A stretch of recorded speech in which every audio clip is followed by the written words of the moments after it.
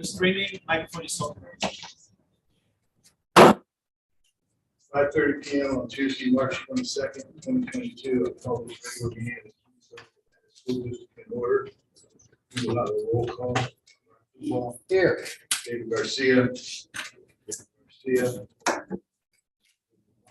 Here. James Lucy. Here. Don Salinas. Here.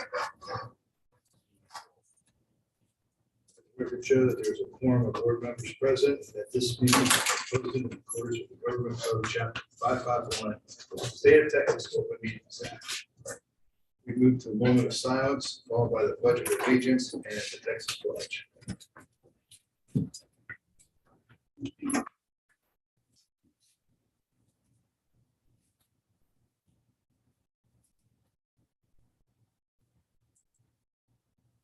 Pledge allegiance to the flag of the United States of America and to the republic for which it stands, one nation, under God, indivisible, with liberty and justice for all. Honor to the Texas flag. I pledge allegiance to thee, Texas, one state, under God, one and indivisible.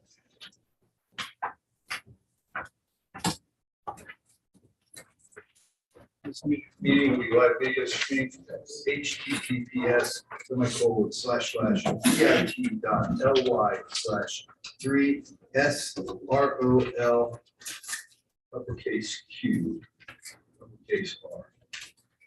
We move to item number 4, adoption of the agenda. Do I have a motion to adopt the agenda?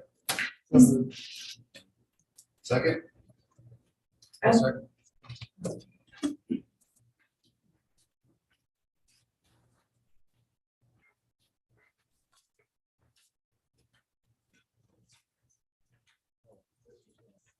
Did you call for discussion? Well, it's been seconded, so. Okay, all right, can we discuss? I just would like to move item B for the superintendent. Better with. 70. Yeah, 7B, I'm sorry. I will amend my motion to add the proclamation reading to the beginning of the meeting. Any objections? Do we have to rescind the first one? Because I'll second that. Second one first.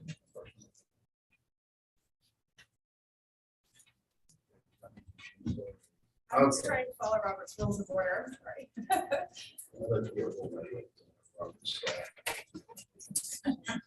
Okay, tell you what, when I screw up, somebody tell me you're screwed up. And then okay, item number 5, public participation. Oh, wait, we get vote on the Amended motion. Amended motion. Item 7B to before the communication from administration, following public participation. I think it was second. okay. So. Explanation here. Yes. Yes. Yes, yes. For the record, real quick, Mr. President, who made the motion? I did. Jim Bruce in second.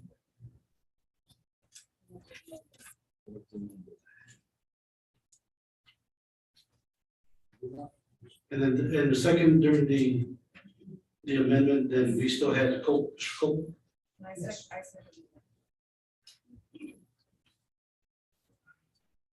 Thank you. You all straight now? Okay, participation. Is there anyone that wishes to address that board? We have several today, sir. We have 3. The first one is Iris Marks Arredondo. Okay, are they similar topics or different topics? There's 2 with the same topic. I say we hear it. Okay. Staying.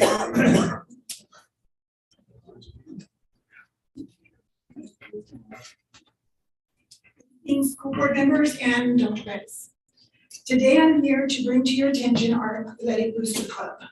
I was voted in July 2021 as the vice president. Since then, I've had many questions as to how this booster club is being run.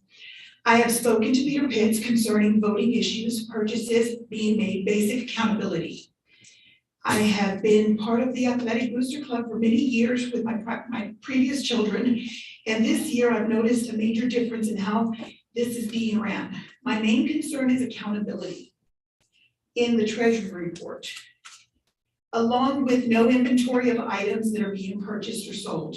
I have asked our current AD about the situation of no in-person meetings.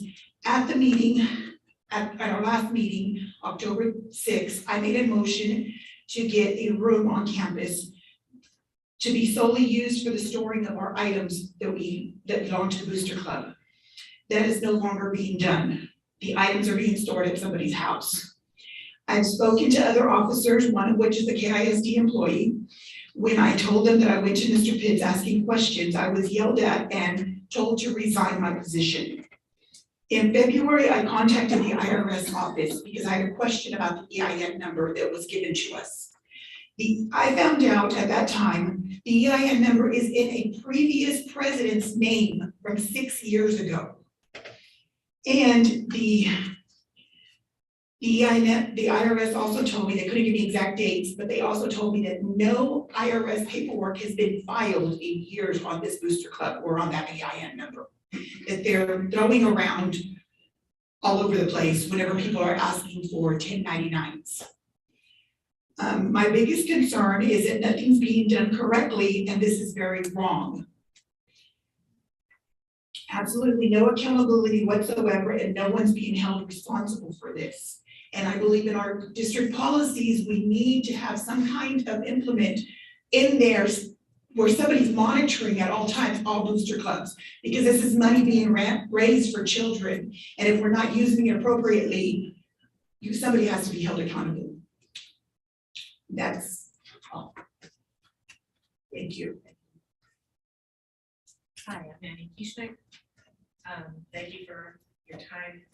I also, I am just a parent of every kid that's actually of age and came from class of 1980. I've been on the booster club before. I've raised millions of dollars. This year was quite a bit of money. It's just, the money's not being spent properly, it's not being voted properly. Nobody's being accountable, just as Ms. Iris said. But something needs to be done as soon as possible. And thank you for your time.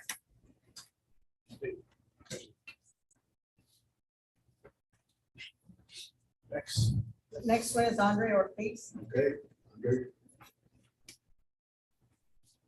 Good evening, all.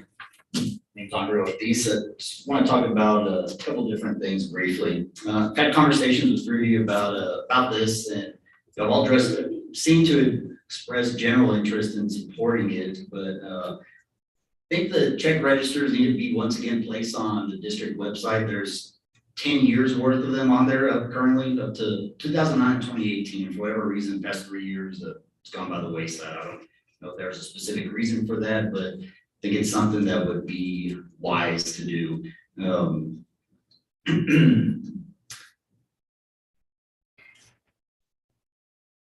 Those last 3 years that we were missing in that time period, there's been 2 sitting board members, either through their spouse or through their attorney, that have received money for legal resolutions. Some of y'all like this, like this card reads, excuse me, have ran on platforms of accountability and transparencies and skeptical assessment. Mr. Board President, I'm gonna have to interrupt a couple of reasons. One is, it's my opinion, it's getting a little close to politicking and candidacy, which would be a violation of the Texas Constitution. The other one is that if there is a concern that would like to agree before the board, you're all going to be precluded from hearing it. We talked about it in the session.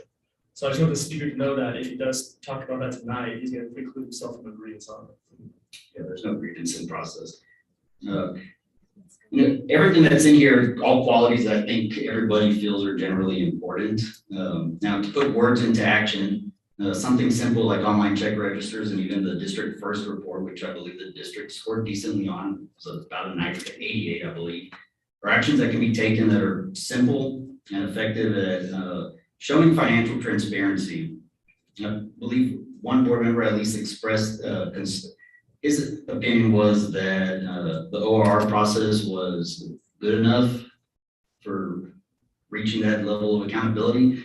On average, it's taken a little over 10 days, that 10-day period for me to get ORR responses back. So I don't think that's adequate, especially when something simple like online check registers in PDF format can be put on the website. It's not something that's that hard. I've talked with folks from surrounding districts about how it's worked out for them. They've had only positive things. Specifically, they mentioned a decrease in open record requests for those check registers, which means fewer billable hours from the district's law firm. This details nice.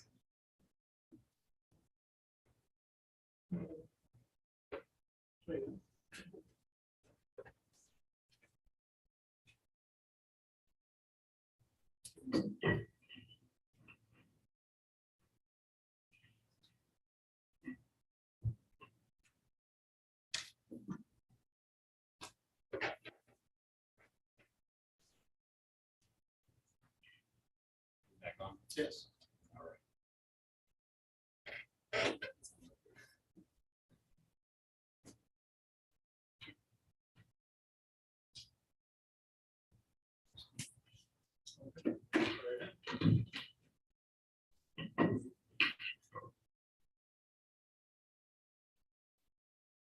Back on? I don't think so.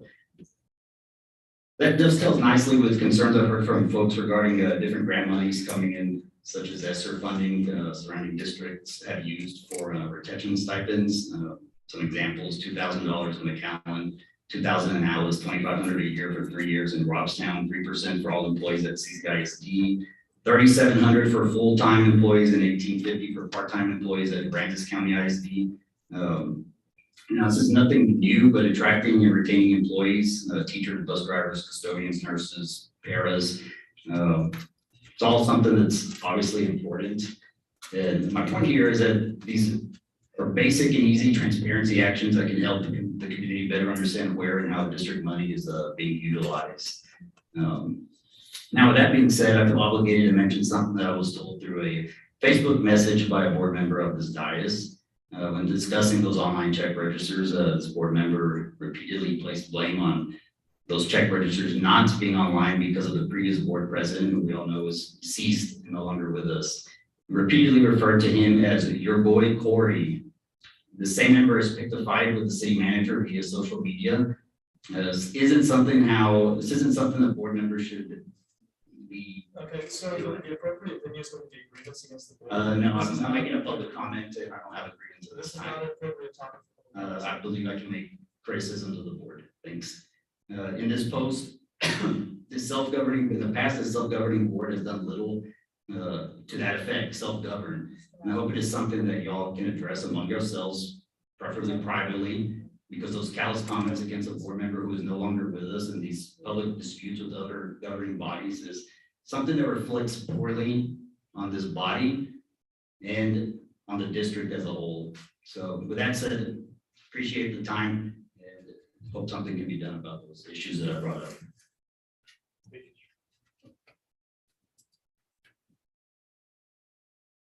Item 6B, right? No, 7B. 7B. Discussion of possible action regarding National Library Week. Ms. Ramirez. Yes, good evening, board members, Superintendent Dr. Bettis.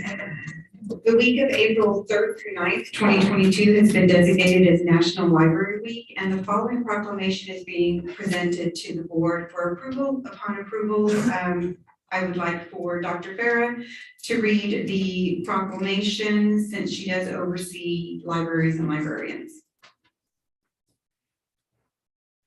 Are we approving first or reading first? Okay, thank you.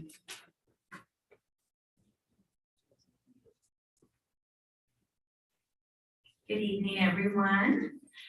National Library Week 2022 Proclamation. Whereas libraries are not just about what they have for people, but what they do for and with people. Whereas libraries have long served as trusted and treasured institutions, and library workers and librarians fuel efforts to better their communities, campuses, and schools. Whereas librarians are leaders in their institutions and organizations, in their communities, and in the nation and in the world. Whereas librarians continue to lead the way in leveling the playing field for all who seek information and access to technologies. Whereas libraries and librarians look beyond their traditional roles and provide transformative opportunities for education, employment, entrepreneurship, empowerment, and engagement, as well as new services that connect closely with patrons' needs. Whereas libraries and librarians lead their communities in innovation, providing STEAM programming, maker spaces, and access to training for new technologies. Whereas libraries are pioneers supporting democracy and effecting social change with a commitment to providing equitable access to information for all library users, regardless of race, ethnicity, creed, ability, sexual orientation, gender identity, or social economic status. Whereas libraries lead in working with diverse communities, including people of color, immigrants, and people with disabilities, offering services and educational resources that transform communities, open minds, and promote inclusion and diversity. Whereas libraries, librarians, library workers, and supporters across America are celebrating National Library Week. Now, therefore, be it resolved that the Board of Trustees of the Kansasville Independent School District hereby proclaim National Library Week, April 3rd through the 9th, 2022. We encourage all residents to visit the library this week and explore what is new at your library and engage with your librarian. Because of you and our library leaders, libraries transform. All right. You have a motion to accept? So moved. Motion made, and seconded. I'll second.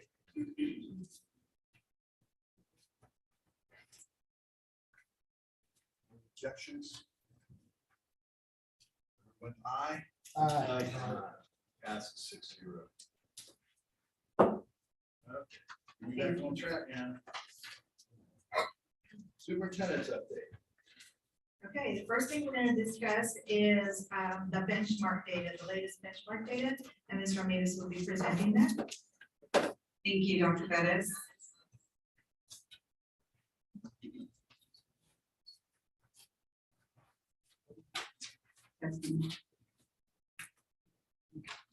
So we held benchmark testing the week prior to spring break, and we have the data that we have shared with you to present. In beginning, TEA recently released information about accountability ratings for 2022. A large portion of the rating will be based on growth from 2021 to 2022. Therefore, the following tables are reflecting the 2021 STAR EOC scores and the 2022 benchmark scores. ELA does have additional details, which I will explain as I get to the EOC scores.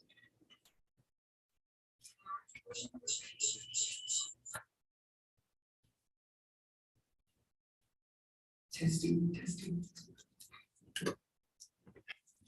So before I begin reviewing the data, I do want to let you know that we did use the 2021 STAR release test as our benchmark test during March.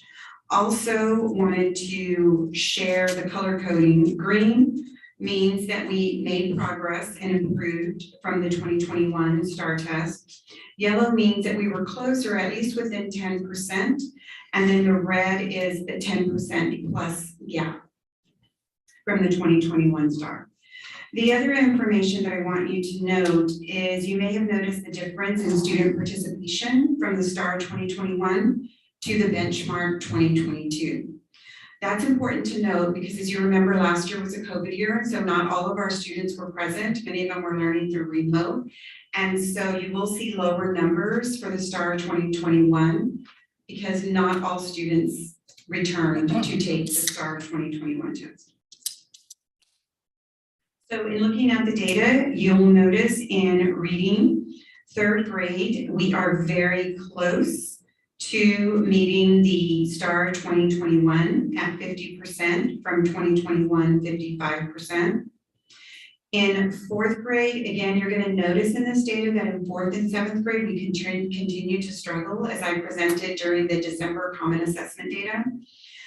And so we'll see that at 40% in benchmark compared to the 56% at the STAR 2021. Also, in 5th grade reading, we saw significant improvement from 39% in 2021 STAR to benchmark 47%. In the math data, we were very close in 3rd grade. We scored a 47% approaches compared to the 55% STAR 2021. In 4th grade, you'll notice the struggle again from 47% in 2021 to benchmark 2022, 31%. And then in 5th grade, math, 31%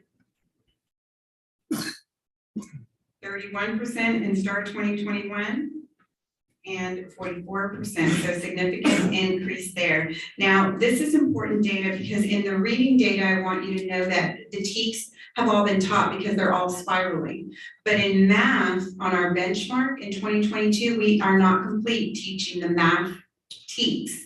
So the fact that we're already ahead in that grade level says a lot about where we will continue to grow in the next 6 to 7 weeks before STAR testing. Something that might be a little bit telling about 5th grade is, this is the first time of us bringing them back to elementary schools and wondering if this might be helping them to continue to grow. Hopefully that's having an impact, but we'll see. And in science, you'll notice in 2021 at 34%, and currently during the benchmark 2022, we scored 40%. So we're already making progress in that area as well. In middle school data, looking at the reading and math data, you'll notice an increase in 6th grade reading to 38%. It's not an increase, I'm sorry, but it's very close to the 39% approaches. And so that's why I colored it green because we're right there at the mark. In 7th grade, again, the struggle, 4th and 7th grade, 46% last year, 35% in the benchmark 2022. And then in 8th grade, we had significant growth from 41% to 54%. So there's significant growth already, and we can only continue to improve upon that in the next 6 to 7 weeks. And so we're excited about that as well. You'll notice where our grade levels that will be transitioning are scoring fairly well in 5th and 8th grade. I have a quick question while you're talking about the percentages. They're all varying different percentages. We're obviously not using 100%. So how do those numbers figure? Like for all students. That's what confuses me. We're at different percentages here. So because let's look at 6th grade. the 8th grade approaches.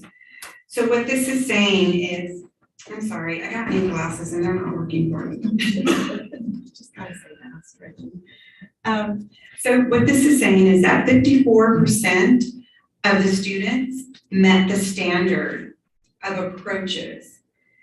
26% meets 10%. So The other kids fall though, they did not meet the standard. at all. Mhm. So this is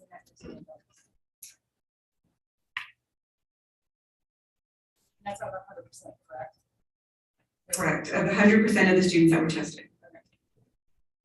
And the way that STAR, when we get the data tables, this is how it's read. It's approaches, meets, and masters. You know what worries me are But it may be because we were COVID here last year and they hadn't tested, so this is probably gonna be their first real test. Yes, they missed a year of instruction, first year of testing, so there are a lot of things that are occurring. And the takes that changed or? So there's several years ago, you might remember, several years ago, the math teaks that were taught in 6th and 7th grade came down to 4th grade. Remember, our teachers were just really struggling with closing that gap this year. And so now we have those difficult to teach teaks that they're getting for the very first time, that they're seeing for the very first time. And then these children in 4th grade, really, their last full year was in what, 1st grade? So there are some significant gaps there in 4th and 7th grade. And that's sort of the trend that we're seeing across the state as well in talking to ESC too. Any other questions before I move on to the map? Yeah, that's the only thing that really stood out for me. Sure. Is because of them being at home a lot, and I totally understand. I mean, Yeah, somebody I know in education, when I said, I'm really worried about our 4th and 7th graders, she said, you mean your 2nd and 5th graders? Because that was the last time, they were really with us traditionally. So, yeah, and everybody's going through that, so there's really no excuse. We still have to target, we still have to, and that's what we're doing. Dr. Holt and Dr. Farah. Dr. Farah has been charged with really honing in with 4th grade, and Dr. Holt's been charged with really honing in with 7th grade, and we've been meeting with the teachers. So they will be working very closely with the 4th and 7th grade teachers. I would think TEA would have been a little more lenient, because of their learning loss. But it doesn't work that way.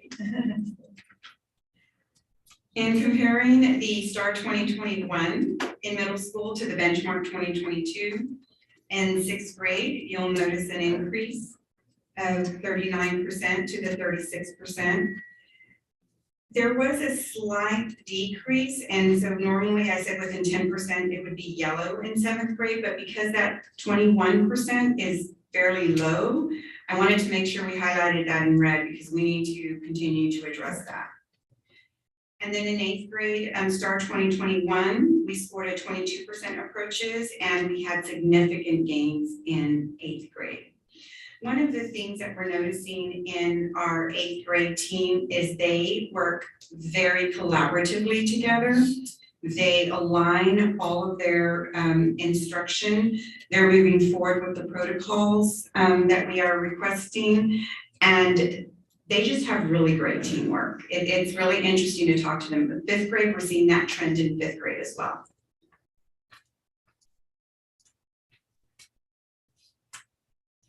Moving on to middle school science and social studies on the next page.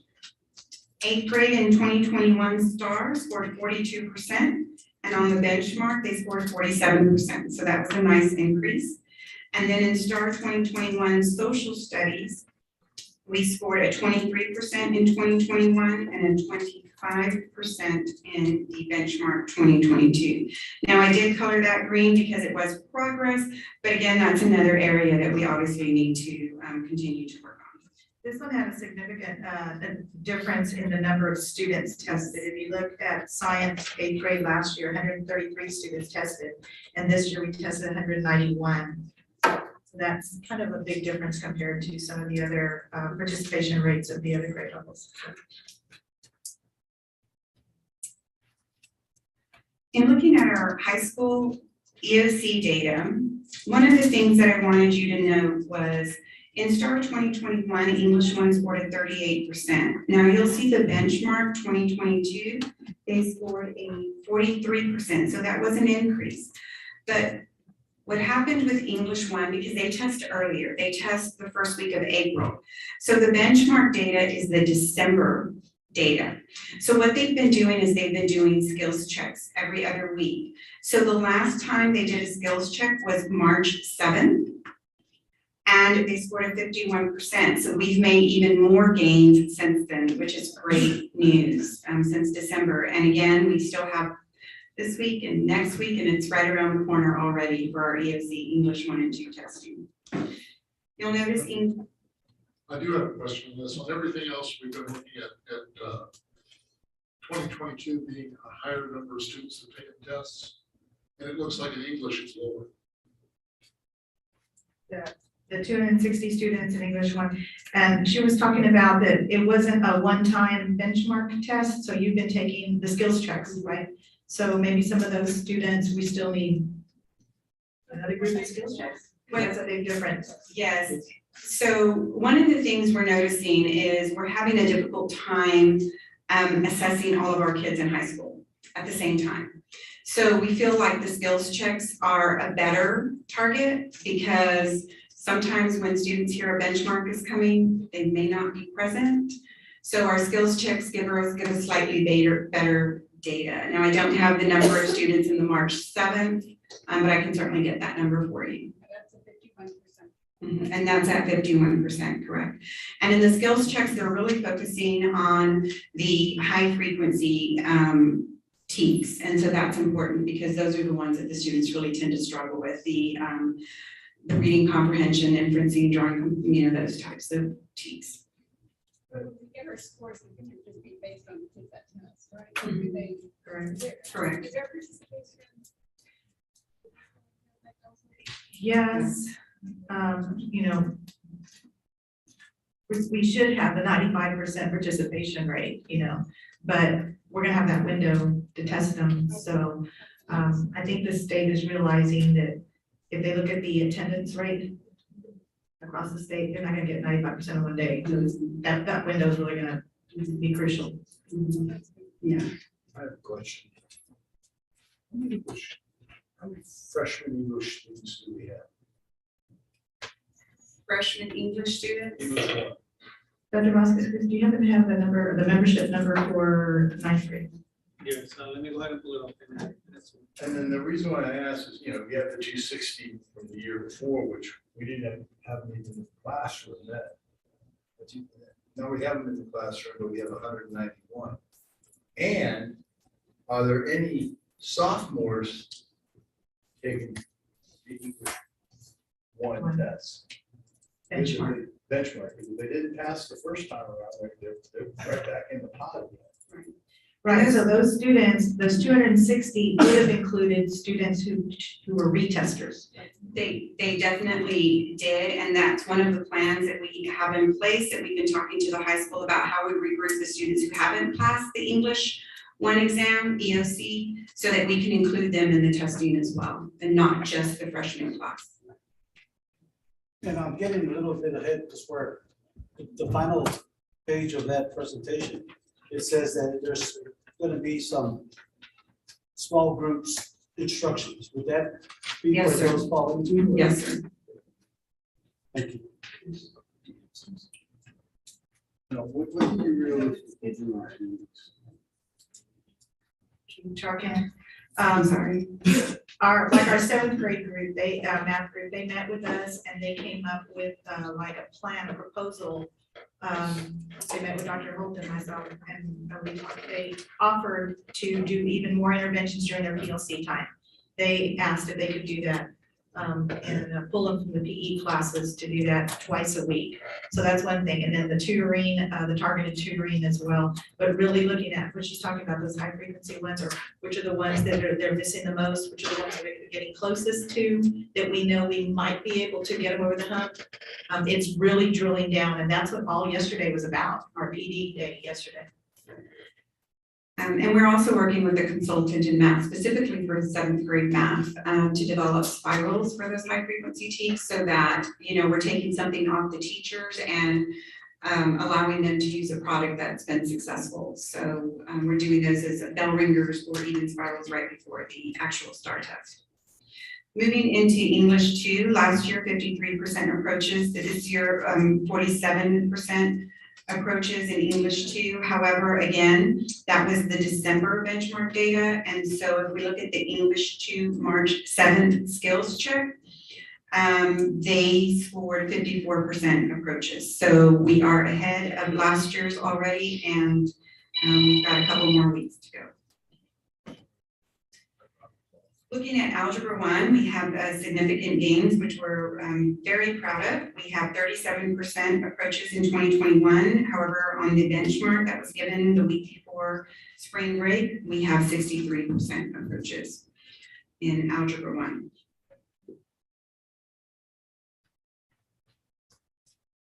Looking at the high school science and social studies data, STAR 2021 approaches 60%, and on the benchmark 22, we have 54%. Again, we still have 6 to 7 weeks, and so we colored that yellow because we are so close. We do believe that we're going to be able to meet, if not exceed, that percentage. And then in US history, we scored 77% approaches last year on STAR 2021, and on our benchmark 2022, we scored 80%. So there's a slight increase, and again, 6 to 7 weeks. So there's a lot we can do in 6 to 7 weeks in preparation for the STAR. That one has some pretty high meets and masters levels for sure. It does. It's certainly something to be celebrated. In looking at the last slide, just want to go over some next steps with you. So the state is really focusing on progress and growth this year, specifically in reading and math. And so one of the things that we did for the teachers is we gave them, all of their students, what they scored on the 2021 STAR last year and what they scored on the benchmark this year. So they know if their students scored approaches this year and what their percentage was, on the benchmark, did they make progress? And if so, by how much? And if they didn't, if they regressed, making sure that they're conferencing with those students about why they regressed and setting goals for that. And again, they're using their student trackers to conference and set those goals with those students because it's all about progress this year. We're also providing opportunities for small group instruction and accelerated instruction, definitely targeted tutoring on those high frequency TEKs, conducting parent conferences as needed. We're spiraling the high frequency TEKs within daily lessons and using them as bell ringers. The teachers during PD yesterday, they went through the data-driven instruction protocol again. They analyzed those Texas Essential Knowledge and Skills, looked at the high frequency TEKs, developed a pacing guide for bell ringers, and then we also gave them approximately 10 days before the STAR to let them know at that point that this is time for them to spiral, reteach as needed in preparation for the STAR. Something we learned a lot about doing the benchmark was, because last year we were in COVID, so it was all, online. We learned a lot about the logistics and the planning of it, and we're able to start correcting some things or fixing some things in our plans for the real exam coming up.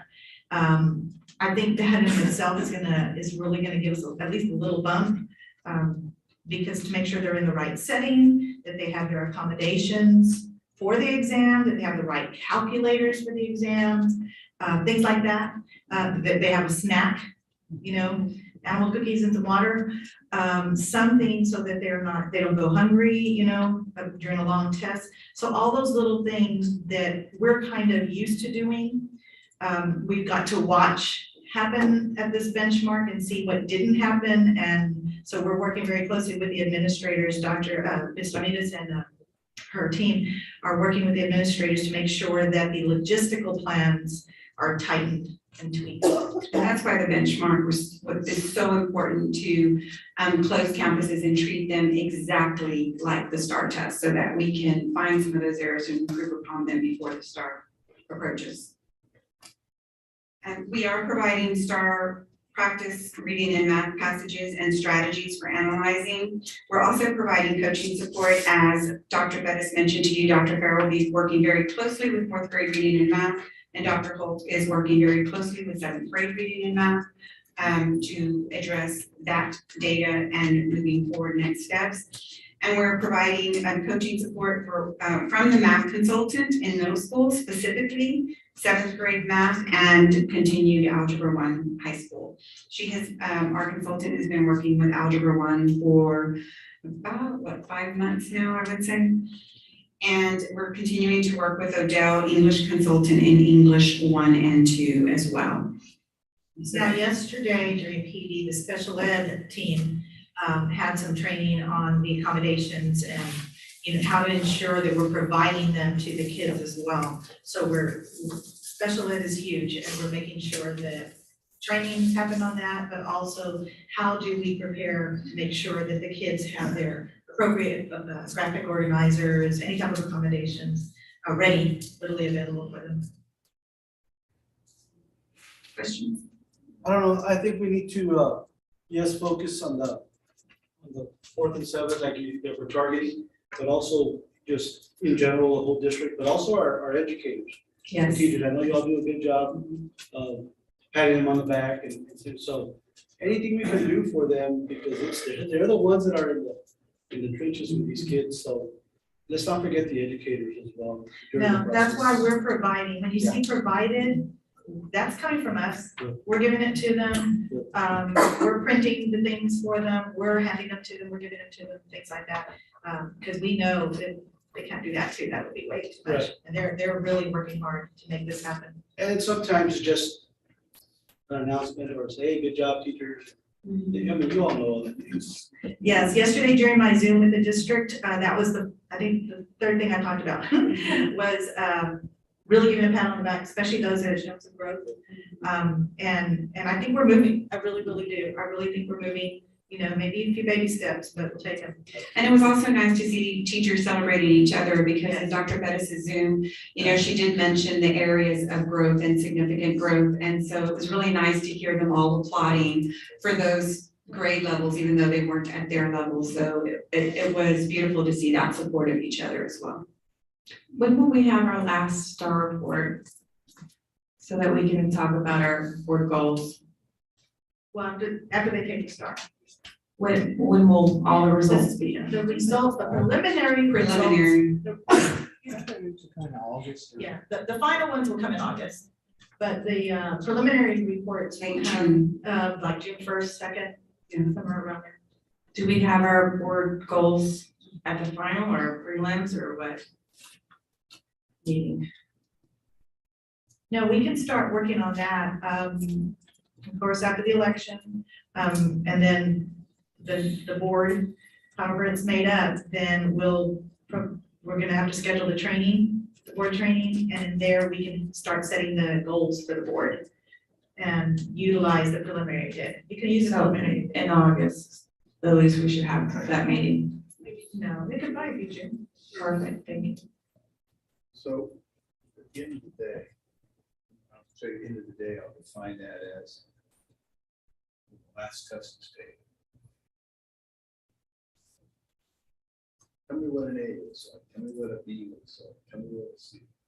You know, I mean, I know we're not gonna be an A. So we've been talking about that, because we would love to sort of see the forest for the trees and where we are, but it's very difficult because the state has not really developed the cut scores yet either. And so I have asked Dr. Farah and Ms. Guetta, Laura Guetta, our assessment coordinator, to work closely together to just try and shoot a dart as closely as they can to the target, but it is gonna be very difficult. It is definitely a guessing game. So, but we want an idea of where we might be and see if we even get close to that.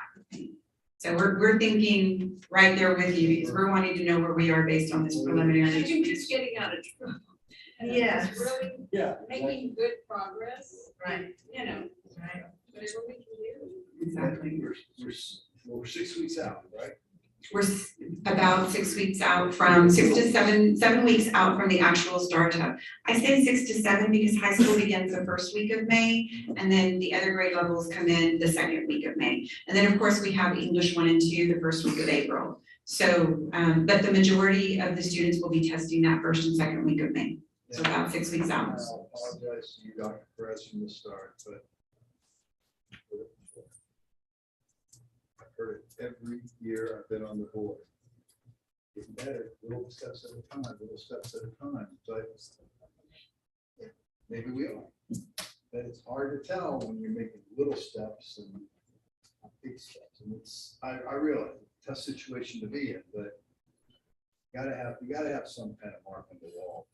Yeah, but if I say that publicly, what I think we're gonna make, and then we don't, I'm not gonna go there, unfortunately. And I think as long as we make growth, I mean, And we're that, not gonna go from here to here. Yeah. So we totally understand that, you know, a little progress is better than none.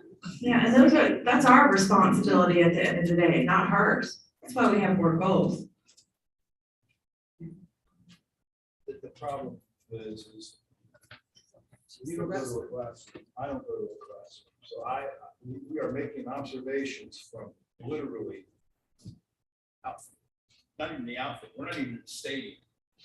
We're just reading the box score, determining, you know. And I get it, It's taken us years and years to get into the problems that we're having now. It's gonna take us. okay. Not only that, I think one of the things that we've seen is that even if, let's suppose we didn't make progress on anything at all, we have better assessment and better drill down and better accountability now than I believe we've ever had before. I think you're right. And I think that if nothing else, we have a better handle on what needs to be done and how to get there. It just can't happen at the snap of a finger. And I think the continued fidelity to the process is gonna lead us to where we need to be. And I'd love to see us reach the goals that we established by 2025. And I'm not convinced that it can't happen. Which a better way to say, I guess, is I'm convinced that it can. So, thank you. Thank you for saying that, I appreciate it. Fish. Thank you. Okay. We're going to.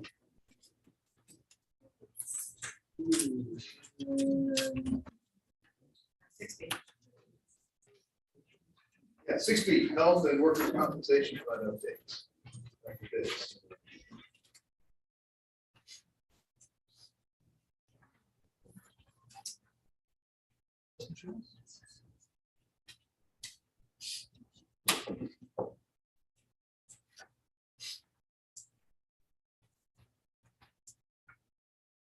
While we're waiting, I want to commend Dr. Williams and the high school staff today during their lockdown drill that they had today.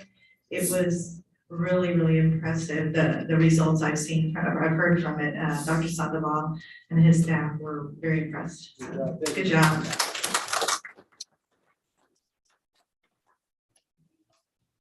Good evening, Lieutenant Colonel Stephen Price, Dr. Bettis, members of the board. We have been asked to bring the health insurance and workers' compensation funds to the board.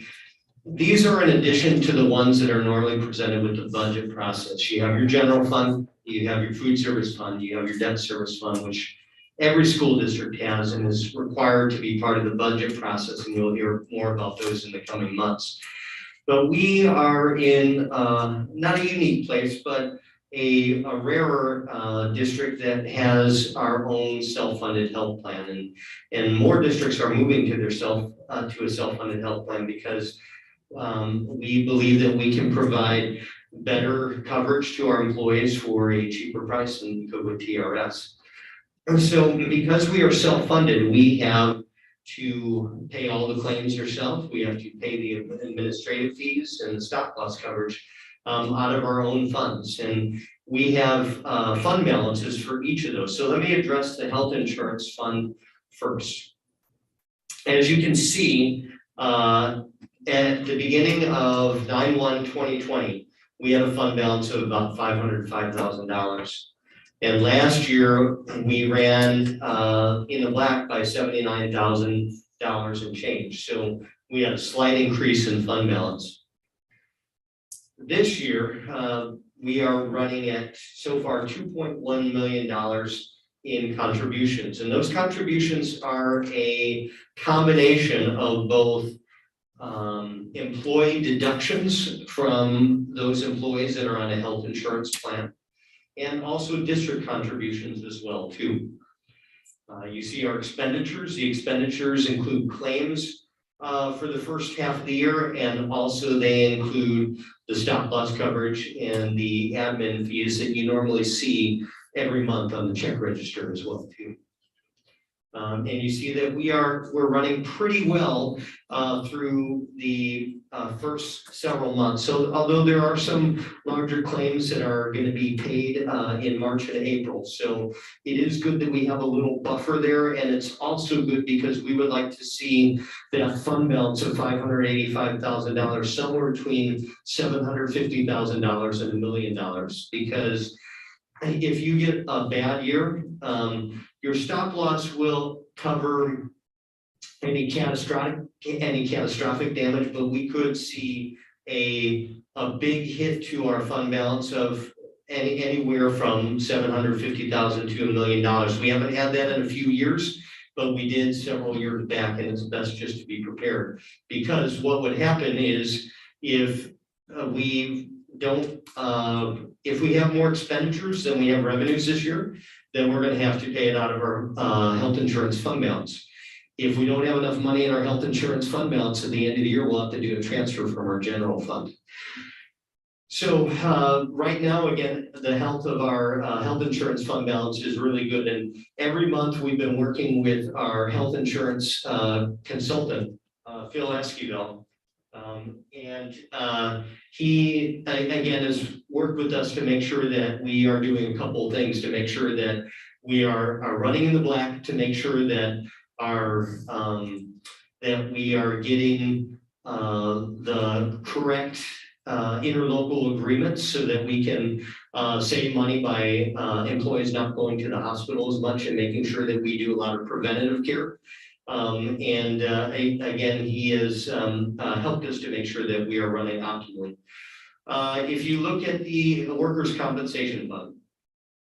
So workers' compensation fund had a balance of $960,000 at the beginning of last fiscal year. And again, you see the slight increase. And you can see that right now we're running in the black this year, $18,305.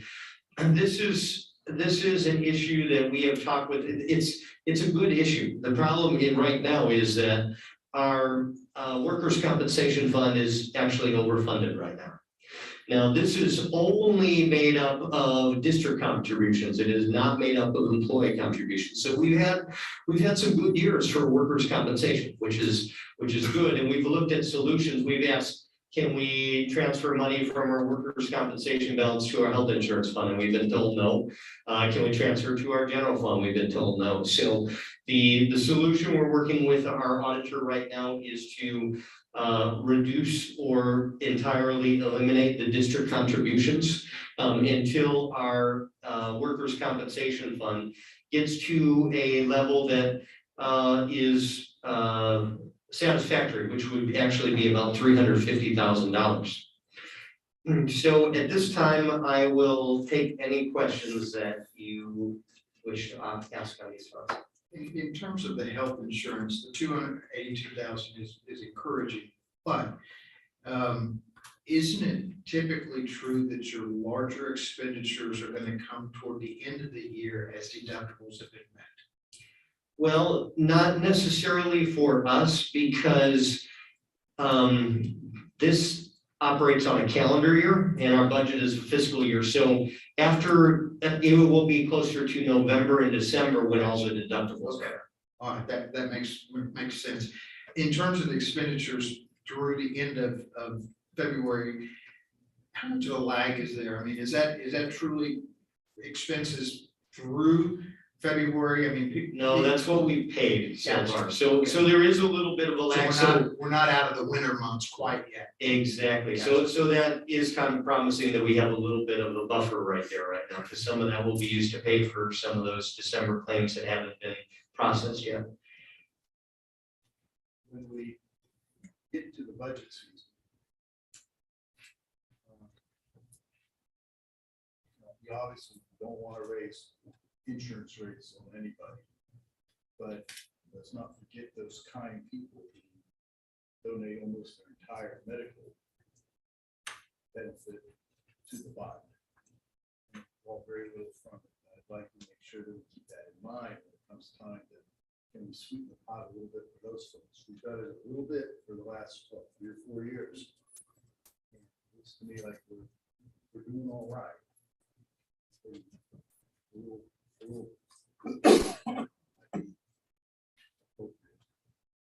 In the past year, we have doubled the health insurance to $100,000 for the employees that elect to not get district coverage.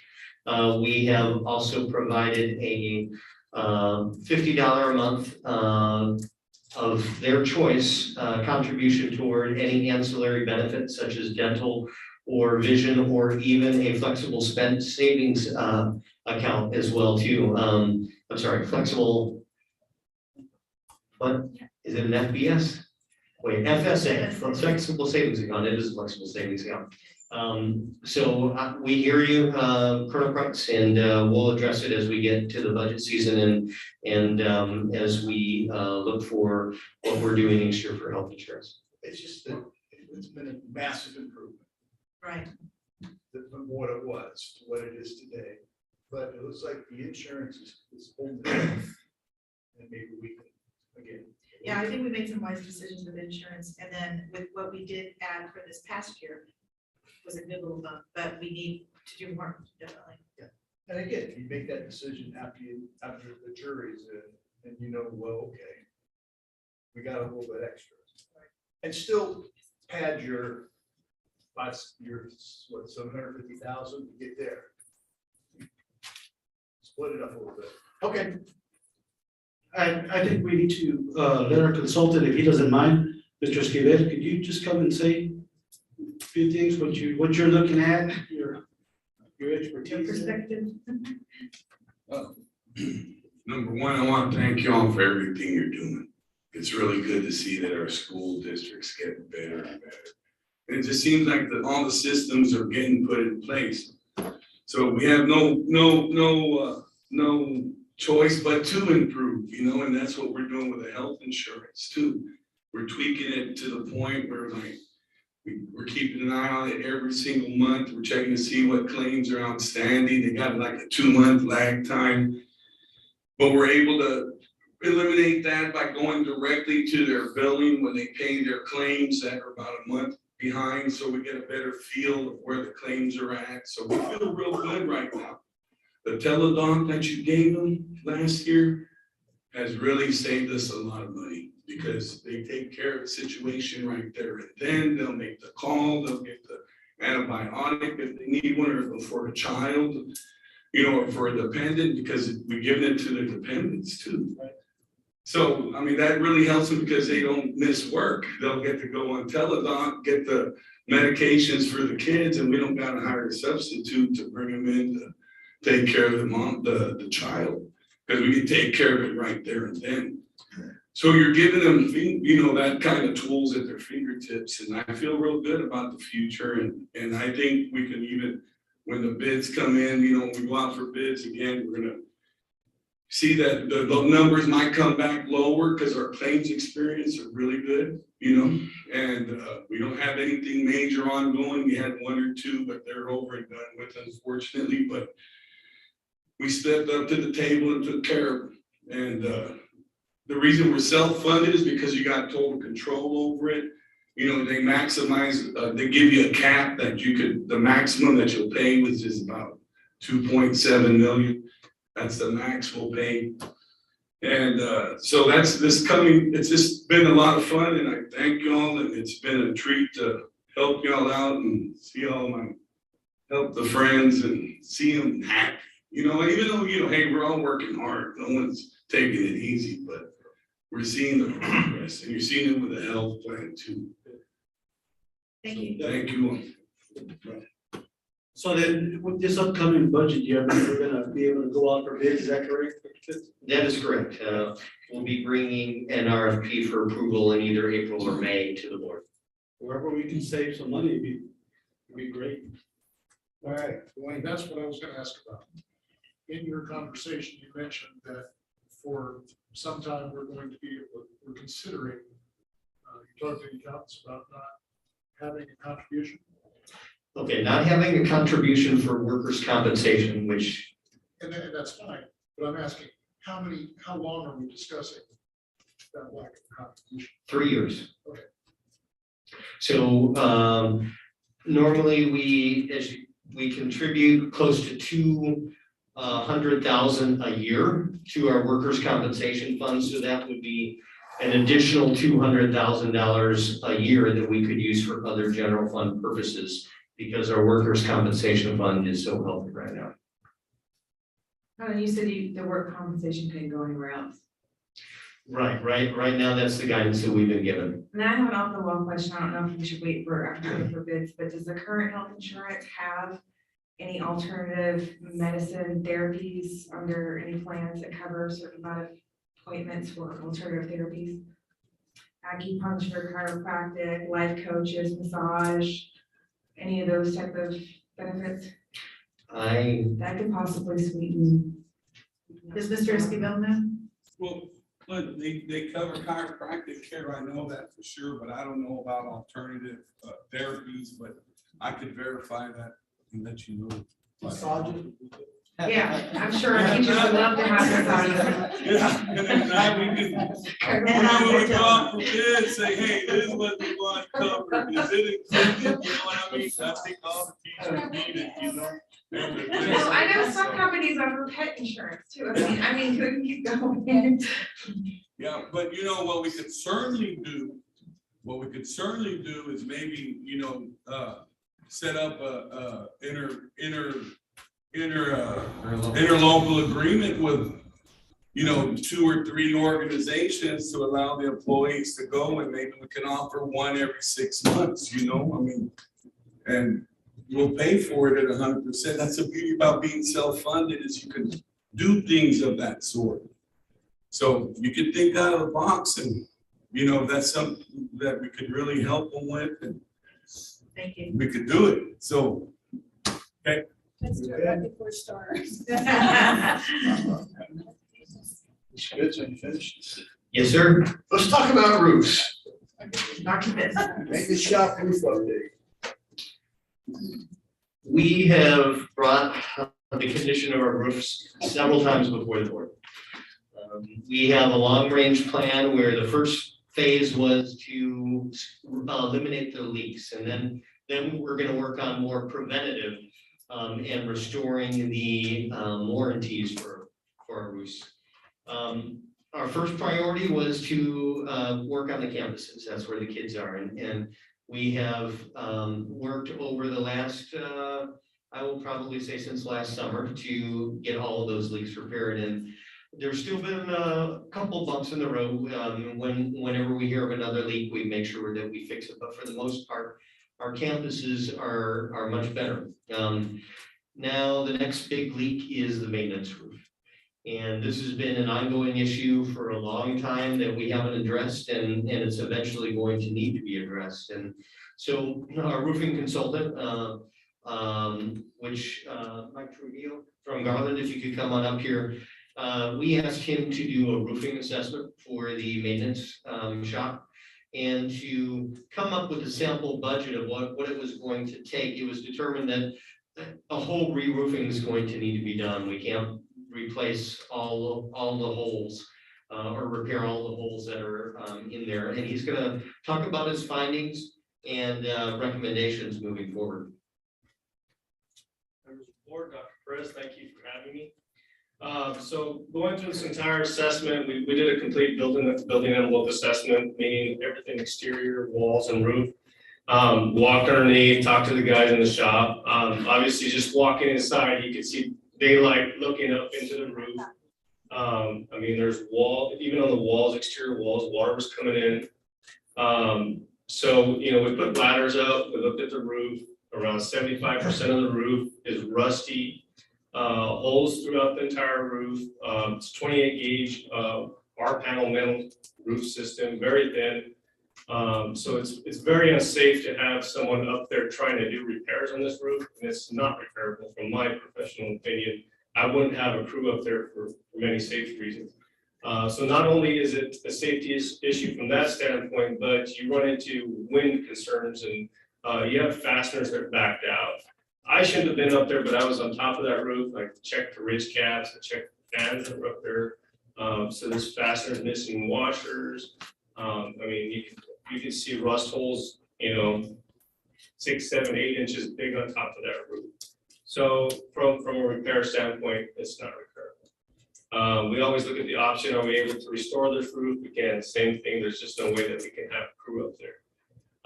While assessing the interior, I also looked at the I-beams, the trusses. I did find some concerning issues on the eave beams, the C-purlins and Z-purlins on the eaves did have some rust on them. It doesn't look like it's going all the way through the metal, so it's possible that we can salvage a lot of that. But I do know I did run some wind uplift calculations on this. That's just telling me what qualifies for Texas windstorm. What do we need to do to keep this certified for windstorm? We would have to add additional I-beams because as of right now, that is not TDI approved as of right now.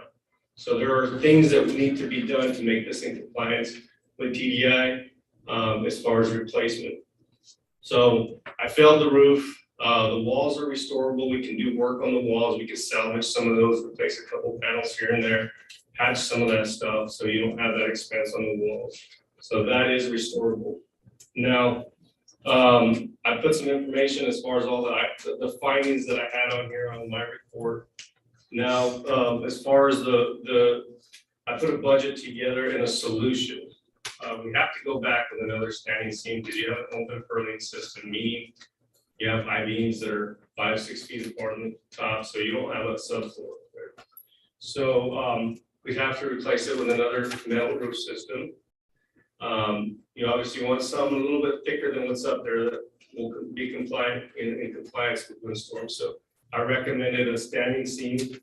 So you have no fasteners, penetrating that roof system. It's all done by clips.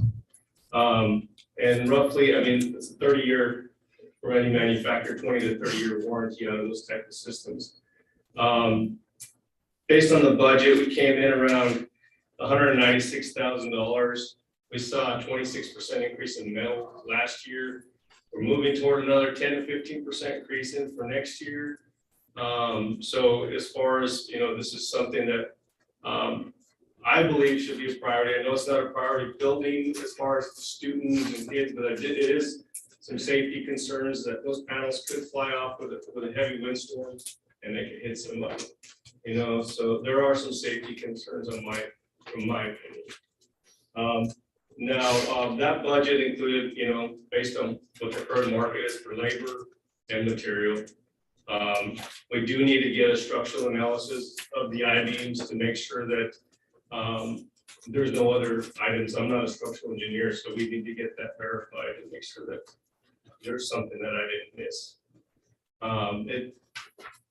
From what I saw, I think we'll be fine, but we don't want to go around that. So, but the budget that we came up with is $196,000 for replacement. That's adding new I-beams. And that is, the structural analysis runs anywhere from $5,000 to $10,000 added to that 196. That is a high-end budget, and it's unfortunate to hear, but I've tried to look at every other option, even trying to do some repairs, but it's just. I think the only one that understood anything that you said, other than that it's gonna cost $196,000, this guy or kid. I think that was the most important thing, right? The $196,000, right? As long as one person understood, that's great. I mean, I'm just ask the dumb questions. Why can't we just get rid of the middle roof and put a regular roof on there? Would that be less? That, like I said, you have open purlins. So you have metal I-beams that go across the structure. There's no subfloor up there. There's no deck at all. How old do you think that roof is? Pardon me? How old do you think that is? Probably 30 years old. Yeah. Surprised it's lasted that long, but it's old. There's no more paint on that roof. Maybe it shouldn't have lasted that long. But that answers the question, because I was gonna ask you, how realistic is it to have a 30-year warranty on a roof, but apparently. Yeah, it's an old roof. Could this roof last longer if we get maintenance to the property? The type of panel that it is, it's an R panel, it's a commodity grade panel that they don't put a lot of coating onto those panels, so just with the environment that we're in, I'm sure it probably started within the first 5 years, started getting some rust on there. But you said you're gonna up the gauge, what gauge you gonna go to? 24 gauge. Yes, sir. So that just gives you, Think especially, about it, it's 6,000 a year. For 30 years, that's 180, so $7,000 a year. That much for a roof. Especially in one of your industrial type buildings. correct. So we've talked about this, our roofs have been neglected for years, and this has been an issue that we're gonna have to address, as well as our HVAC, as well as our aging vehicle fleet, and we'll be bringing these issues to you in now in the summer and in the fall as well too. But a couple of things. One, the next process here would be, we will work together to put together an RFP so that we can get bids on this, because as you can see, this is gonna be an expensive project. So the next step is we will bring an RFP to the board. And again, this roof is one where it would be a 30-year, no dollar limit warranty. Do you want to talk about that a little bit? Yeah, the NDL is what we call it. It covers everything from material to labor. So if anything happens, it's called the manufacturer directly, and there's no need to chase around contractors or nothing. Mr. Trujillo, real quick, Yes, sir. you mentioned that we might keep some of the beams up and things like that. I don't want later on, 10 years from down the line, that those beams that we kept were the cause of our roof deteriorating quicker or shifting or whatever. Correct. So I think if we're gonna do something at that expense, let's do it right. Give us something for the whole thing new. That's why I think we need to go for this, RFP, right? the structural evaluation Yes. report before we send out for an RFP. So that we know whether the base structure, I mean, I'd hate to send out an RFP for roof repair, and then the structural engineer's report comes in and says, oh, you can't do it anyway. And then we just wasted those time. But let me ask you something, if we do the structural inspection, does that come out, is that our cost? Yes, sir. About 10 grand, right? Yeah, How much is about 10 grand.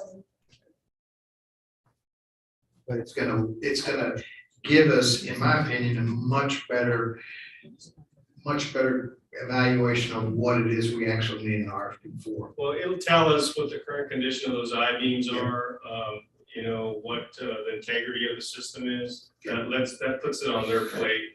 And that saves us all, because if we don't do that, if something happens, then, you know, everybody's gonna look it up. Yeah, All of you're us, exactly we right. all agree to this. If we've got a useful life left on them on 10 years, it doesn't make sense to put a 30-year roof on top of 10-year beams. And I did in the budget include some of the C purlins. I included replacing them because some of them were pretty evident that they needed to be replaced. They were rusted, but you know, again, that number could change somewhat based on the evaluation. Okay, thank you, sir. Yes, sir. Thank you. I have a quick question. It's only for like 7,200 square feet. Is this attached to the other side? Because I see that it's all in red right here. I mean, okay, but is it attached to the other roof or is it separated? I'm confused why this looks like one whole building, but yet only. It was an add-on, so they added a new building. So it's not attached in any way? No, ma'am. They Okay. just butt against each other, so they're not fastened together. Okay, moving 16, where's Harvey traffic report?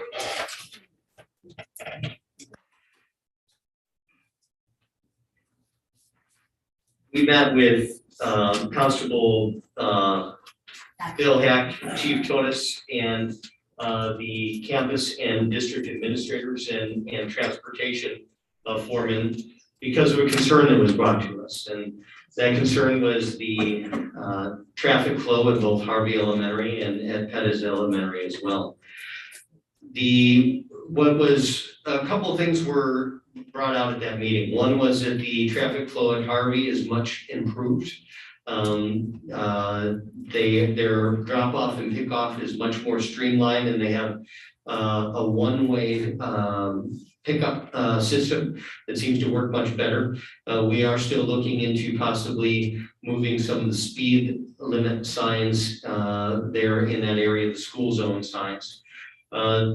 The other thing that was brought up was that the traffic flow at Pettis Elementary needs an adjustment, and we worked at how to do that, how to have some grades picked up in the teacher parking lot, some grades picked up in the front of the school where the buses will pick up the students as well. And then making left-hand turns one way out of the parking lot and right-hand turns another way out of the parking lot. So we're working on solutions to mitigate those issues so that it can not only run more smoothly, but it can also be safer as well. We also talked with the city engineer, and the city engineer has submitted a couple of grants, one for Harvey, which in the next year, they're gonna widen the sidewalks on both Kennedy and I believe Lott Avenue as well too. And they submitted one for Harrell, which still won't come to fruition for another year or two with similar project scope. We also asked if a grant could be submitted for Pettis, and these are biannual grants every 2 years. So we can submit a grant for Pettis next year, or the city can in our behalf. Did you want to add anything, Dr. Sandro? These are the signs. We currently, one of the concerns that was also brought to us by Officer Hack was I think the speed limit signs, and we spoke to the engineers in regards to that in TxDOT, and we are currently looking at replacing or moving those signs, because Gillette, where our current speed zone signs or school zone signs are, it's basically based on where the old building used to be. So we're looking at moving those and putting them in the actual area that they need to be, which is their current school location. So we're currently looking at that and making those changes, I believe, on this Law Street or Kennedy Street. We're also looking at making some changes there as well. So we can make sure that we're looking at the safety of our students and our staff. I believe it was Lot Street, because it was so narrow, coming in. And then we requested from TxDOT also about the light, right, Those flashing lights is what was concerned, and the city has put us in touch with some contractors that we are trying to do it where we can do it ourselves. So we're not having to contract that foundation out in regards to installing those lights. So that's what they're looking at, allowing us to do using our crew, which will save the district some monies.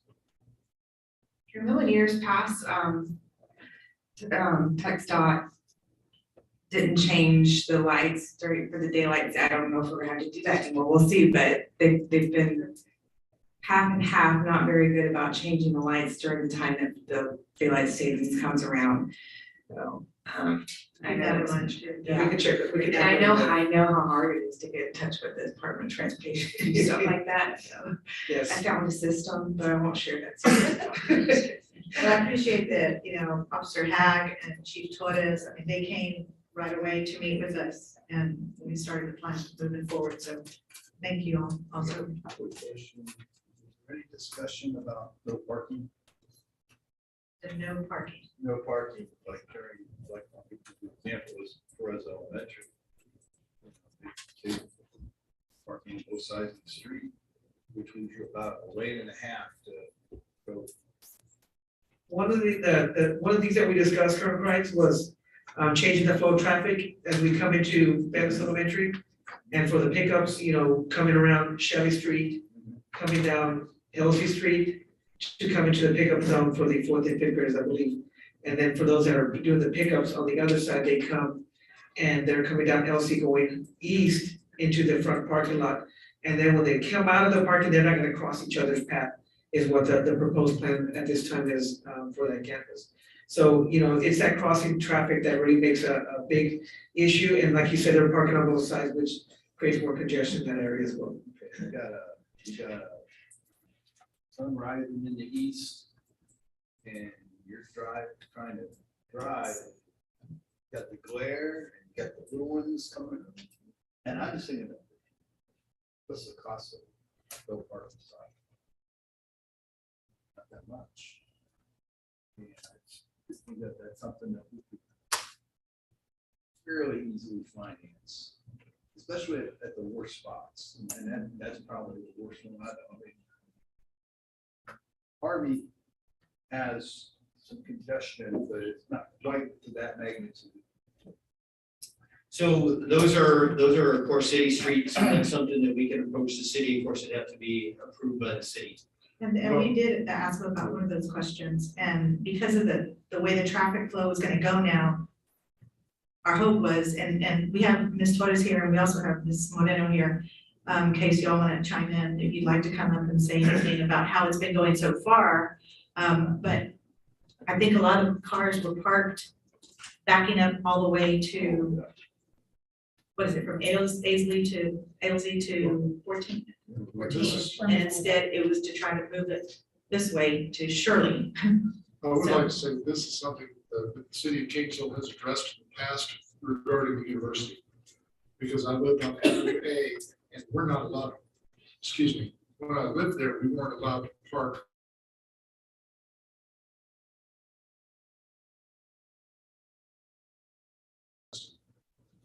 I know that These Harvey people Elementary don't School. live here.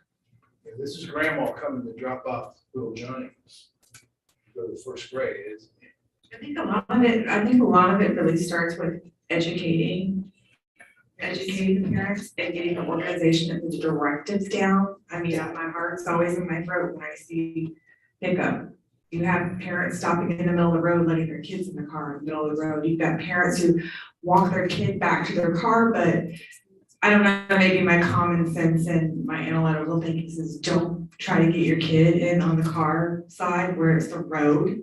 Get your kid in the car where the sidewalk side. It's just common sense stuff that we have to reiterate to our parents, please, for the safety of everybody, not just yours, other people too. I think We need to do it this way. And you're absolutely right. We've done that with our parents, Ms. Ramos. We've done that over and over, not just in robocalls, but in letters. And that's why our issues are no longer an issue, because they know exactly where to park, where to go. We have our safety belts on, we have the staff there, so everyone's visible. I just can't help but think that a cop with a ticket book would be a little bit more effective. Oh, he is effective. No. Well, he's the only one, yeah. Yes, ma'am, he is. That's the problem. Yeah, but if he has a ticket book and he writes a ticket, I bet you they don't park there tomorrow. Ms. Torres, do you want to speak to anything that you changed, just with what you were able to do since we met? Well, we did change two of the grade levels are being picked up on the side now for the 5th grade in order to alleviate some of the traffic in the front, which is pre-K through the 3rd grade. So that's what we've done, but I think that the plan that we've kind of worked out as far as, redirecting the traffic using Shelby Street and Kelsey Street, I think that's going to help out quite a bit. But we have to keep in mind also that the school has grown, we're up to 456 in enrollment. We have the additional 5th grade classes that we didn't have before. This school was built a very long time ago when it was a neighborhood school, and now we've just grown. So, we do the best that we can with what we have. And luckily up until now, we haven't had any major accidents. Officer Hack has been very, very supportive. He's there, more often than not. And he has written out traffic tickets. But the fact remains is that, we're congested and we just need to do something about it. And I'm very proud of the fact that when this was brought up, we immediately got together and started to work on a plan. So we appreciate your support. Thank you very much. Okay. Oh, you're gonna go, Odie? Anytime, sir. 6E, copier lease, request for proposals. This will be exciting. Well, copier leases are expensive for the district. Again, we pay close to $7,500 a month for it, plus color copiers and any overages, which have been minimum of late. And copier leases are signed for usually 5 years. The benefit of that is because then you get a better price and you don't have to change your machines as often. we've been, we just had an extension that we requested last year, and we asked for an extension for a couple of reasons. One, because we were in COVID, and it's hard to gauge what's gonna happen when everybody's coming back to school, your new copier needs. And number two, we realigned the district with 2 campuses. So it was also kind of a year to see what our needs would be. And we gauged them pretty well as far as the number of copies per month. But again, our lease is coming to an end, the extension is, and we plan to go out for bids. We will bring an RFP to you in April so that we can then post it and receive bids and make sure we are getting the best value for our district. And I'll take any questions that you might have. Questions? Okay, we'll move on then to 6F. Budget calendar.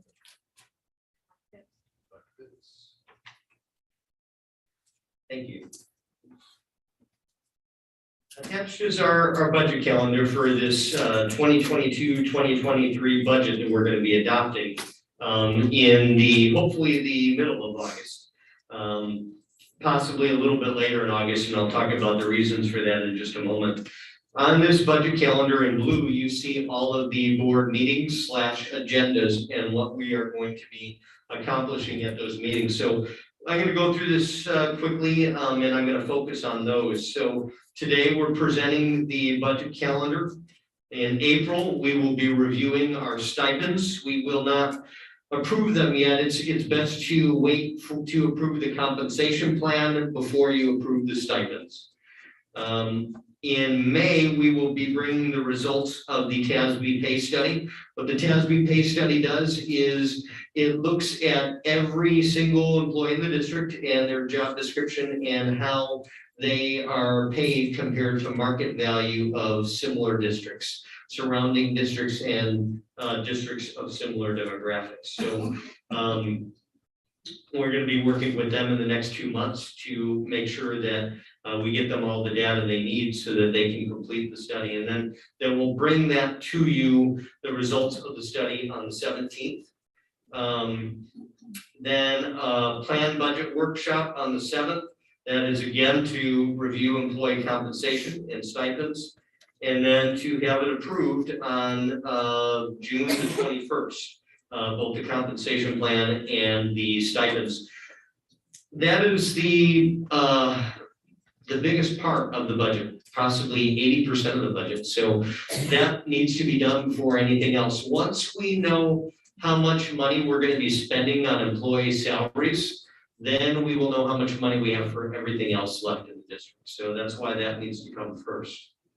Then you see in July, we will be deciding on a public meeting date. Right now, the plan for that public meeting date is on the 16th to approve the budget, the 16th of August. Mitigating factors there are that we need to make sure that we received our maximum compressed tax rate from the state. Last year, we received it in time, and I expect us to receive it in time this year. We'll get some more information in the next month or two, whether they're on schedule. But it is possible that all those dates in red may need to be moved back to 1 week if there is a delay in getting our maximum compressed tax rate, because for a public meeting, we have to take what our proposed tax rate is going to be in that public meeting. So we need to get that from TEA first. I'll take any questions that the board may have. When is our current budget exhausted? August 31st, 2022. And we have a tentative or a tentative date for when we go public with the budget for public comment. Yes. August 16th. Well, that'll be the date of the public meeting, but we will actually put it in the paper on the website on August the 4th. Or a meeting on the 16th. For a meeting on the 16th, exactly, right. So ideally, we're looking at the 16th to have a completed budget that we're willing to present to the public? We're looking at on the 4th, having the budget completed. We would have a budget workshop on the 2nd. That would be our last budget workshop. And then on the 4th, we would post in the newspaper and on our website the proposed budget, which would give 12 days for the public to view it before the public meeting on the 16th. Thank you. You're welcome. The only comment I have is that, and this came up last year also. I'm not sure it sends the best message to have a public budget hearing scheduled the same night that you've got proposed adopt the budget. I mean, it almost says to the public, we don't care what you have to say. And I'd just like to see if at all possible, and I understand the time, I mean, I get it, but it just seems like the approved budget process should be at least a couple of days, a week, whatever, after the public meeting, public hearing, should there be concerns raised. Well, we don't have to approve our budget until the end of August. One option could be to have on the 16th, the public meeting, and then a week later, on the 23rd, to have a special board meeting to approve the budget. I think it's just something we're considering. Okay. And we'll definitely have time to adjust this as needed, but we're willing to entertain that option. Any other questions? Other questions? Other questions? Restrain yourself. Board policy, relationship parent organizations. That is me, yes, sir. Well, you are the big one. So we have both a legal and a local board policy relations with parent organizations, essentially booster clubs. You see our legal policy is very short. Our local policy is rather descriptive. And we took this to TASB, asked for their recommendations, and TASB, you see TASB's recommendation. Their recommendation is everything in blue stay in your local policy. Everything that is in red be moved to an administrative procedure. And you see their GE regulation, which is their recommendation. Again, we are allowed to design our own local board policy. That's not a requirement for it to be moved to a regulation, but that is their recommendation because it is something that's more administrative in nature, an administrative procedure. At this time, I will take any questions that you may have. I've got a couple of bits. Yes, sir. So you said in blue is what CASB has recommended. To keep in our local policy, the whole thing, blue and red, is currently in our local policy. They're recommending to keep the blue in our local policy and to remove the red. And you see they're looking at their regulation, they're looking at moving that to an administrative regulation. Which there's samples on page 45, correct? Yes, sir. Yeah, because in reading what was on there, there's no talking, I mean, it's talking a little bit about it over here on the recommendations, but the meetings, finance reports, audits, elections, who can be elected or not, officers, is there conflict of interest with officers? Is that, trying to see if that was, make sure that we pick it up over here on the center part. Currently, that's not part of the board policy. A lot of times, some of those things are in the booster club bylaws. And again, When's the last time KISD has seen a booster bylaw or a constitution or anything? we have received it at the beginning of this year. Okay, so we have a copy. We have a copy of the Booster Club bylaws. So if anybody comes and asks our district for a copy of that, they can receive one, correct? That is correct. Which booster club? Athletic Booster Club. Okay. That's really the. That's one out of dozens. Yeah. Well, as far as booster clubs are concerned, we have, we used to have an active band, club, booster club, but that hasn't been active recently. We have had. There hasn't been any band booster fundraisers this whole year? No, not to my knowledge. Mr. Mendez is here. He's reiterating. None? None. Have you find a gold mine or something, or? No, the repairs. Good for you. And then we're talking, FFA, and that's about it for booster clubs right now.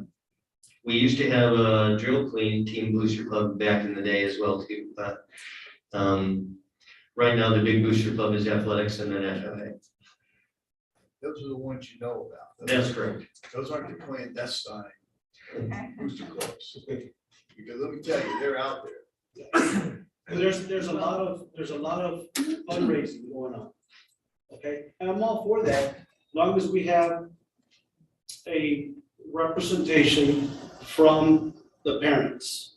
Okay, we have a representation from the parents, have a say so. Monthly meetings, quarterly meetings, I'm not too sure, you know, but when I ran the boosters, it was monthly, you know, with financial report monthly, okay, with officers on the booster club were parents of the kids, okay? Never did we have employees of the district on there, okay? And that's one thing I really think that we as a board need to go back to, you know, and somehow fit that in. I don't wanna control it, but we just gotta make sure that there's fairness and transparency all the way across the board, because we know there's a problem, okay? There is a problem with the way monies are being spent, collected, you know, tabulated, whatever it is. And that needs to be taken care of, because it makes us look bad. We're the ones getting the calls, guys. You know what I'm saying? We as a district, in running the booster club, I do remember the administrative assistant, which was the assistant superintendent, was at every meeting that we had. While he was here, it wasn't that long, but you know, but he was there. I don't think that's even happening now. You know, there's no accountability on who's buying and who's spending, and I think that needs to be part of our policy. From the athletic booster club, correct? Well, from every. But we only have two existing. Well, I mean, that we know. next year we might have a band. But hasn't there been you've got to make a distinction between what type of booster club is this? If it's an organization that the members are students, we're obviously very much involved. But if it's an organization that is of parents, the movement is, that needs to be standalone as much as possible, with our role being that there be some accountability and kind of ensuring that no district rules or UIL rules are being violated, and that any fundraisers be approved by the administration. But in terms of being active in those organizations. No, I don't want to be active in it. Because of the fact that, for instance, as board president, as the president of the booster one year, UI only allowed us to do 2 fundraisers a year. That was it. That's all you could do. That's UIL. Have we followed that? Has our legal department followed that? I think that's KISD also, maybe UIL, but. KISD what? Those 2? We have done 2 fundraisers for the organizations which are under our. I'm talking about boosters though. Boosters has a lot, there's a lot more than 2. Right. fundraisers. Currently, And I'm just saying, there's not any board But policy. what Brian is saying, I don't want to get involved. I don't want to make decisions for the boosters. That's not what I'm saying. Okay? I just want to make sure that if they're using KISD, if they're using the brainless, once a brain, always a brain. You know what I'm saying? If they're using that, that's us. That reflects us. Okay. Okay? You're not looking at the perspective of limited amount of fundraising dollars in the community. And the boosters are in direct competition with activity accounts. That dollar only goes one way.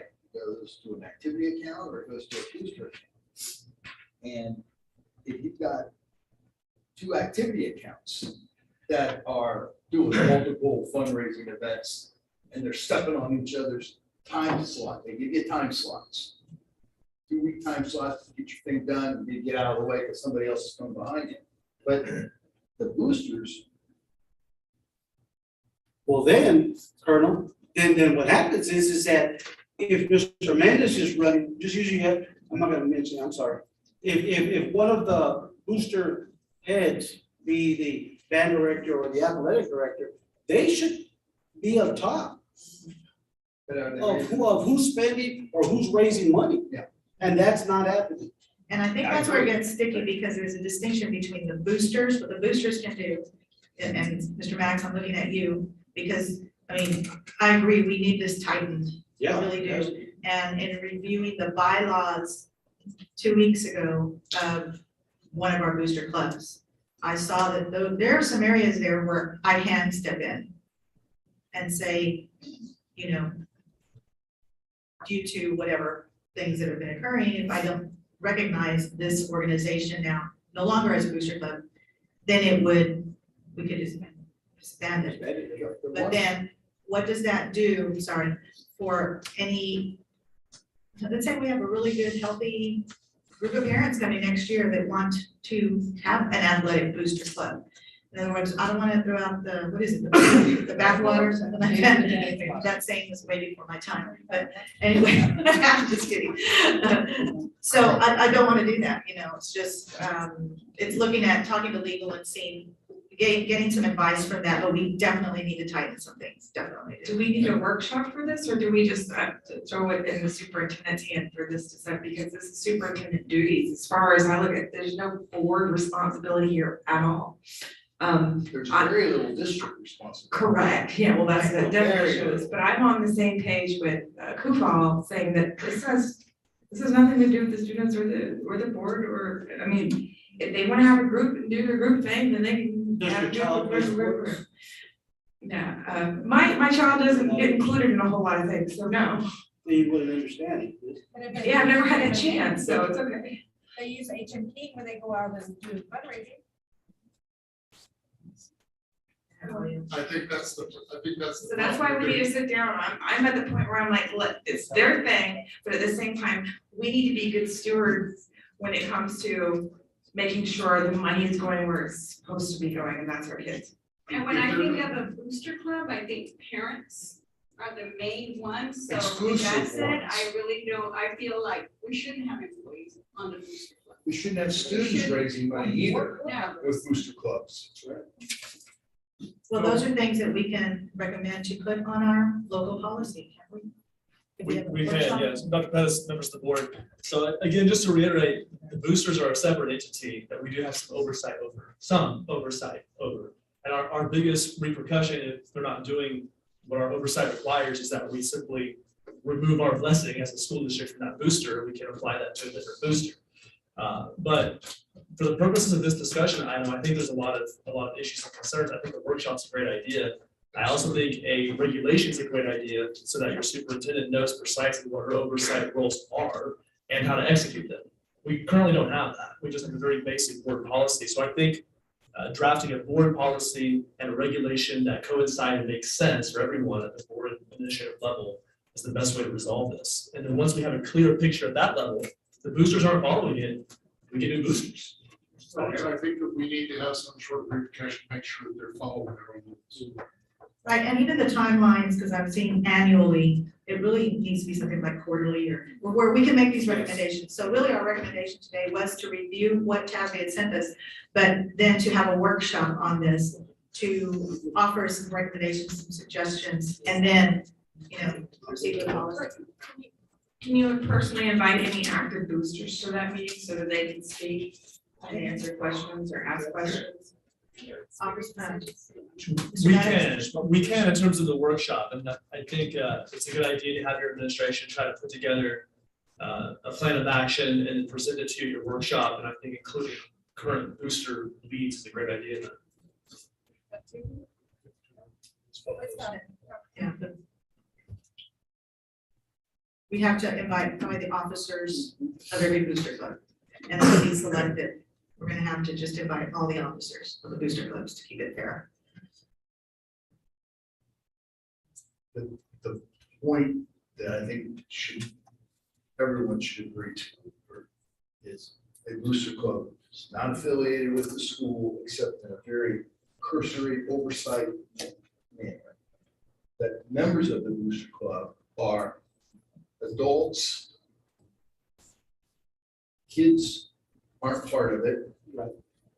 Adults raise the money, not kids, and the money is not raised on the campuses. That's for the student activity accounts. Now, what happens, 300 feet off campus grounds, that's something different. Because it has, it's just died. There's no oversight. And there hasn't, and it's been tolerated. And now it's to the point where you've come up and said, where are the records? Yeah. Well, I believe you, there probably aren't any. So where do you go from there? So you start. And when do you put in all these requirements for, who are your officers, constitutional bylaws, a list of activities and fundraisers? There should be a suspense. If by, 1 September, you don't have it, then I guess you don't have a booster club. Because, you have, because it can't be saying it's right. Well, we'll get it to you, we'll get it to you. Now, there's sometimes, because I was a parent, a booster parent, because I had some athletes as kids, and I know the boosters would sell like shirts at the gym when there was a basketball game or something. This is in another district, but it was allowed. So if you say we're not gonna allow boosters to have fundraisers on campus, I'm wondering if that is something that we would not allow. So just, maybe some limits or some. Dollar candy bars are one thing, these $15 shirts or something different. Mr. Mendez, did you have a question? No, I want to Offer some. just offer a little bit of insight on this too. Hello, everybody. Good evening. The thing with the boosters, and you're right, Colonel, for many years, I go back to the start of my career, the boosters were doing everything wrong. And what it comes down to mainly, I think we understand that it's a separate entity. They really have nothing to do with the school district. But what I do know, one thing for sure, that we, and the band boosters that we had, we always got basically permission from the superintendent to do the fundraisers first. But I'll agree, one of the things we were doing wrong is a lot of our students were doing the fundraising for the boosters. That was more out of ignorance, not knowing the rules than anything else. That's just the way it's always been done. And well, that's the way they did it before. And so as you come into this and you get different administrators and things going on, you learn more things. And to be quite honest, ours pretty much dismantled itself because going into COVID, we just were not getting participation.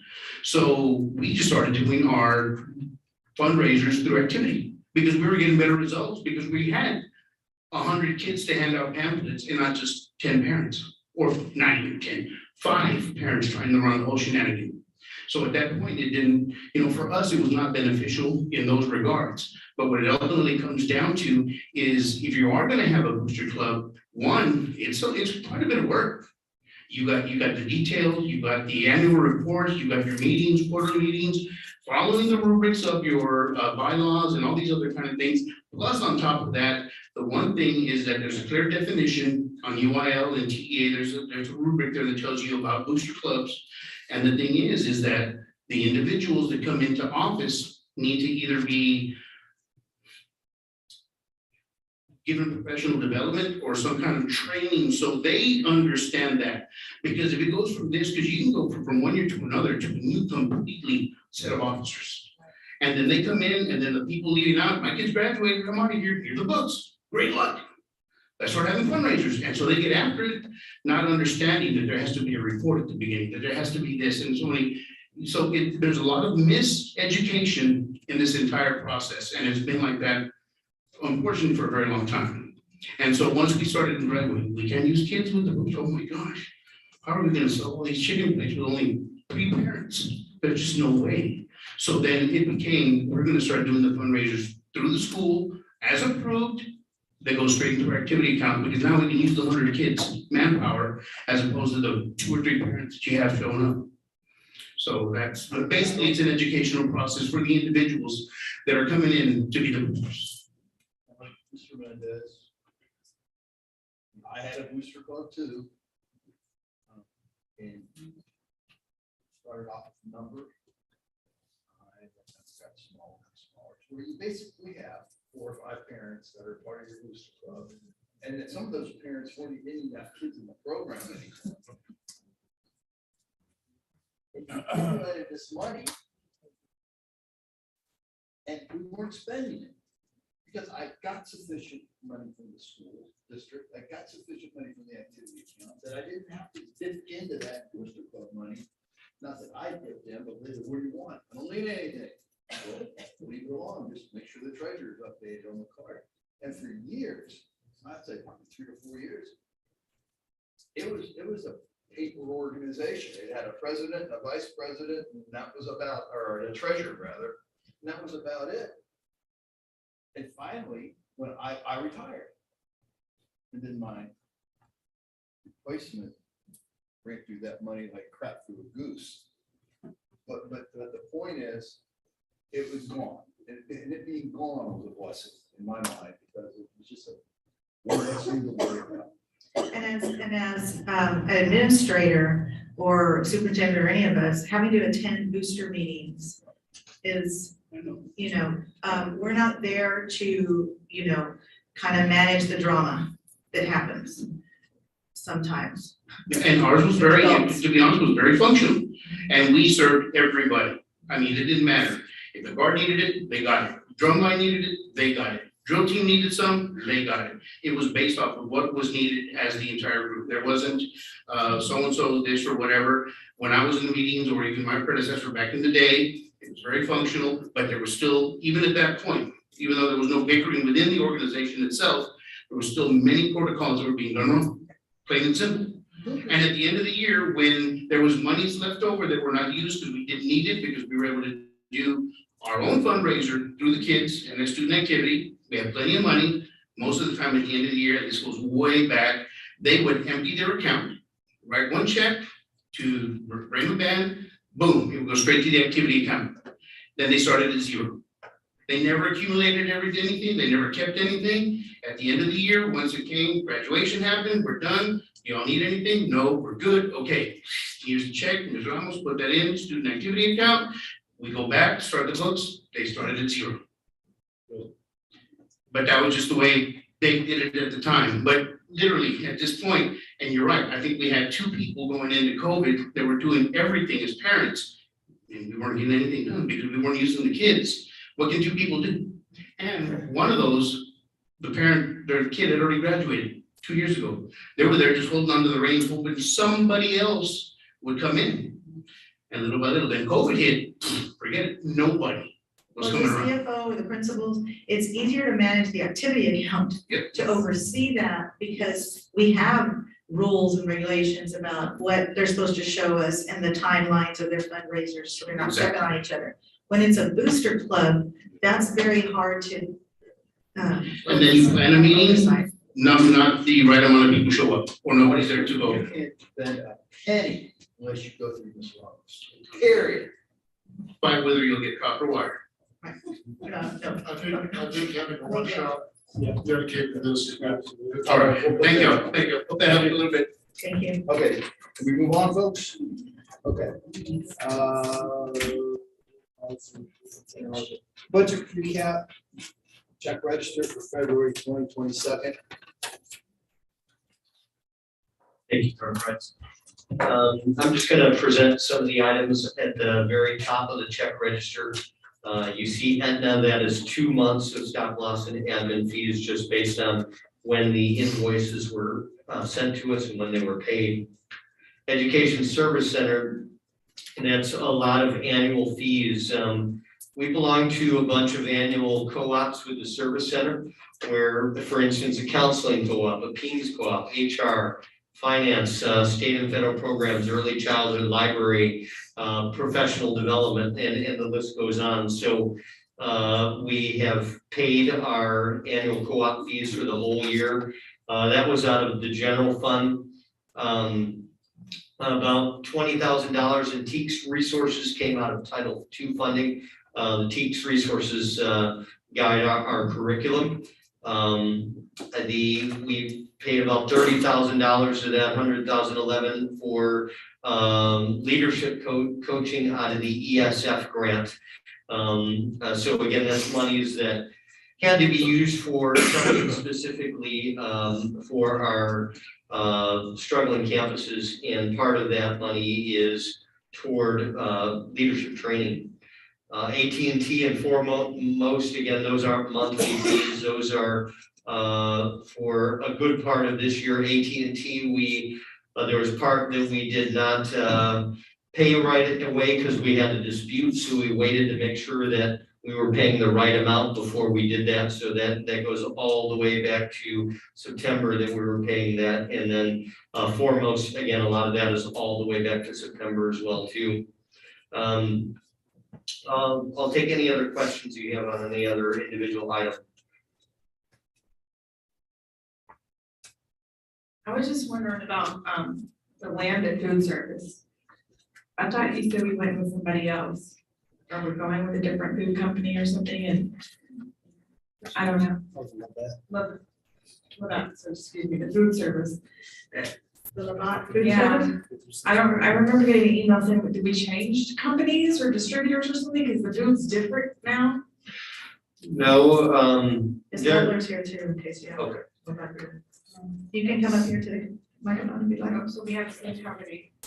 Is that just your question? Or- Yeah, I was just wondering if we have the same company or not, because we're getting different type of food.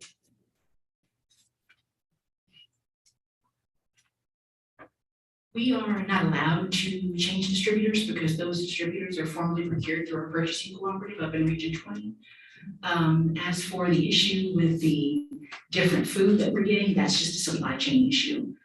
We have manufacturers who are dropping out of participation in processing raw commodities for child nutrition programs. And so our current bid gets updated with new vendors, and that would account for the change in food. But we aren't allowed to opt out of our two major food distributors, who are Labatt and Cisco. Like ever at all?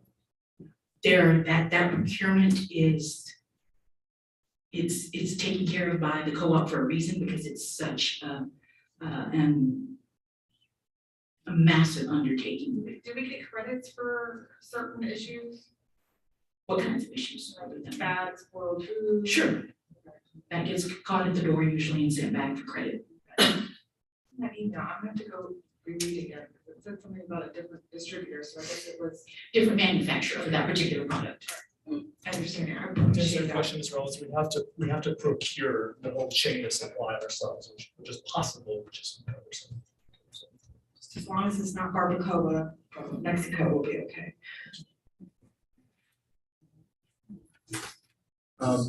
You heard the Gate?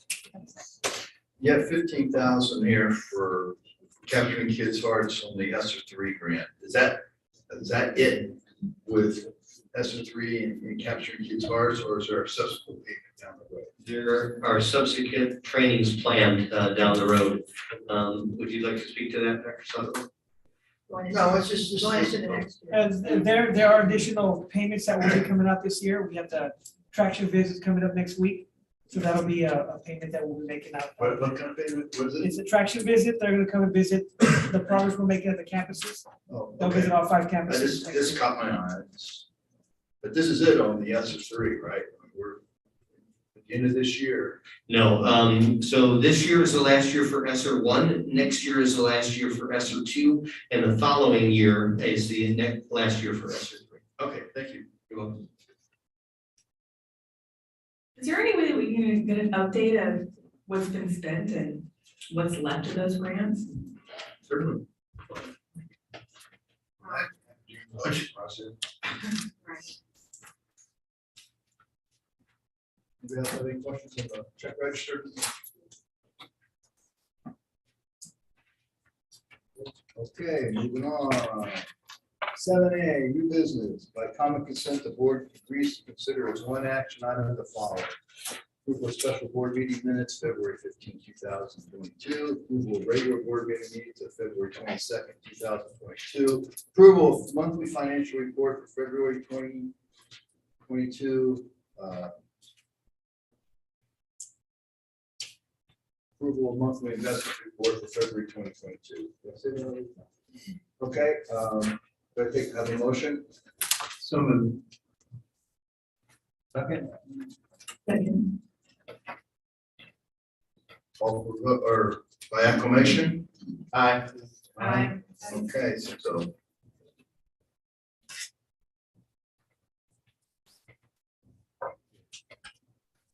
So it'd be discussion of possible action regarding National Library Week proclamation.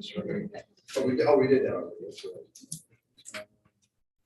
7C, discussion of possible action regarding renewal of the district's property casualty and active shooter insurance. Dr. Pitts.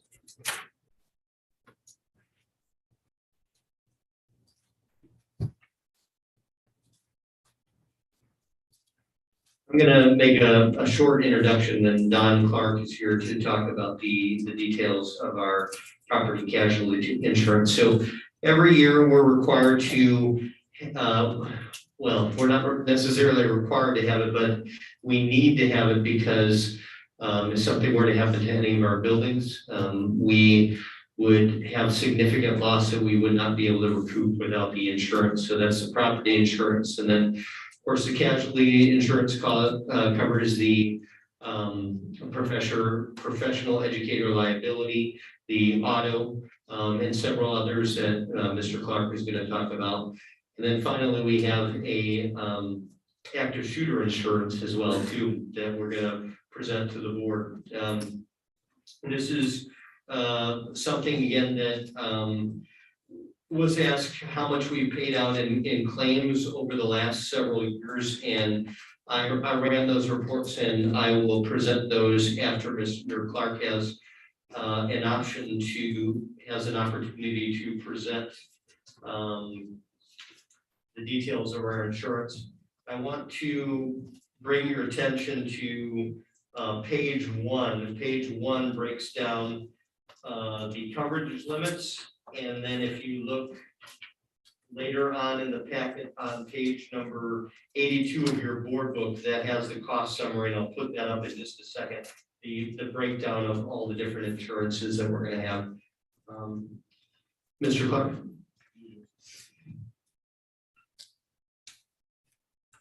I just got one question before we start. Are we already obligated with this company since it started in 3/1 or?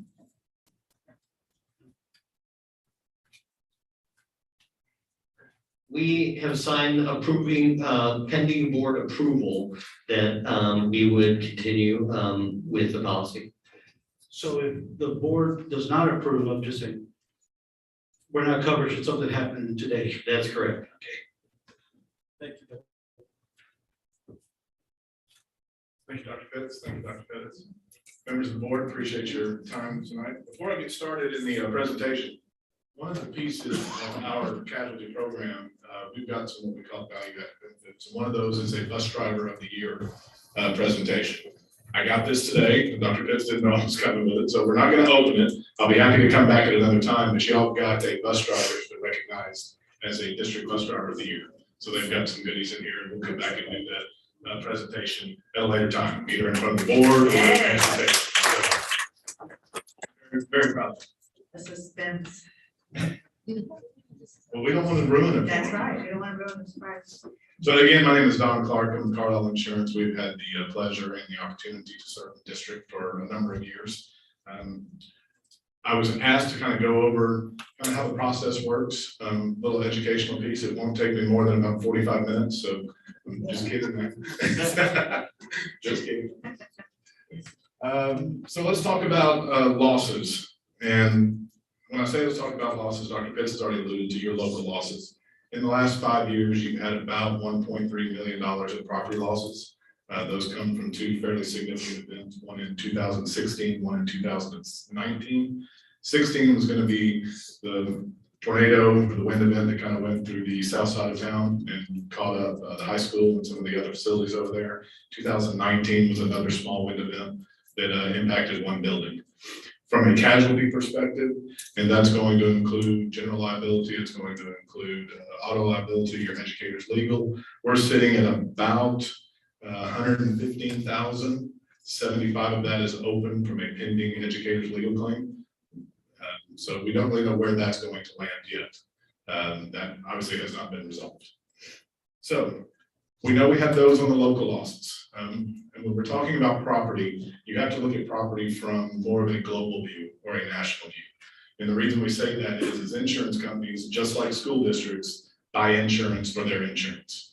We're buying insurance, but we have deductibles and things of that nature that we participate in. And then the insurance companies, they have a set limit that they participate in, and then they buy reinsurance. That's where the cost of insurance has gone up over the last 5 years. Last 5 years, we have had over $21 billion events in the United States alone. And that could be a hurricane, it could be a wildfire, it could be a tornado, it could be ice storms, it could be earthquakes, it could be any of those things. All of those things touch reinsurance. And that's where we see the rates being driven up so substantially over the last 3 or 4 years. I neglected to send this to Dr. Pitts. I'll send it to you. So if the board would like to see it, it's just a graphic that illustrates what we were talking about, what I was just mentioning. We don't have it. What happens when we have these multitude of events is you get carriers that decide that they don't want to be insurance carriers anymore, that they're just not going to participate in the process. You also have carriers that decide we're not going to offer the same capacity that we used to offer. And when I say capacity, I mean, let's just use Lexington for an example. They may say, you know what, we've got $500 million we're willing to invest along the Texas Gulf Coast. They've decided that we're going to do $100 million. So when that happens, you need replacement capacity from other carriers. And when that comes in, they know that they're the only players in the field. So what happens? Rates go up. It's no different than what we're seeing at the grocery stores right now. We've got supply chain issues. Limited supply is driving up higher prices at the grocery store. It's doing the same thing with insurance, unfortunately. And it has a little bit of a direct effect on local losses, but it's much more of a global and international look. So what do we do to combat that for the districts? We presented to over 30 different carriers. One of those carriers is actually, I'm going to use the word conglomerate. It's actually a managing general agency is what it's called, but that agency, which is our program, has 13 carriers wrapped into one. So in effect, we've been to 43 carriers on behalf of the district. Now, I do not want to sit here and pretend that all 43 of those carriers were interested in insuring Kingsville ISD, because they're not. They're not interested in insuring anything that's close to the Gulf. But in order to do our due diligence, people's appetites change on an annual basis. So we're going to go out to all those markets to make sure that we are getting the best value and the best coverage for the district. We had responses from 30, as we talked about. Half of those were declines. Others were, yes, we would participate, but we're only going to participate in an excess capacity. And what that means is, if somebody's willing to write underneath them, then they'll add on top, because what that does is it insulates them from a loss. And the prime example is most people would not attach until above the $25 million layer. So when they say that, they're not even involved in the claim until it gets to $30 million. It protects them, right? It insulates them.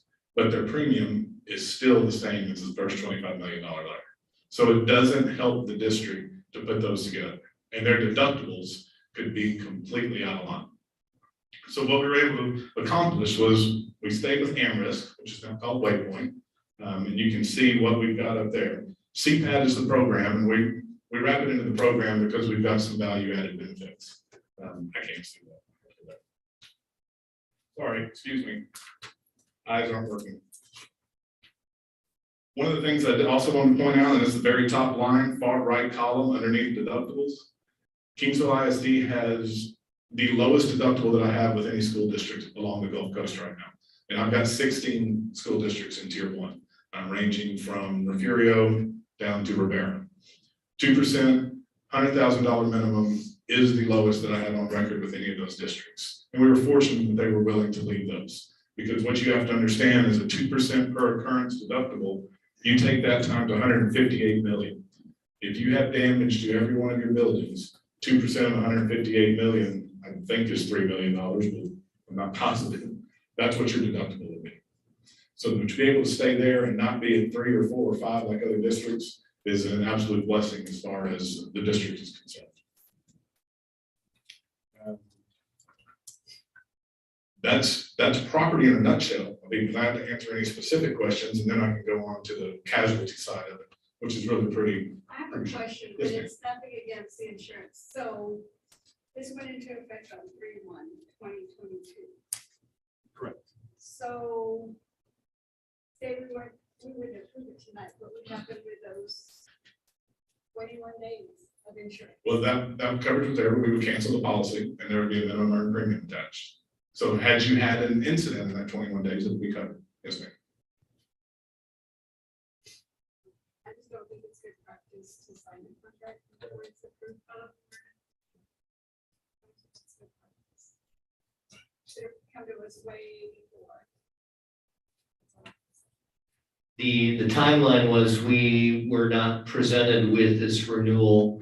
And Mr. Clark can talk about the timeline for getting the quotes, but the other option was to, again, not have coverage for the district, and that is not an option we've considered. Well, it's not necessarily that we not covered, but what if somebody else doesn't pick us up? You know, we just need to be aware ahead of time with this, because to try to approve something that's already been effective since 3/1, man, that's just dangerous, you know? I mean, there's nothing personal. Right, the quotes come in, I believe, in late February, and we got it again after our February board meeting. But Mr. Clark, could you speak to the timeline for getting the quotes? In the past, we've been able to present quotes to the school districts in January. Because obviously the whole effort and the whole process was a little simpler, and it was not as arduous as it is. The past 2 years, we've had very difficult time getting quotes because, again, we're going to 30 and 40 different carriers trying to get everything. And when I say we have broker partners that we're utilizing as well. We got these quotes, I think we saw them on the 16th of February. I don't have that specific date, and I believe your board meeting was the 17th. Maybe or something along those lines. So we're efforting everything we can to get them out of the carriers and out of the brokers. It just happened to be a timing issue this year that y'all had the one board meeting and we missed it. This is the first time that I hear this. You know, if we understand it, that we can't get a quote, but let us know about that. You gotta keep us informed. That way, we're not coming into there was a disaster. Oh, guess what? We're working hard over here. We're working hard to get our kids, our scores up, but we've got little things that we need to take care of. We on this end. need a calendar. We need So a before board the next, calendar so the next renewal would be responsibility. when? Next But March. this is for everything. This is for health, this is for all the little contracts that we have, which we could go out for new bids, and we need to start doing those 3-4 months beforehand. But how do we get that information as a board of what contracts are being, up for renewal?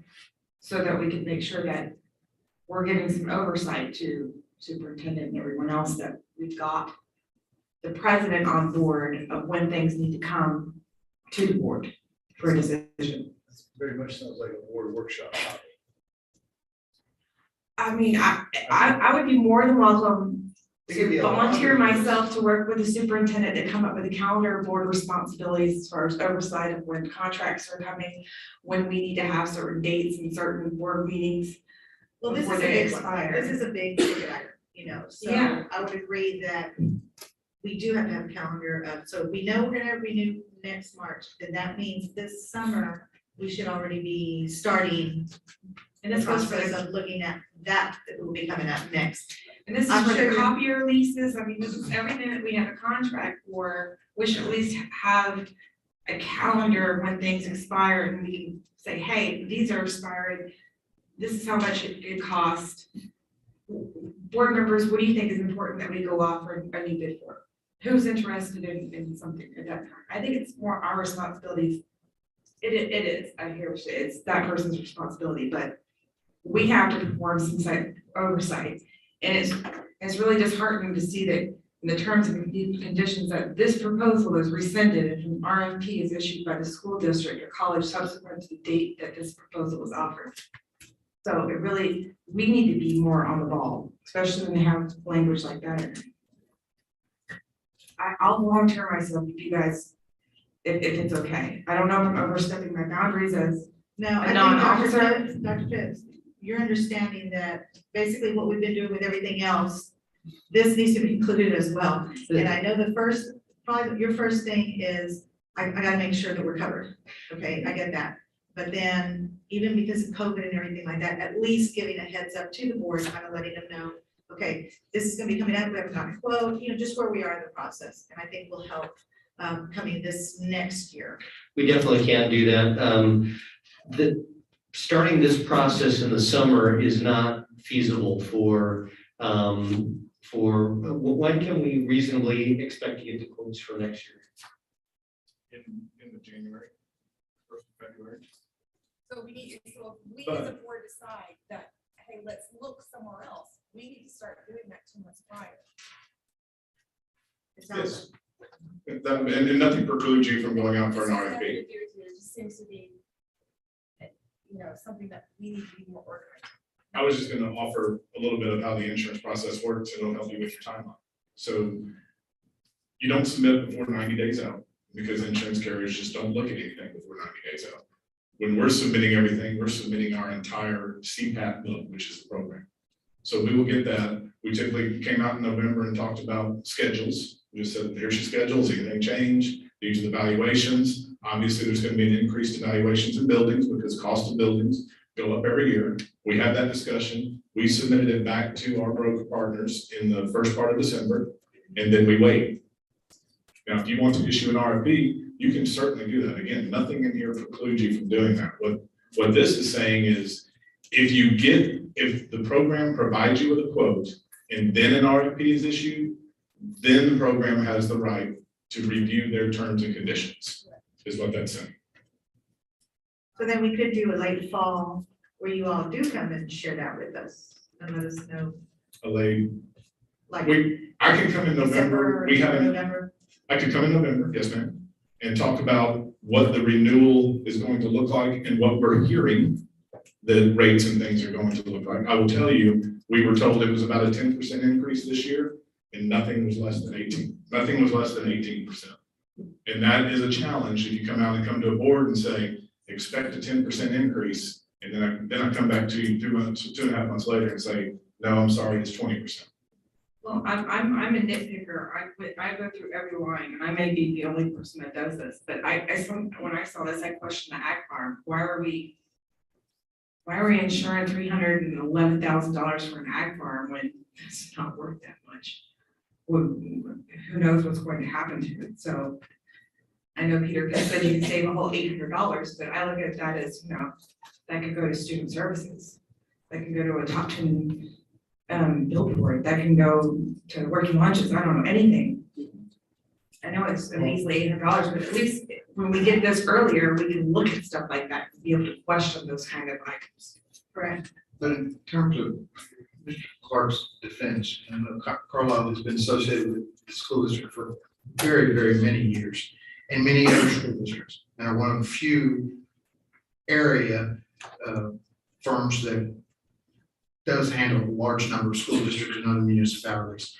This delay in getting quotes and the sticker shock is not unique to us. It's happening industry-wide right now. And it's unfortunate, and I think we can do all we can to try to establish things earlier. But I'm surprised we got it as time as we did. So my problem is not with Mr. Clark. Thank you very much for this information. My problem is with our board.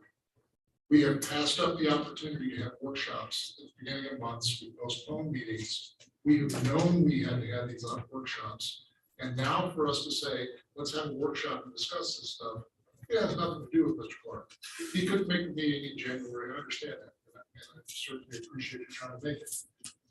But we should have had a lot of other opportunities for him to come and speak to us.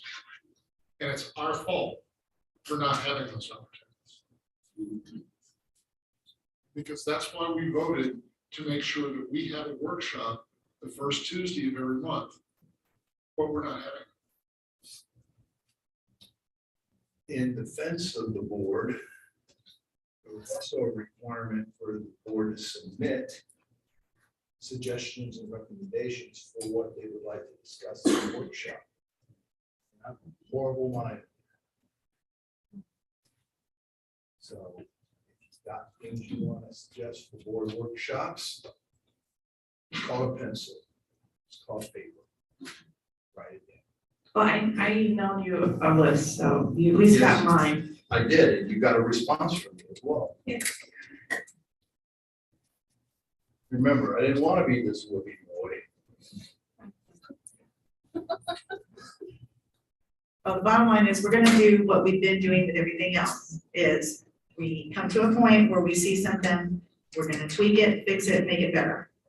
As far as timing is concerned, we're not gonna get it all perfect. We are covered, thank God, okay? We did not know that it was gonna increase that much, but Mr. Kufal is so right. This is happening industry-wide everywhere. And so we're gonna just make sure our timing on the calendar, we're gonna add that to our budget update calendar, is that one also, this one, this biggie. And we'll be better on next time.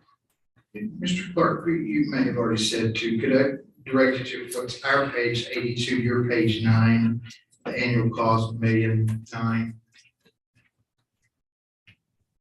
Yes, sir. You probably said what the difference is between that and what our coverage was last year.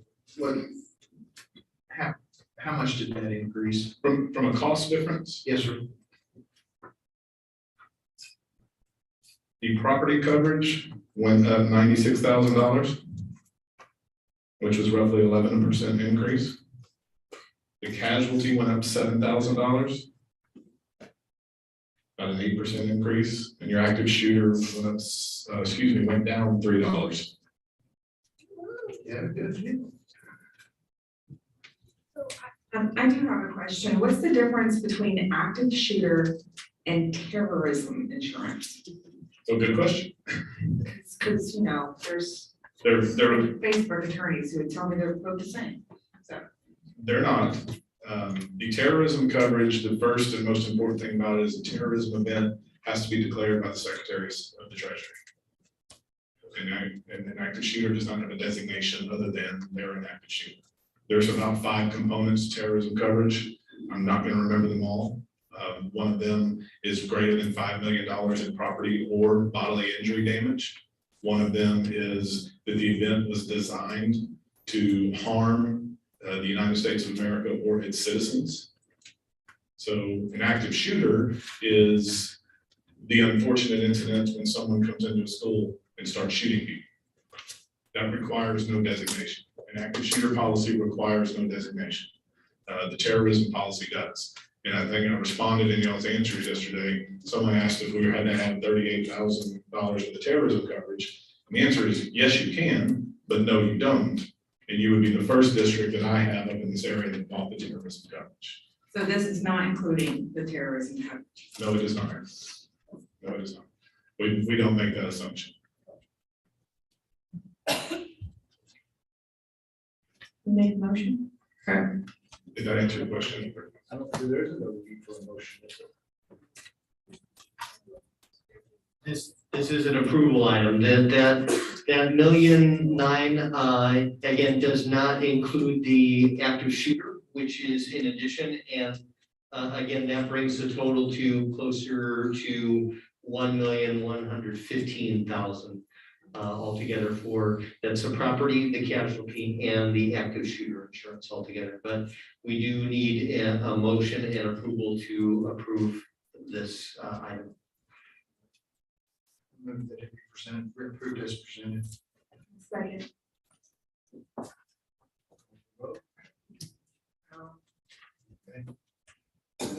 Yes, sir. Proclamation? Yes. Yes. Yes. Carries 6-0. Now, this, for the record, and the record is, this is post. We've already negotiated, we've already agreed to the policy. Now, future, this will be taken care of before we ever come to a vote. December, as soon as you get quotes, right? I will work with Dr. Pitts and Dr. Pettis as early as November, when we get the updated property schedules and come out like we do, and we will have a conversation then about what our expectation and what we're being told as far as rate increases and when we hear that we are going to see the renewal information. Any further on this? I thank you for the relationship you've had with KISD for years, because anytime if you do need anything, or at least our department, y'all are readily available, so We try to be. appreciate that. Thank you. And please let me know. I'm happy to come back and honor your bus route.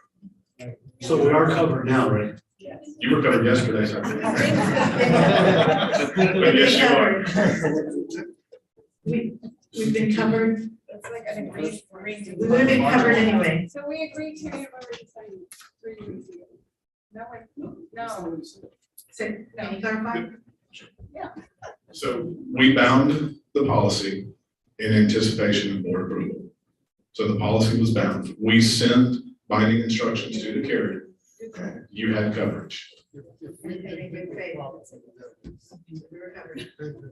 And if we, and as you If said. the storms that came through last night presented a property problem with you, you were covered.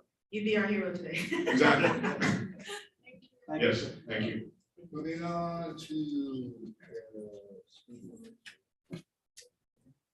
Discussion of possible action regarding resolution to request speed limit reductions to Texas Department of Transportation. Dr. Pitts. I'm going to invite up Lance Ham to speak on this issue. We currently pick up students along Highway 77, very close to Dick Clayburgh Park. And as you're aware, there is a lot of construction right there right now. The speed limit there is currently 55. And Mr. Ham has approached us with a resolution to TxDOT. This a similar resolution has already been passed by the city of Kingsville, by Clayburgh County, and by Ricardo ISD, pretty much everybody that's affected by that area, to reduce the speed limit in that zone from 55 to 45 until the construction of that area is complete. I'm sorry, who's speaking and from where? This is Lance Ham. From where? From, A community member. Oh, okay, I didn't even know if you're Texas DOT. I was like, man, I talked about y'all earlier, oops. No, I am not TxDOT. I'm TxDOT's #1 critic. Thank you. My name is Lance Ham. I do live in South Creek subdivision. And I come here today as a citizen traffic safety advocate and primarily as the organizer of a petition from my neighbors and the CM Resort RV park that's down at Highway 77. So I organized this petition and I went to the county, the city, and Ricardo ISD, and they all passed resolutions asking TxDOT for a lower speed limit. What wasn't said was in the next month roughly, all the southbound traffic on the main lanes are going to be shifted to the service road. And that's really what we're concerned about, because right now on the main lanes, there's plenty of room to maneuver, to get around things. But when all that traffic is shifted to the service roads, things get tight. They're going to have more guardrails. The traffic is going to come extremely close to these subdivisions. There's going to be 5 primarily at-grade intersections that are going to be affected. FM 1717 southbound and northbound, the Tramp Road intersection, which has the gas station and the hotel, and then the RV park in South Creek subdivision. Kingsville ISD does have a bus route into South Creek subdivision, and I see them almost every day when I'm there. So that's why I'm coming here to you today to, as the petition organizer and on behalf of the signatories of the petition, to ask for your help in supporting this resolution. And what we're really trying to do is just show TxDOT the community support behind a lower speed limit. They're in a process now where they're gonna make an assessment of that service road and what speed they want to put on it. But in their process, in their books, it gives the community a chance to give public input. And it's really rarely done.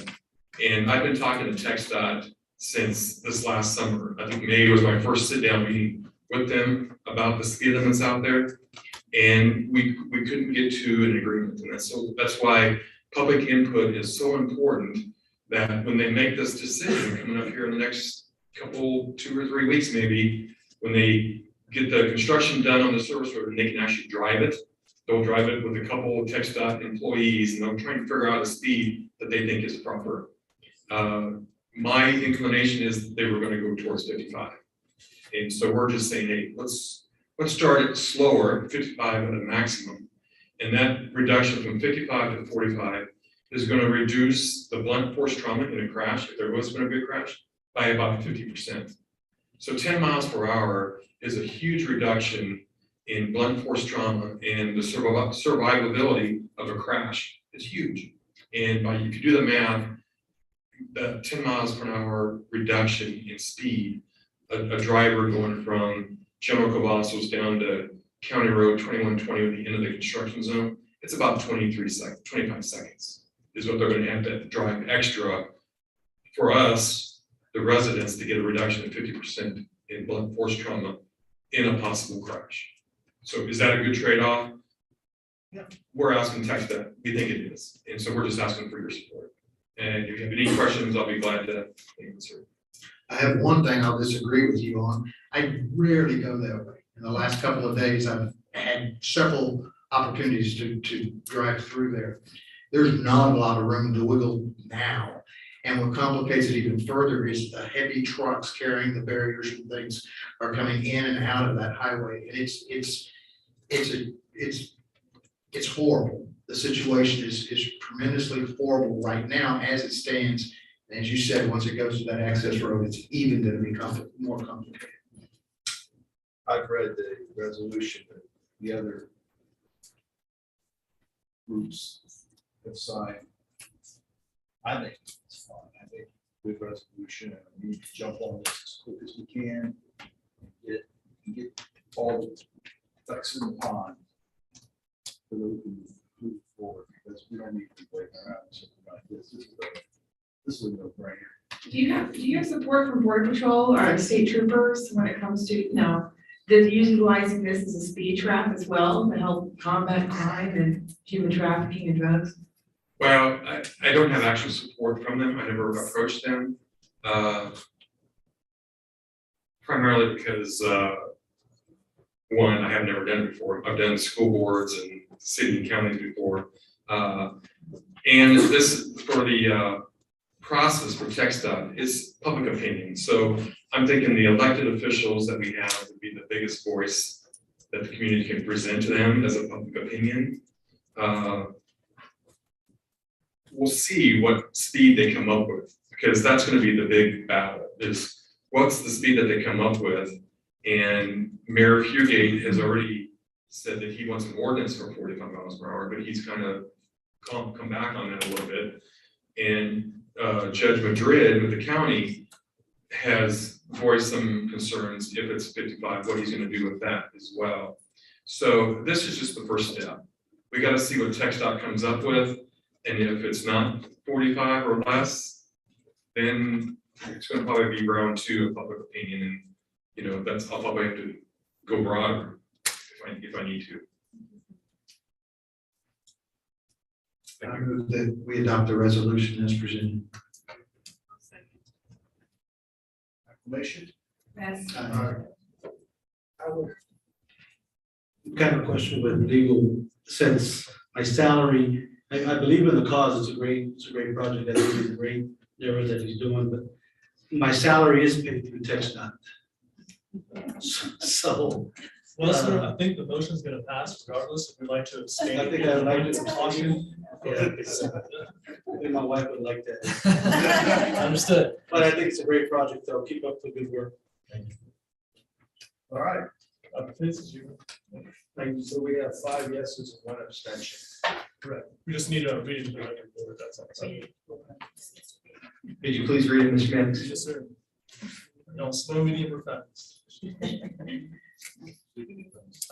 Kingsville ISD Resolution 2022, a resolution of the Kingsville Independent School District. School board requesting the Texas Department of Transportation text dots for a change to proposed post-regulatory speed limit from 55 miles an hour to a maximum of 45 miles an hour on newly constructed southbound and northbound US 77 bypass service for the road. During and after US 77 bypass construction projects and during the traffic shift from the main lanes of US 77 bypass to the US 77 service frontage roads in the area south of General Vasquez Boulevard, FM 1356 to the southern Kingsville city limit, and continuing south of County Road to 2120 within Cleveland County, Texas, and along the routing of Kingsville ISD school buses, whereas Texas Department of Transportation TxDOT maintains US 77 bypass and associated service front roads located on the east side of the city of Kingsville, Texas, for limits of Cleveland County, Texas, within the routing of the Kingsville ISD school buses, and whereas the Kingsville ISD School Board can act and make requests for public health and safety issues related to its school children and all personnel on Kingsville ISD school buses, especially at the US 77 bypass and South Creek at grade intersection where Kingsville ISD school buses must enter and exit, and the bus drivers may experience compromised traffic safety issues due to insufficient luminaries. That's a great word. Foggy and dark mornings, deceleration lane distance, acceleration lane distance, clear zone distances, and driver line of sight distances, and whereas the Kingsville Independent School District School Board desires to 1, reduce the number of frequency of traffic crashes, and 2, minimize the risk of traffic fatalities and injuries, and will reduce the severity of any injury to persons or property, and whereas authorization of TxDOT is required before any public safety or law enforcement agency can enforce the posted regulatory speed limit, and whereas the Kingsville ISD School Board further requests TxDOT provide and install the appropriate signage changes upon approval of this requested speed limit change. Now therefore, be it resolved by the Kingsville ISD School Board that the Texas Department of Transportation install the appropriate signage to change the proposed post-regulatory speed limit from 55 miles an hour to a maximum of 45 miles an hour on the southbound and northbound US 77 bypass service frontage roads from General Vasquez Boulevard FM 1356 to the southern city limits of the city of Kingsville and continuing south to County Road 2120 within the limits of Cleveland County and along routing of Kingsville ISD school buses during US 77 bypass construction projects and after construction has been completed. I'll do the vote again. Motion has been made, seconded.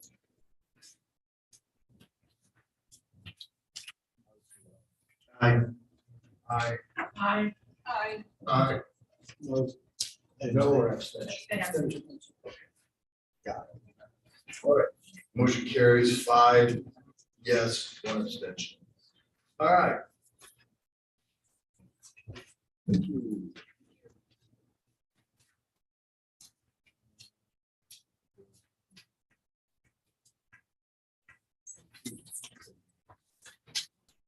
I will turn the page.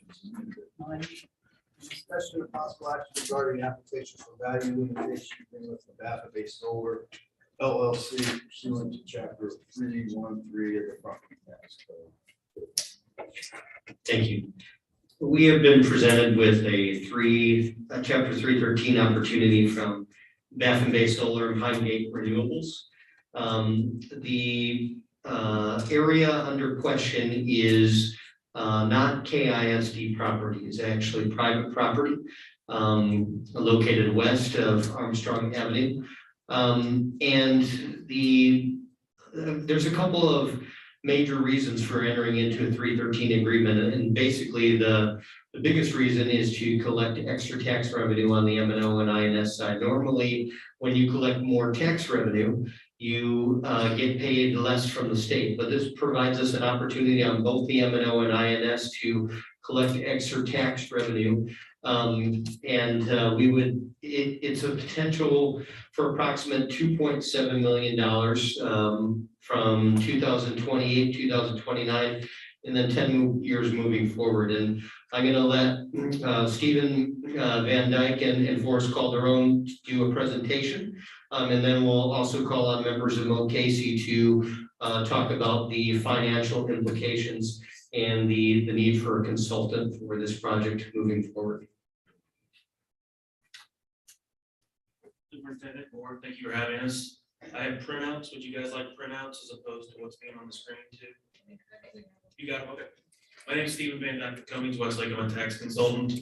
I help companies like Pine Gate Renewables navigate the 313 and 312 process. We are here to submit an application. It is just opening the door. Nobody's agreeing to anything tonight. We have the application. We've got the $75,000 application fee. And then I'll introduce Forrest with Pine Gate Renewables to let her talk about herself, the project, the company. I can answer any questions. And then Casey, who would be representing you guys, will kind of go over some of the financial impact.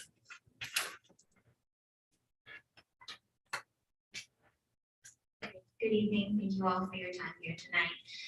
I am here to introduce the proposed project, which is called Baffin Bay Solar. Baffin Bay Solar is a proposed 165 megawatt utility scale solar energy facility, so solar farm. Baffin Bay Solar is owned by the project specific company Baffin Bay Solar LLC, whose sole owner is Pine Gate Renewables, which is the company that I work for and I'm representing here this evening. I am the project manager, point of contact, the person sort of managing the process through all the way through development, including this process here with you all. Pine Gate Renewables is a turnkey developer, owner, and operator of utility scale solar facilities. We have a sister company called Blue Ridge Power that manages the engineering and construction, so all that is done more or less in-house from a management perspective. Pine Gate and Blue Ridge are based out of Asheville, North Carolina, and we do only operate in the United States. These are pretty recent numbers, so as of earlier this year, 2022 even, Pine Gate has 1 gigawatt of operational solar farms, which includes 100 active sites. We have 15.5 gigawatts in development, various stages of development, and our operational and projects in development encompass 20 states. Here in Texas, we are actively developing in Denton County, Wise County, Bandera County, and Grimes County, and have a few others in very early stage that are coming up. So as a proposed 165 megawatt solar farm, Baffin Bay Solar will occupy approximately 850 acres of land. This acreage includes areas within the fence line completely enclosed, encompasses solar panels, transformers, inverters, communication boxes, undergrounded cabling, and approximately 10 to 15 feet between every row of solar panels. So there's a lot of impervious surfaces, a lot of grass. Most places actually don't consider solar impervious. The water's running off of them, so there's a lot of ground cover, grass cover, excuse me. So this site will connect directly to 138 kilovolt AEP line that runs across the property itself. There will be a permanent substation on the property itself that AEP will own even after after the project is removed. The project property will be leased and not purchased, so the current landowning families will maintain the property throughout and after the project life. Baffin Bay Solar has just passed the first of 2 interconnection processes with ERCOT. We're hoping to submit for the second study phase in Q2 of this year, so pretty soon. Baffin Bay Solar has an estimated investment of $150 million and will be operational between 30 and 40 years, depending on the final power purchase agreement, which will be executed closer to a construction timeline. There are a few maps you'll see. The first one is one that's included in your application itself, and the other 2 are just Google Earth images showing the approximate location. We are outside of Kingsville City proper, but just southwest, excuse me. I would like to briefly talk, there's on your packet, there's a few extra slides, but for the sake of time, I'm gonna cut out a couple of them. But if you have any questions on those items, I'd be happy to talk through them. I'd like to talk about some of the benefits of having a solar farm in the area. Adding solar to the local and regional electric grid increases the variety of sources of power in region, increasing overall electrical reliability. Solar farms are quiet, have very limited traffic post-construction, and provide significant tax benefit without burdening schools, infrastructure, or emergency services. Solar is also a temporary land use. The solar facility will be removed in its entirety at the end of its useful life. And it leaves the land safe for all sorts of future uses. It's safe for pasture, it's safe for residential, it's safe for commercial, whatever the landowning family chooses to do at that time. And then during project construction, skilled jobs are hired within the state. There's a need for skilled individuals, including mechanical contractors, electricians, licensed equipment operators, landscapers, wide variety, truckers are all essential. We do anticipate hiring 45% within the state for these jobs and 20% locally. And then construction also requires a variety of local contracts for things like fencing, gravel, grass seed, even porta potties are all very essential during the construction process. And then lastly, I'll just go over the timeline. Our anticipated timeline currently. So with us not being in Kingsville City, we're not going through any zoning process. So our permitting process will happen once we've done engineering. We'll be applying through Texas Department of Environmental Quality and through the county for any siting approval, land use approvals associated with the siting of the facility itself, and then building and electrical permits. We anticipate doing that late summer of 2023. So we're still a decent ways out. And then beginning construction quarter 3 of 2023. We anticipate the site being fully operational by the end of 2024. I separated out mechanical construction.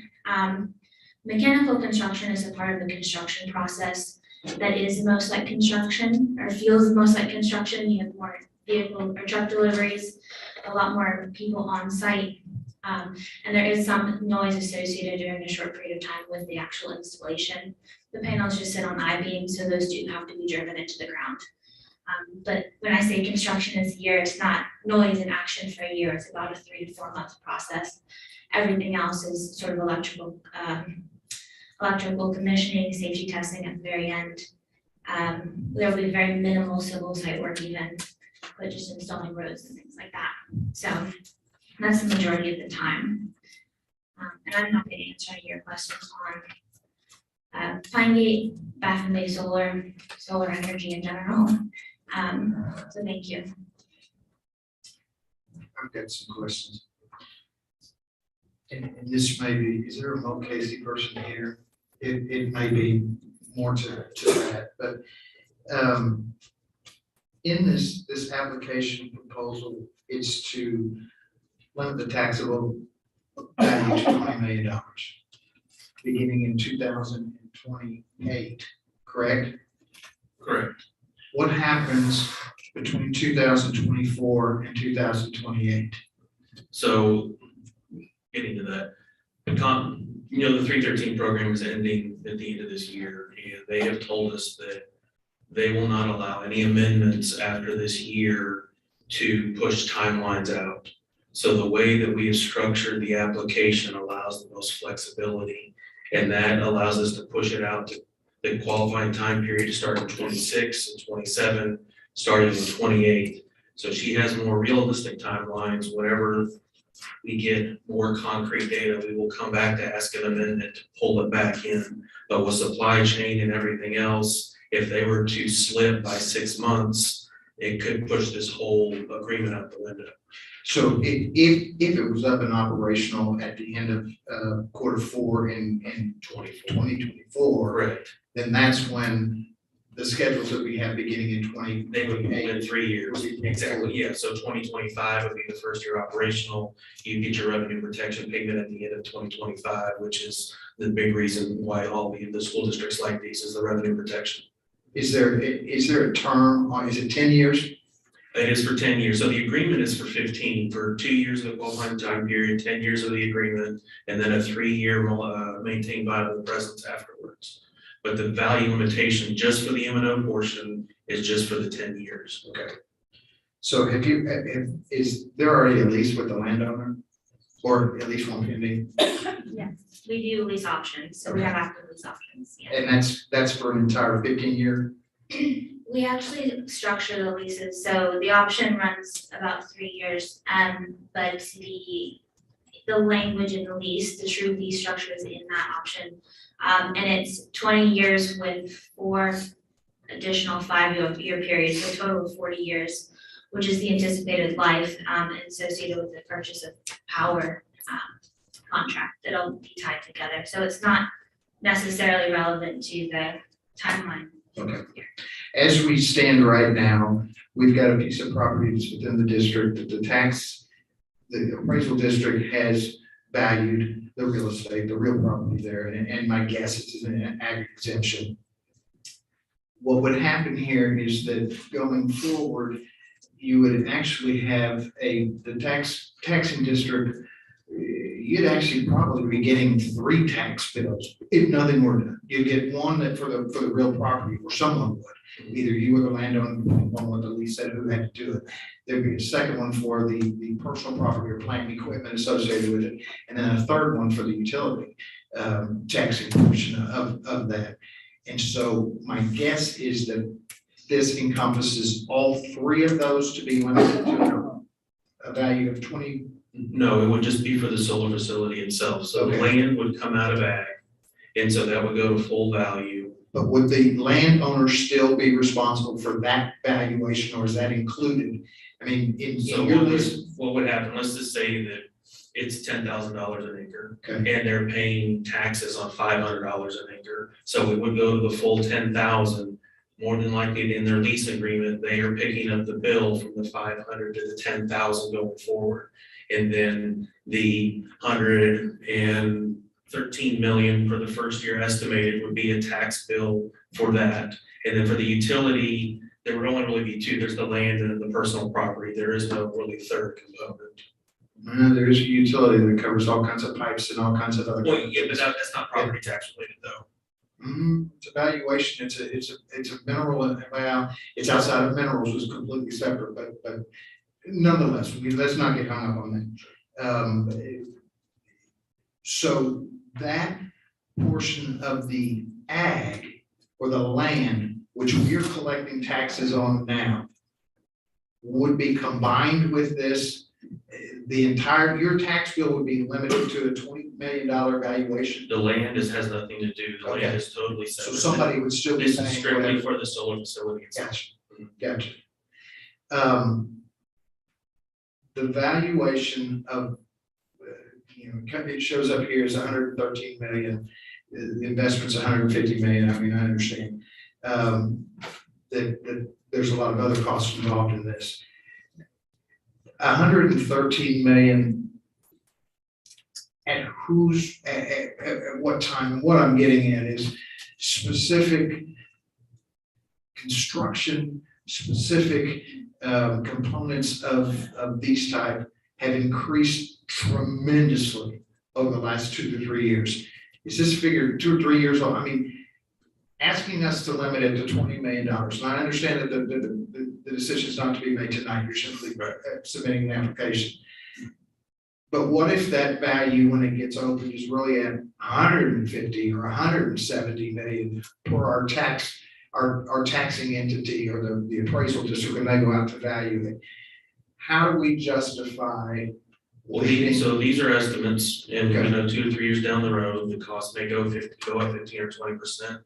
But we're limiting the value to 20 million. So if it comes in at 113, it comes in at 150, it comes in at 200, the number is what the number is, and you guys will get a revenue protection payment based off of the difference from the 20 million to the 150, 200, whatever it is. So that'll be, I can't see, revenue protection from revenue protection payment. So this may be a good time for Casey and everybody to kind of do the financial impact, and we'll come back to this. Because what we're faced with right now, and in fact, I think there may be even some litigation going on with the comptroller's office coming back and saying your local tax appraisal district doesn't have the valuation right on commercial properties. And as a result, we're getting dinged from the school district standpoint, saying the state is giving us less money because our property tax valuations aren't where they're supposed to be according to the comptroller. I'm gonna introduce myself real fast. My name is Molly Ganley. I actually work with Nick Maddox from O'Hanlon and Castillo. I'm gonna talk red tape boring stuff, but the money people are right behind me. I've got Kathy Mathias from Mo Casey and Associates and Dan Casey, who's a partner at Mo Casey and Associates here. But to your point, if the board did approve a 313 agreement, that's the best protection you can get against a property value study change, because it's set at $20 million. So if they do appeal their values, it doesn't impact you because your $20 million is set. So that for those 10 years, the $20 million are going to be guaranteed for the M&O. There's a couple reasons why you'd want to keep it at that minimum value, and it's something you'll be able to decide on yourself. We can go through that. But when we talk about a revenue protection payment, this is something we draft into the agreement if the board does choose to approve implementation agreement. And what we say is, where would the school district be if this project were fully built, and what's your general fund look like?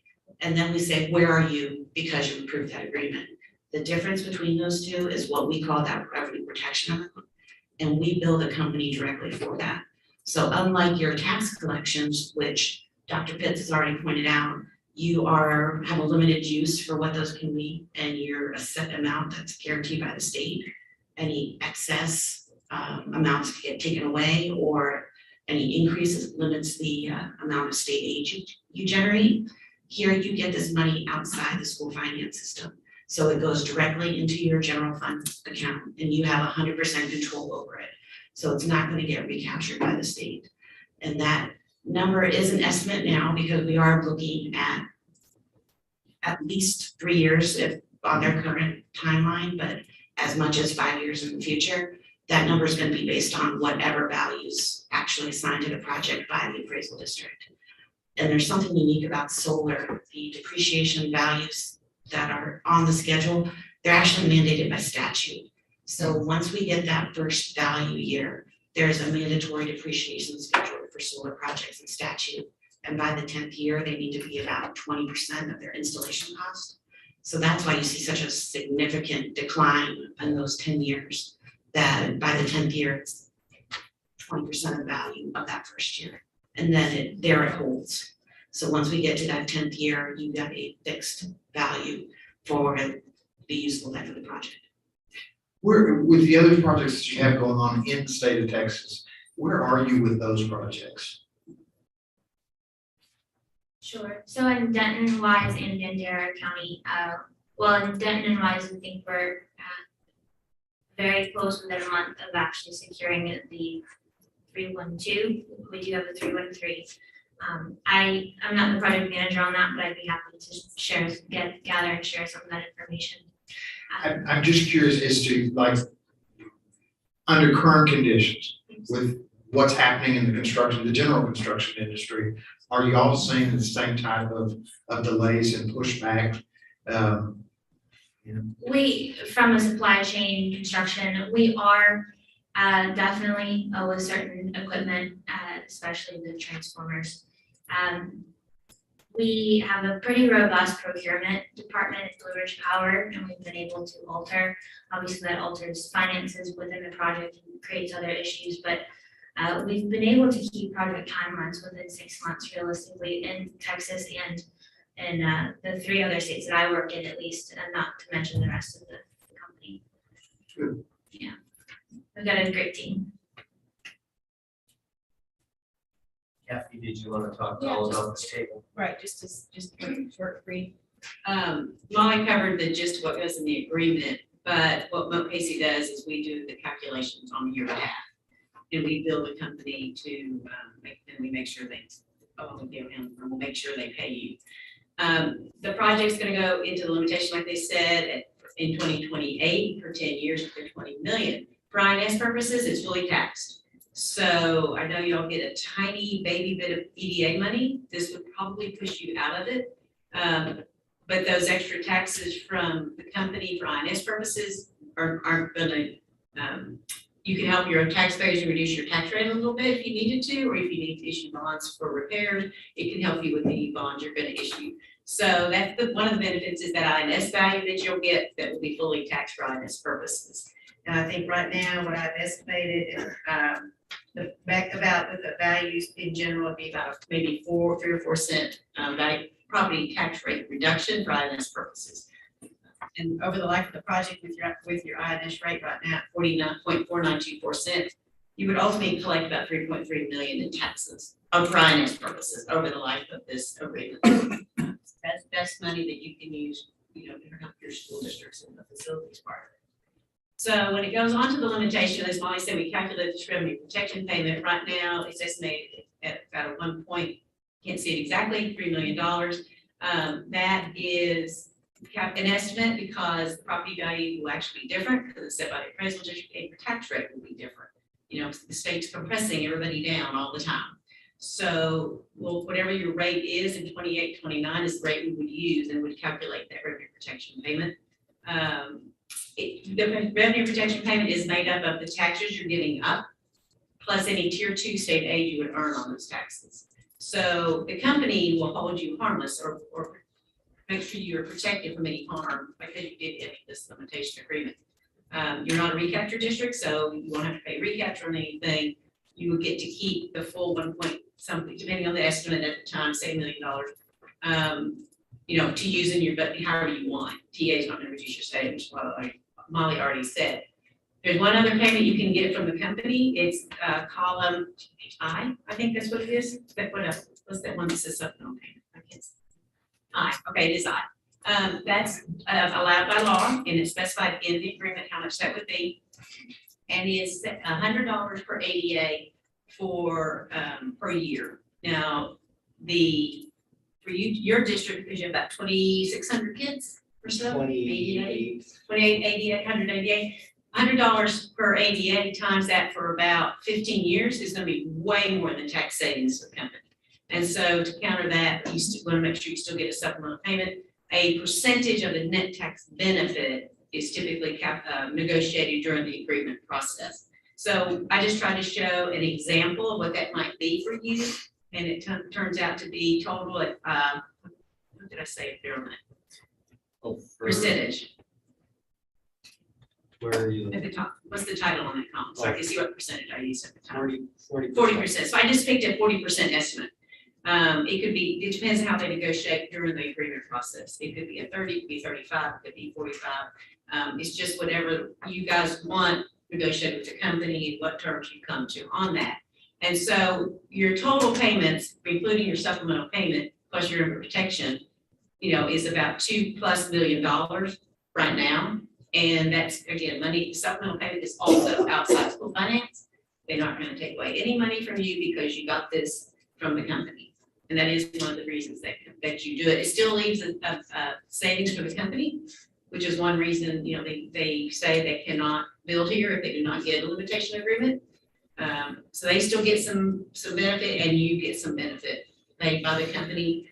It also does not cost you anything because they pay an application fee, which covers your cost for us and the lawyers. They also pay a maintenance fee over the life of the agreement, and that is also paid by them, and it's specified in the agreement how much that would be. So one of the benefits why districts do these is because you get the revenue protection and supplemental payment outside TEA. It doesn't cost you state aid, and the company pays all the costs associated with the agreement. And you get the items benefit as well. Is that $1.5 million? Is that over 10 years? Typically, which column are we looking at? The revenue protection. Okay, the revenue protection payment typically is the first year of the limit. We calculate it for the 10 years of the limit. Recapture districts may have some small residual loss, but you're not recapture. So your payment really is going to be in the first year of limitation for the revenue protection column. The supplemental payment, it's calculated from the beginning of the qualifying time period, but if you apply a percentage, it would only be during the limitation year, because after the limitation years, there's no net benefit to take a percentage of. Okay, let me ask this in Barney style. Am I Okay, gonna get 1.5 a year, or am I gonna get 1.5 over 10 years? over 10 years. The total of it, the total at the bottom is what you would get over the life of the agreement. So, The first year you get 1.2, Right, and then you'll get the 1.5 years 2 through 10. yes, yes. oh, so it is per year. It's cumulative. So you get, road, 2930, you'll get a payment that's several hundred thousand. The year 2030, 31, you'll get a payment. All of those added up equal that bottom number. And so it's spread out over Okay, the 10 years of limitation. all right. So it's, If you look at the column immediately to the right of the supplemental payment, that shows the payment by year. The total payment by year. Total payments by year. Right You here just where can't see my it. cursor is $1.2 million the first year, and then 346,000 the next year, 306. And then you see Got the it. total all the way at the bottom, 2.7 million. Right. I'm sorry, my distance grid is not that great. that's how you got to 2.7. Like I said, that's an estimate and it will be different by the time this thing gets built and is operating based on tax rates, property values, your kids, you know, costs, there's a lot of. How much is this, how much is this build, how much is this thing gonna cost to actually put in operation? Probably about $150 million for cost. For what? For cost. Oh, for cost. Yeah. Yeah, just peanuts. And one of the things to understand is the length of how long the length of the process is. The project has to go accepted by the board first. You know, as Stephen said, does not find anything, just says let it go through the process with the comptroller. Comptroller has to review it. They'll look at it, ask questions. They have questions they need answered. Company will answer them. Once the comptroller has all their questions answered, they'll issue a completeness letter. After that completeness letter comes, it's about 150 days to finish it. That completeness letter, though, doesn't come immediately. It can take a while to get that. So some of it's just going back and forth in the company and the comptroller's office. And Well, it's, once they do issue that completeness letter, it's going to be 5 months after that for this to be finalized. but before any dollars change hands, it could be up to 5 years. For those payments, yes, they will pay you an application fee tonight. They already did. And that will pay your costs, but that is, you know, to pay your costs for accepting the application and hiring lawyers and consultants. So, But tonight, we're simply allowing the application to proceed. We still have a final determination to be made at some point down the road after the comptroller has given their blessings and y'all have given your analysis and all of that. That is correct. Okay. And 5 years down the road, that was the reason that we're doing that, is to give us the flexibility. If they are on their real timeline, it'll be 3 years from now. So, the comptroller, because the law expired, you know, they're getting overwhelmed right now with applications. There's a lot going on around the state. You're not the first district to get one for the very first time. We have lots and lots of districts, you know, with applications right now.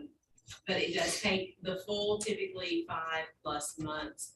The thing that we don't know timing wise is when it'll issue that. You're just trying to get it done before December 31st. Exactly, signed, sealed, and delivered by everybody to the comptroller. So, but you will get a final up and down vote at the end. My main curiosity tonight is how are you, as far as construction wise, where are you going into this property to get it built? Like what through access? Because you're gonna have to go through the city unless there's some back way of it. I don't know. Yeah. Yeah. Yeah, so we'll go back routes as much as possible, and part of the permitting process, we'll be working with the engineer. We typically will actually do road use agreements and road use bonds. So the city and the county will sign off on our route, transportation route, and provide transportation plans.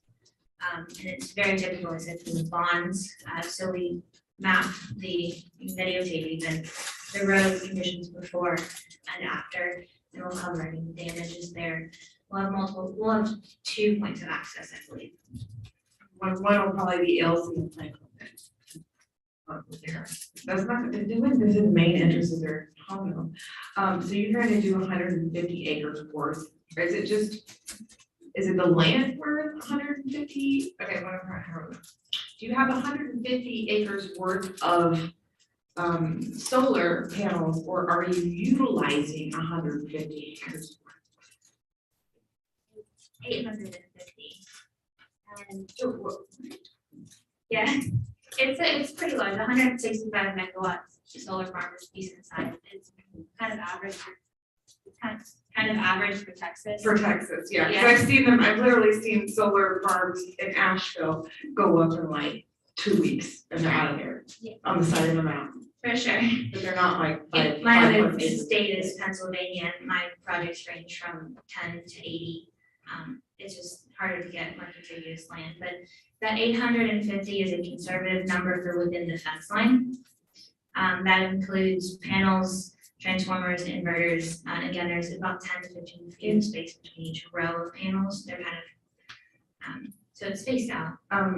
And who would this company be powering? Are we powering Corpus Christi again, or are we powering Nevada? Because I know some of the windmills. It just goes directly onto the electric lines.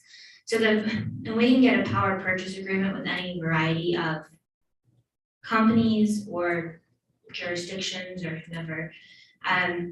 Typically, it's an organization, but the power is flowing directly onto the line. Someone else may be paying for a renewable energy credit, but the power goes just like it's path of least resistance, where it's needed, it goes.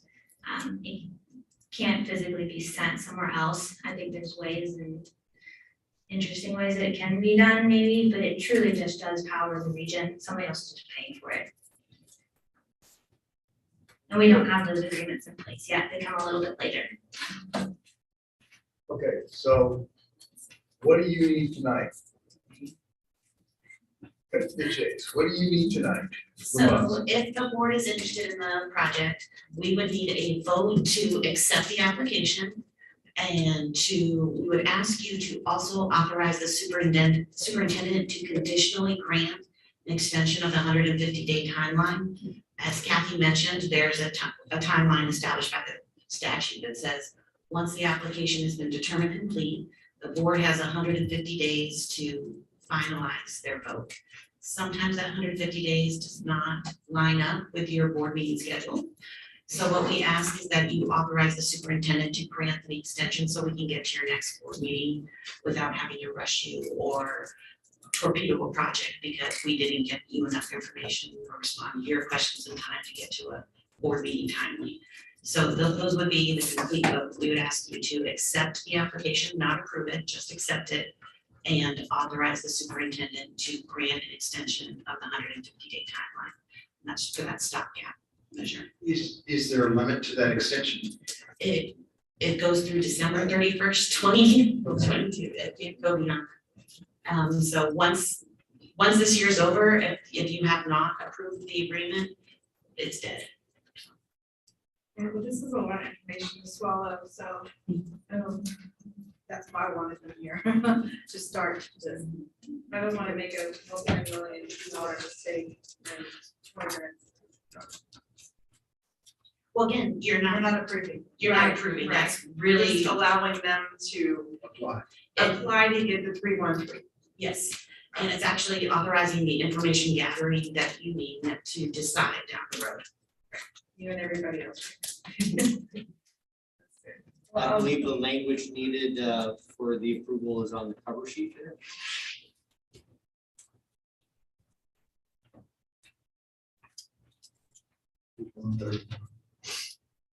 It recommends the board of trustees approve the hiring of Moak Casey Associates.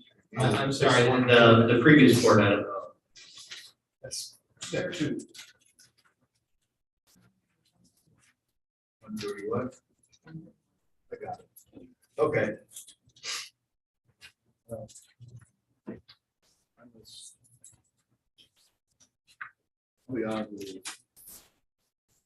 I'm a product of a public university. Over my head. So I'm gonna, what do you think?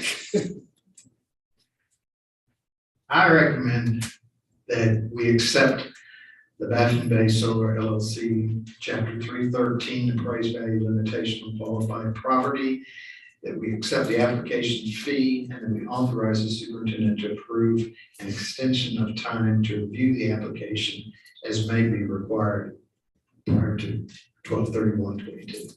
Okay, we have a motion. We have a second? I'll second the motion. Thank you. All right, I'm gonna call for a roll call vote on this.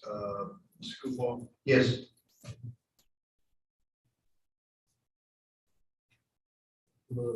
Doma. Yes. Yes. Yes. Yes. Yes.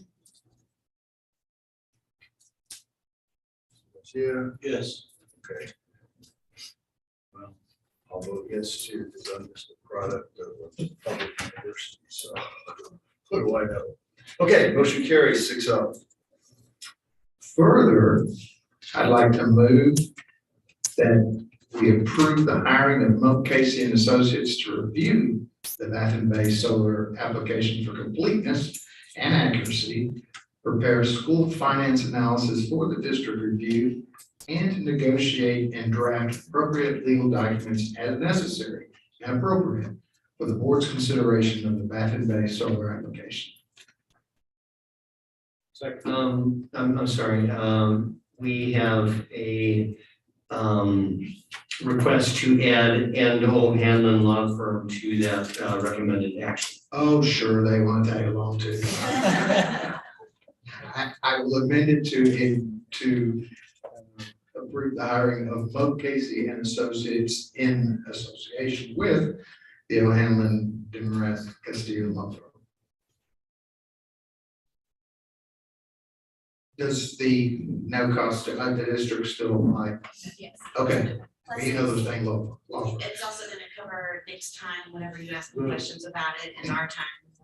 So it's a all-encompassing fee, so. But I would like to thank you for the opportunity to hear Nick's second career as an auctioneer tonight.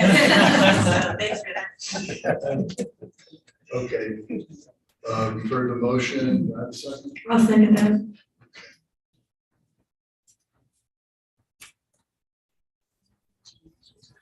Are we gonna have a workshop on this before we got a big fat workshop on that?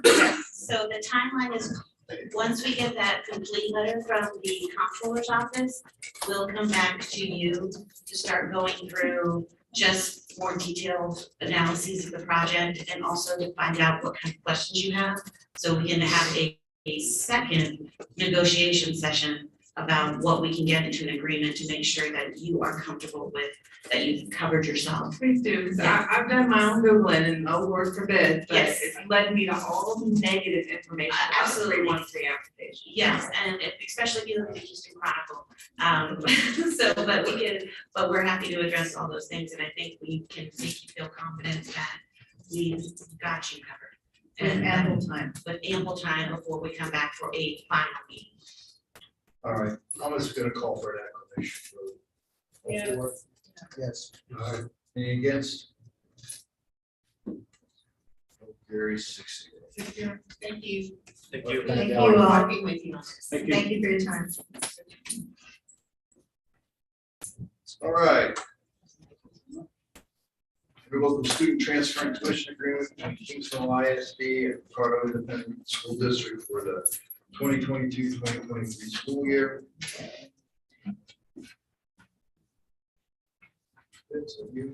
Yes, sir. We are currently in an interlocal agreement with Ricardo ISD for the 2021-2022 school year. And you see on the cover page, the tuition rate charged per student, which is $1,365. Currently, we have 42 transfer students from Ricardo, which translates to total tuition of $57,330 for this year for the agreement that we have currently adopted for 2021-2022. Again, that amount is mainly to cover lost taxes, because we are not collecting taxes from those students since they don't live in our school zone. We still collect the full ADA regardless of what we decide to do with this interlocal agreement. But again, right now, current tuition limits won't be posted by TEA probably for another few months for next year. But again, if the number of students stayed the same as this year and the tuition limit stayed the same, it'd be about $57,000 total in this agreement. This agreement has come before the board last year, we currently provide transportation to the school for students from Ricardo that come here that live in the Ricardo district. At this time, I'll answer any questions that you might have. This agreement specifically says that we're going to pick them up from the school in the morning, but we're going to take them to their homes at night. I don't like that. That is something that we have the opportunity to change. This is the agreement that they presented to us, and we have the option to accept, reject, or amend it as we choose before or if approving. And I'm not trying to be a curmudgeon on the deal, but I mean, Ricardo's a pretty large school district in terms of geographical area. And some of those kids could potentially live 12, 15 or more miles from here. And that's a lot of wear and tear for a child or two. I know that in the past, part of the problem has been release times from our high school but I think it is something that I'd like to see if we could get something worked out there. I don't think it's I'm not gonna.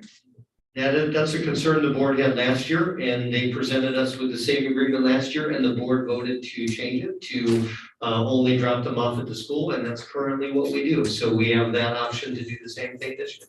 We just do it in the beginning. There's no negotiation or anything like that.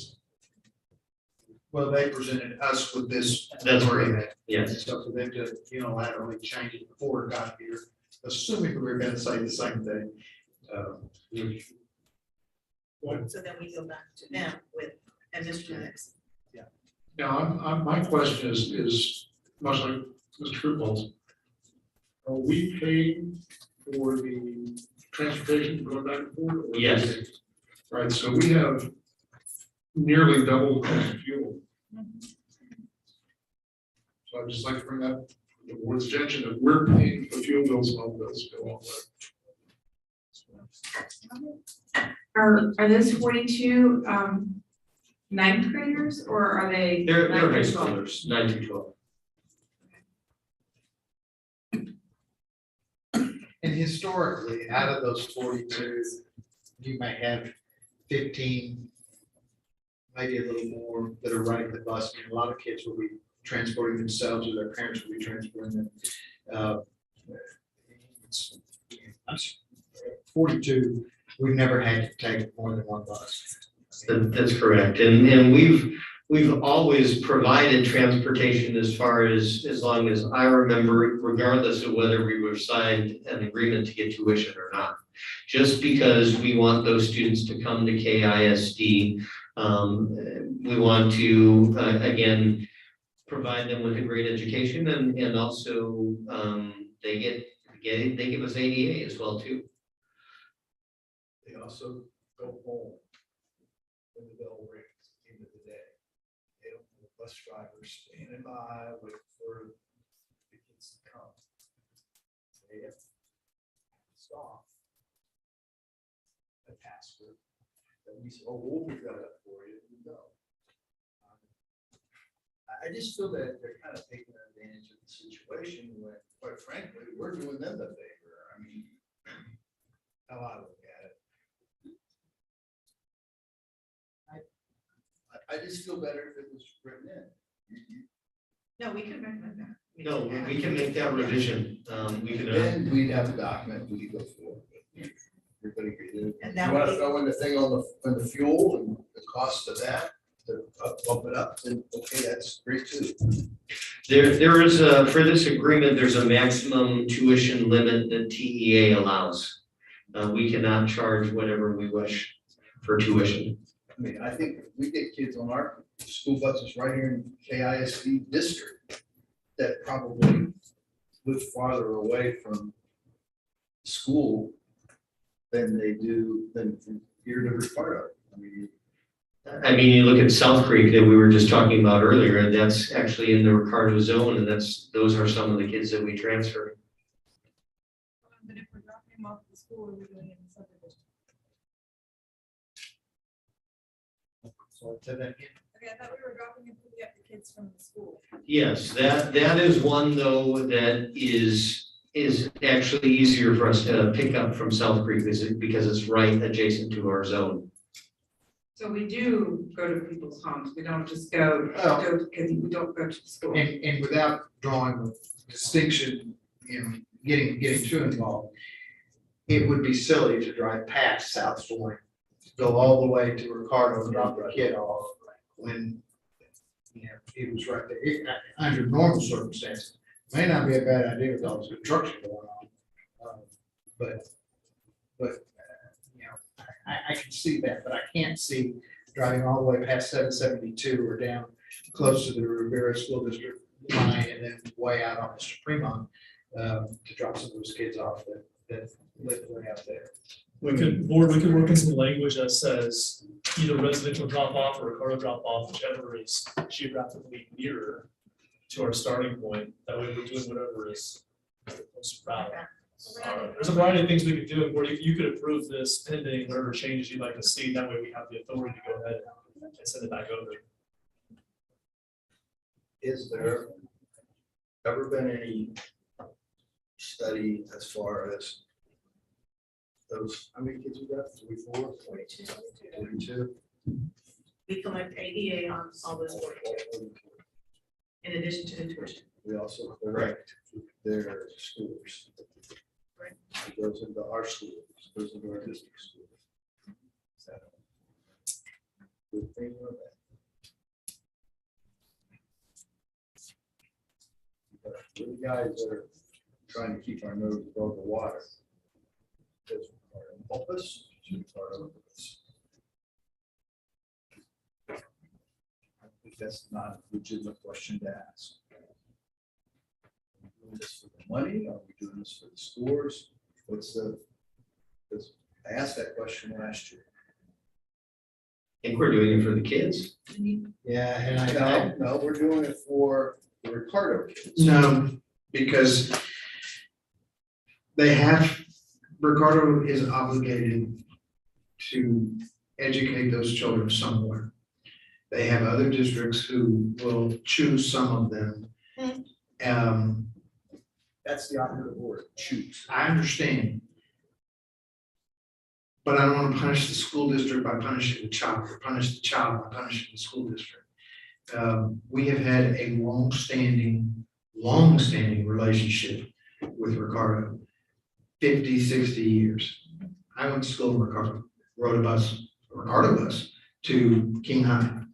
I don't know where all of that changed, but I do know that we have probably their superintendents have changed, our superintendents have changed, and we probably have the potential for a better working relationship with Ricardo than we have had in a very, very long time. And I think these two superintendents can work out something that's going to be beneficial to both sides. Okay, how do you want to word the revision?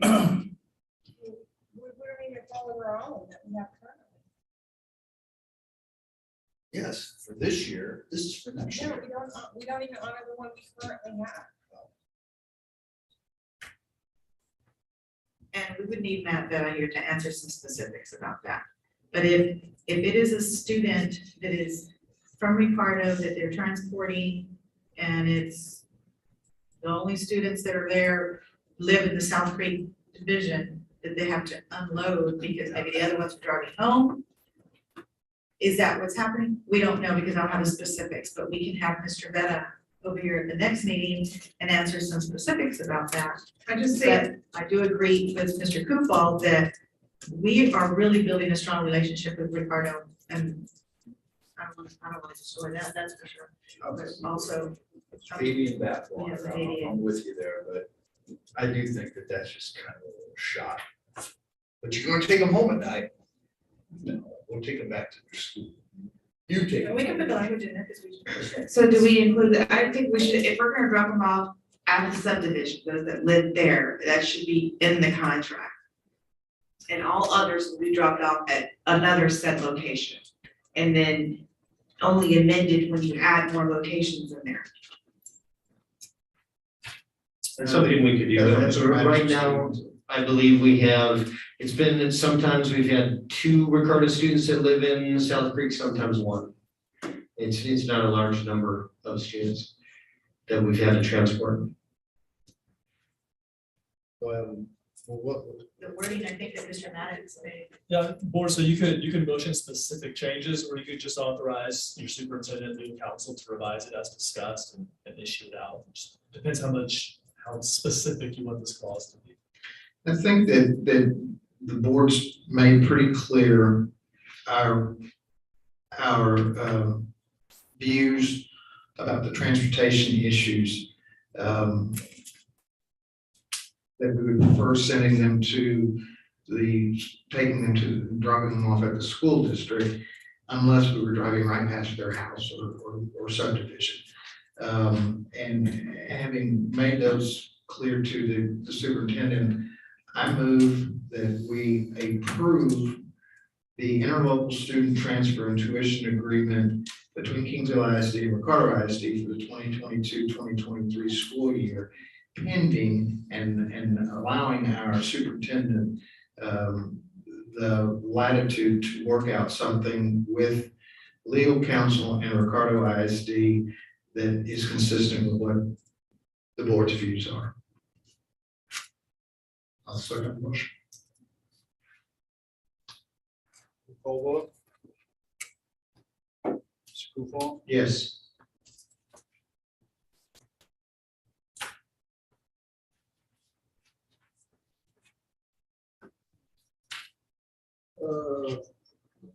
Garcia? Yes. Mr. Ramos? I'm gonna be nice, I'm gonna say yes this year. Yeah, that nice doesn't get you anywhere. Yes.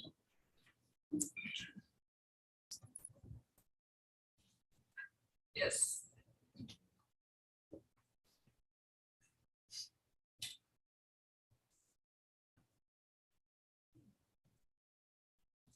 Great switch, you know.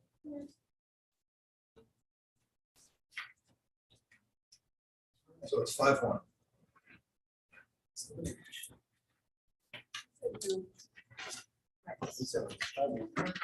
Nice doesn't get you anywhere. Okay, moving on. Motion carries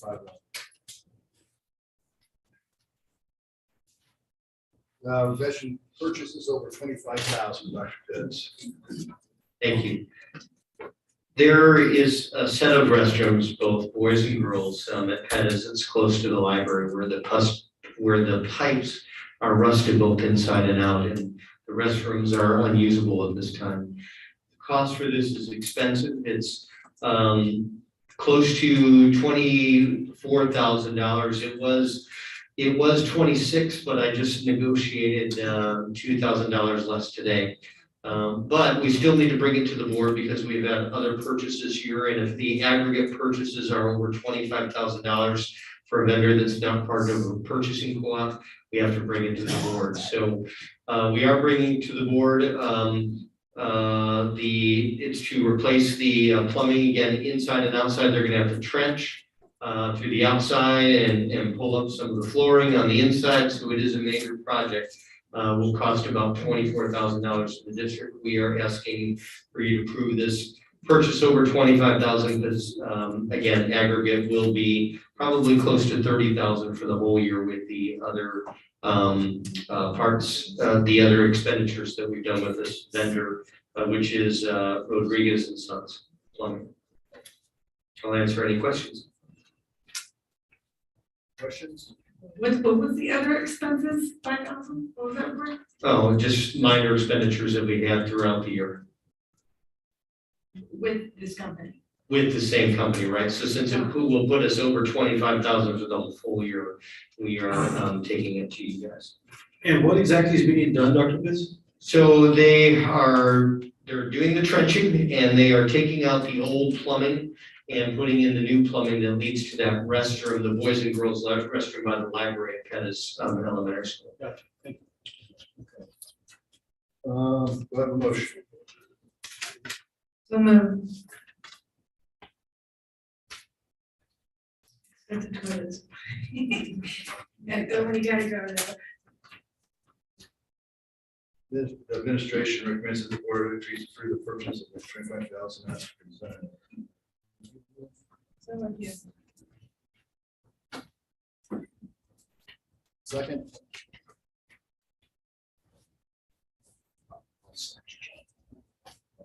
It's my job also. What? I'll second. Okay, acclamation vote. Approval? Aye. 6. Motion carries. KISD instructional calendar.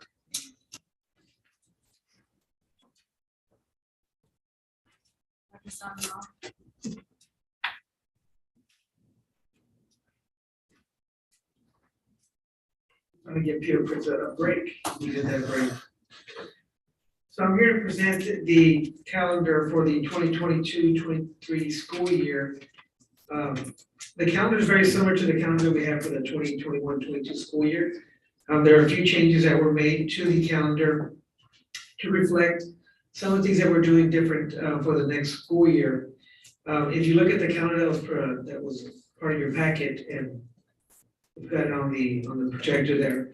I'm gonna go over the few changes that are different that had to be made.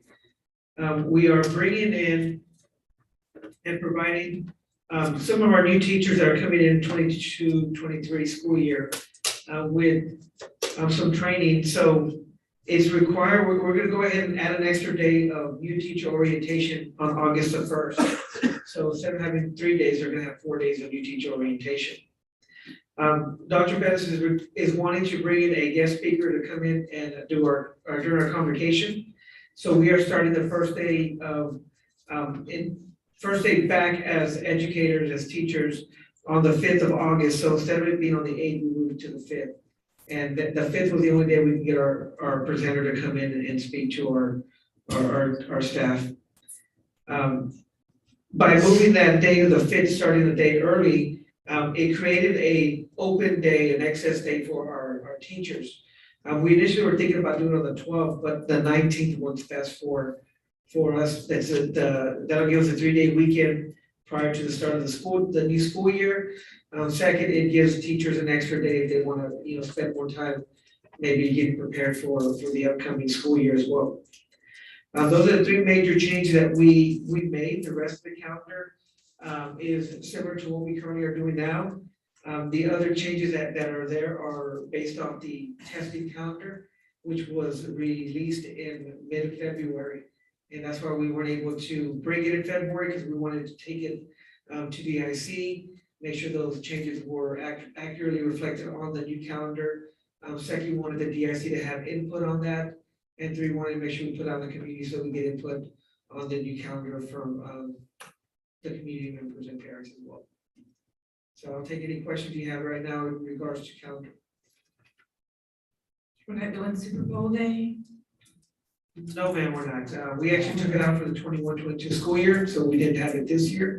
We apologize, Ms. Rowland. Did we didn't have an issue on Valentine's Day, did we? Okay. People like coming to school on Valentine's.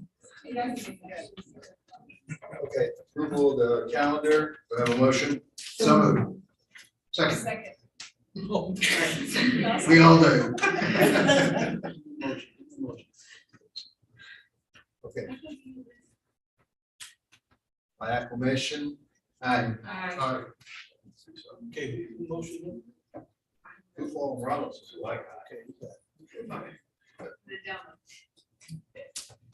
Who? Oh, you seconded it. Okay, who seconded this? Okay, I got it. Selena seconded. Got it.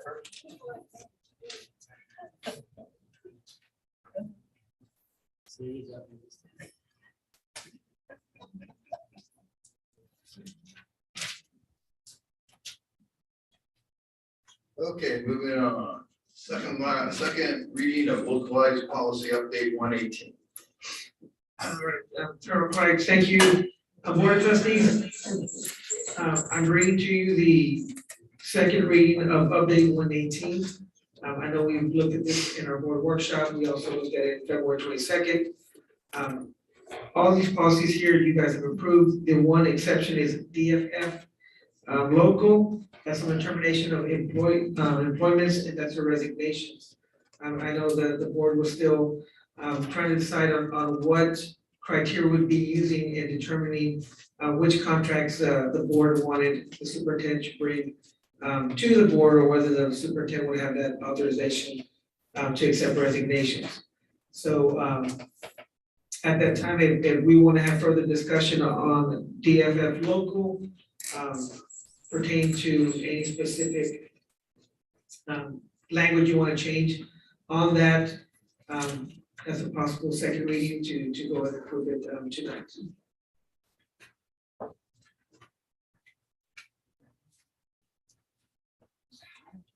Are you saying DFE?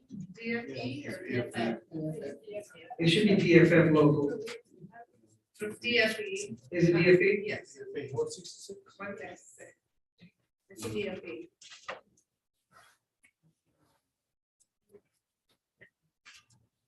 I apologize, DFE. Are we in discussion on DFE?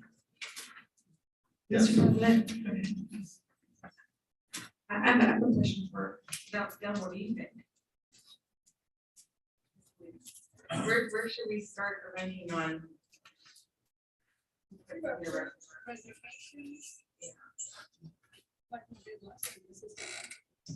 So assistant principals in the book. Or you want to go by pay grade? No, I think that was too good. Yeah. Say salary. Or you want to be by position then? Are there any exceptions to assistant principals? Well, no, this person, it's not an assistant principal, but that should apply to them as well. Follow me? Some principals are what? Well, the principal would be above the assistant principal, so anything, I think you're saying an assistant principal, anything above. I think just position. Okay, position. Yeah, just position. I mean, that's what. Or just a quick reminder on those positions. I think what you were talking about last time was if you want to start AP, principal, assistant superintendent, and then any director of the department. So like special ed, information, athletics. Should we have that listed, by position within the policy? Yes, we should. If you want to do it that way, yes, we should. And what y'all are saying is that those resignations have to come before the board. Correct. But that It's the includes like, positions, it's the positions that the state requires that we put a new hire, that we announce that we're looking at a new hire in that position. That was sort of principal, but essentially, yes. So public. It ties in nicely to the meeting act. And the board would have to take action to accept and approve the resignation. So even if one of those individuals submitted a resignation, it would not be effective until the board took action on it. Let me ask you a question. What if the resignation was within the timeframes of, Penalty-free resignation? Yeah. That's a statutory right they have. Yeah. That's a unilateral This would resignation only type. apply to something that was outside of that window. Correct. Yeah, and the language in there talks about submitted or effective at any other time. Okay, so. Does public relations, where does that fall on a professional pay scale? Well, you get paid $60-some thousand. I would assume that would be something around the pay of an assistant. Is that That's an more of a anything like? coordinator position. So that would be a part of that? That wouldn't be the director. But that's still in that administrative salary. So It you want it to is say administrative and it's auxiliary, but if we're doing it by position, then we're limited to specifically the positions we put in the policy. If we do it by pay scale, that's a different system, we can, the board can do that, but it's a much broader scope of employees. How about administrative position? Would that, That's what we currently have, and the question is, what is an administrator? Is it by professional contract, is it by position? So that's what the confusion we're trying to clarify. Mr. HR, what do you think? The position, my assistant principal, and put it in the policy like that. The pay grade is, in my opinion, is too broad. Okay, Mr. President, I'd like to make a motion.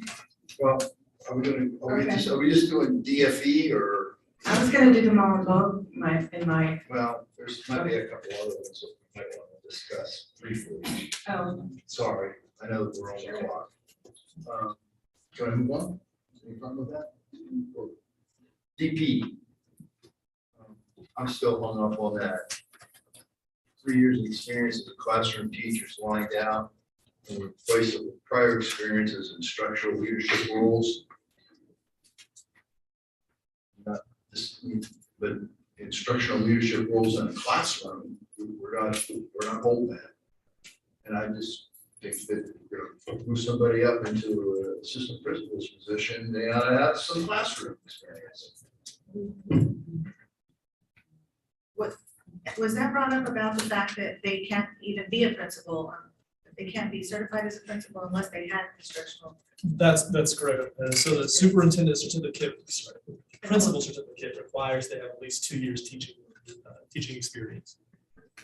So you're telling me that that's just irrelevant, because we've got the state. tell me. At least 2. The state, this one that's lined through is at 3, the state certificate requirement's at 2, so it's essentially cutting off 1 year from our old policy.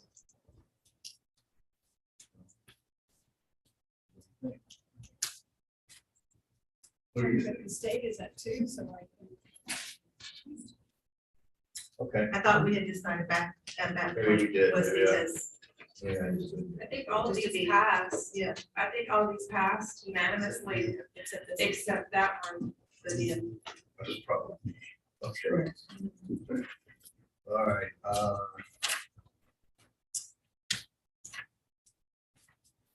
special programs. Okay. Academic Achievement Retention and Promotion, EIE. Grades 1 through 3 promotion to the next grade level shall be based on a final grade of 70 or above on a scale of 100 based on course level, grade level standards. Essential knowledge and skills in both English language and reading arts and mathematics. And then 4 through 8, basically the same thing. Then 9 through 12, we're talking about based on their enforced test. My question is, when are parents told of a student not being advanced? When does the parent find out Johnny's not being promoted? That should be in our grading guidelines. Dr. Sandro, do you happen to have the grading guidelines handy? No, I don't. Don't you think parents would know if I at least? There's a lot of things parents should know that they Every don't. 3 weeks, parents are informed via either The the progress reports. and And the or report cards. the report cards. So there should never be a debate of why my kid isn't getting promoted. If the parent communication logs are completed, the teachers having conversations with the parent on a regular basis. But I don't know the exact time frame at this point. My school is based on the number of credits. That's high credits. That's easy. That's high school.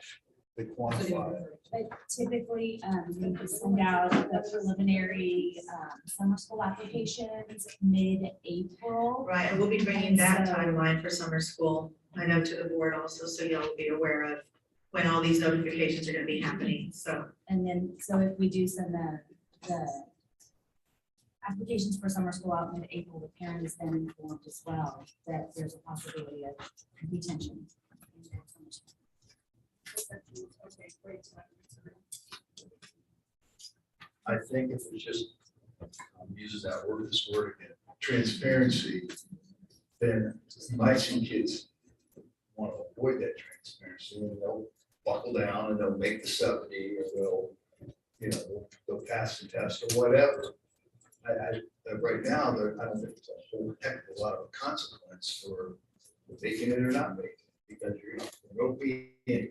And this kind of doesn't want to take the meat out of the policy, because the policy is something we should have had for a long time. I don't think we took any meat out of the policy. No, I don't think you did. This change had to do with going from 6-week grading period, correct, to 9-week grading period. It was a changes made by the legislature in terms of, Oh, and the change the in language. SSI. Yeah.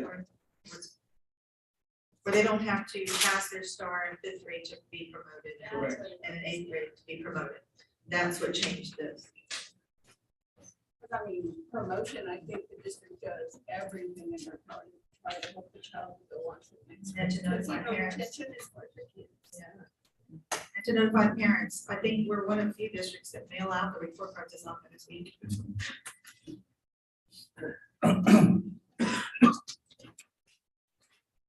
All right, what was your suggestion, Ms. Ramos?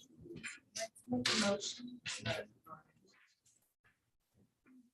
I would like to make a motion to adopt, I have to say them all, Dawn.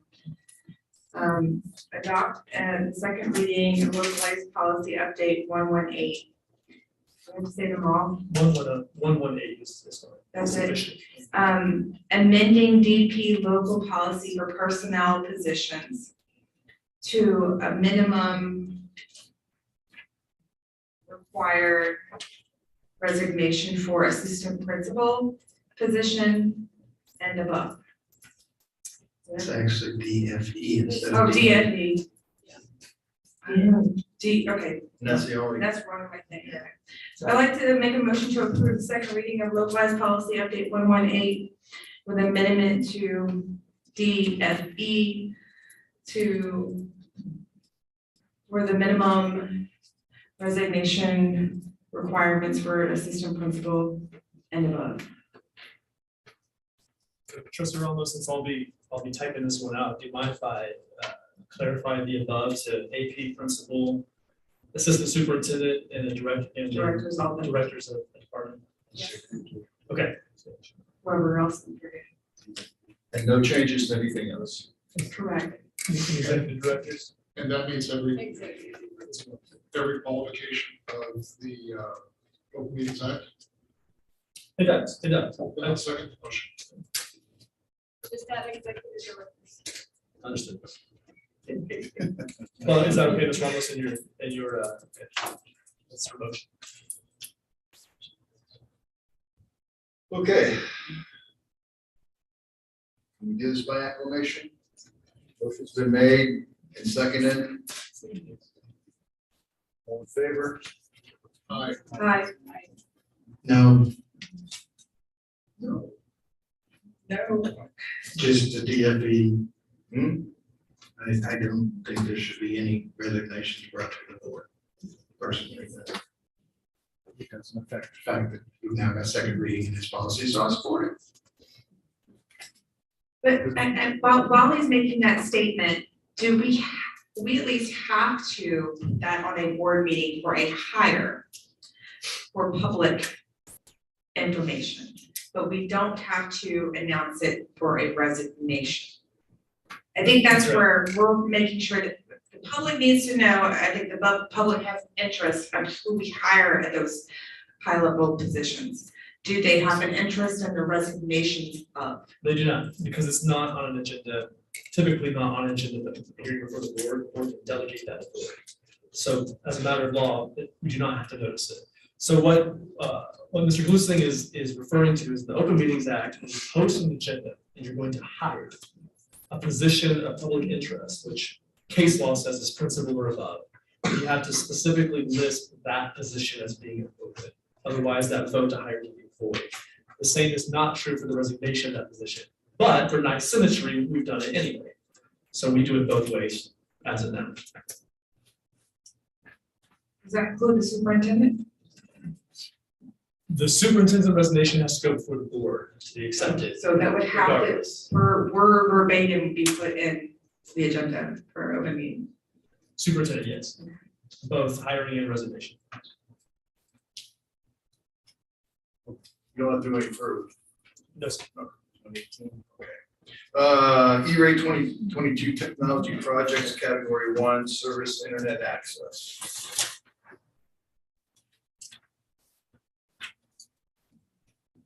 Good evening. We posted a request for proposals for internet access district-wide. We received a total of 4 different bids by 4 different groups. And we established a committee and made decisions. So we are submitting the results to you for approval. So we can proceed, collect signatures on the contract, and then submit for this agreement. So we can have internet speed up to 10 gig at the lowest cost possible. So we're trying to lock in the price. One thing that we are doing different this time is instead of a 3-year contract, we are going for a 5-year contract. So we can take advantage of the opportunity. I need to mention that the cost has gone down drastically. We used to pay in excess of $128,000 for internet access. Now we are paying in essence of $35,940. So if you approve this, the school and libraries division will pay 90% of the total cost, which is $32,346. And the district will be responsible only for the remaining 10%, which is $3,594. So this is an excellent opportunity. And again, it's district-wide internet access. Questions? But we're locked in for that amount for 5 years. 60 months, yes.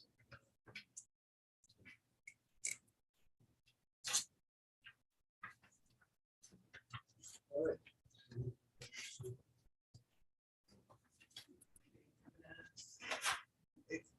How does this differ from the 2021-2022 internet fiber cable lease that was paid $51,000? That's something completely. Yes, what you're talking about, sir, that is actually the individual lines that go from this building to every single one of our school facilities, every school, including maintenance, warehouse, transportation. And that payment that was on this check register was for this past year? Yes. Gotcha. Yes, and it's pretty much, as Dr. Pitts explained, we conducted our very own internal audit. We eliminated lines from the incumbent service provider from back then with efforts of minimizing cost and bringing those savings to the district. And that is done. So now we are in a very healthy stance. So You've done tremendous work on this. it's the whole team. It's You and your team have done. the credit department and again, going back and forth with finance department and Peter. So he has a revolving door, I have my revolving door, so it's daily communication back and forth. Okay. Thank you. So motion. Administration recommends that the Board of Trustees approve the 5-year contract award to Foremost Telecommunications for E-rate 2022 Category 1 Survey Internet Access Provider. Ms. Ramos makes a motion. Second.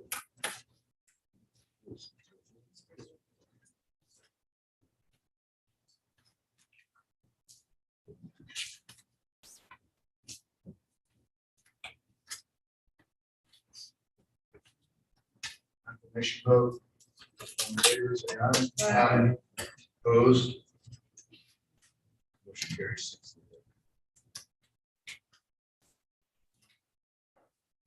6-0. Okay.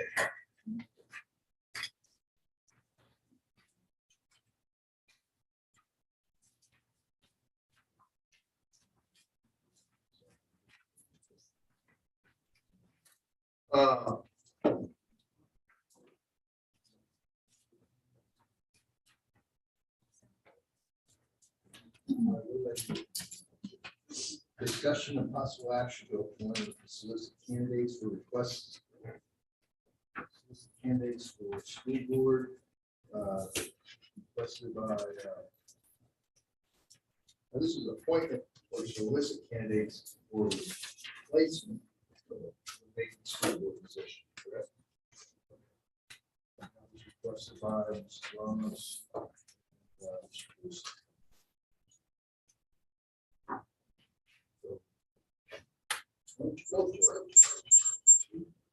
Well, when this was originally requested, it was the beginning of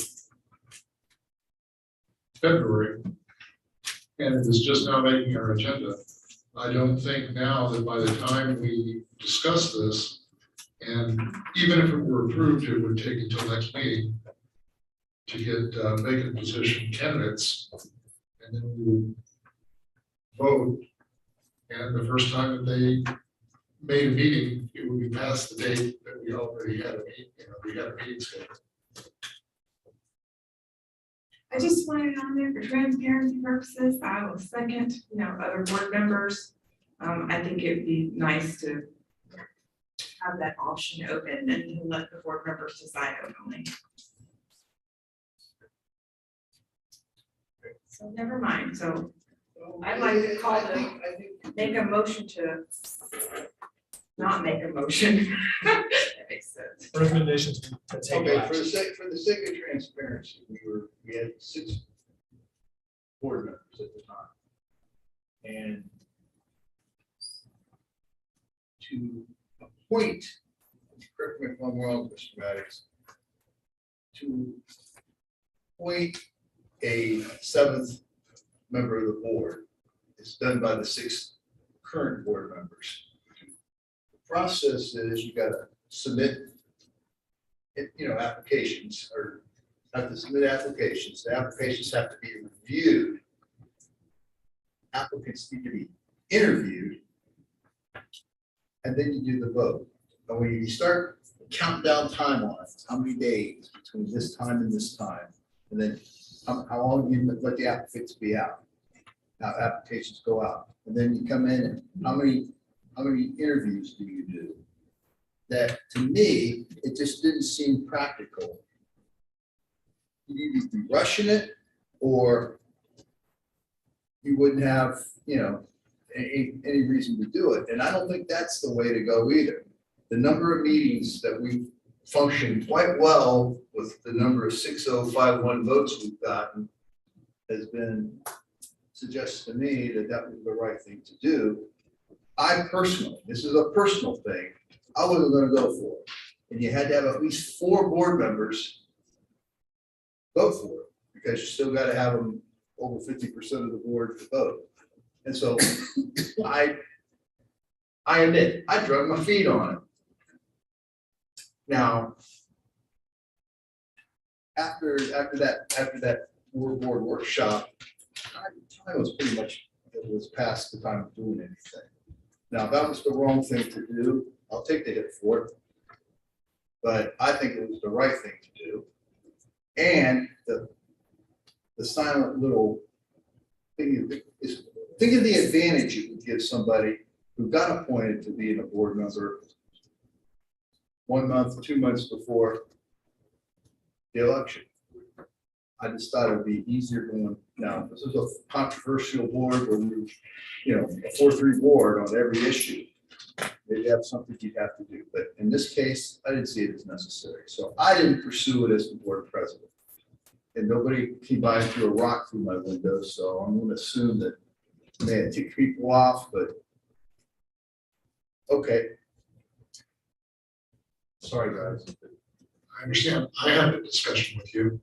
And while I do believe that it would have turned out this way, I don't believe it's your decision to make. I believe it is the board's decision to make, and I understand that you drug your feet. But nobody called for a vote.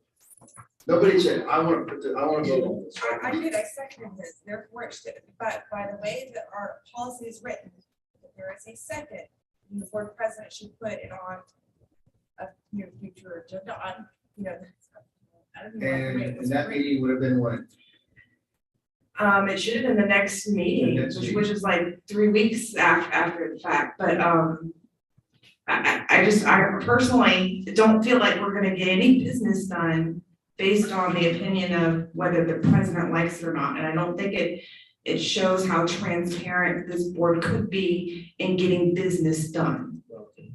I will tell you that for the 4 years I've been on the board, it's been very much the board president has dictated. And this board workshop is only a recent manifestation. But before it didn't feel there. You had a workshop had to be called special. You know, then you got one.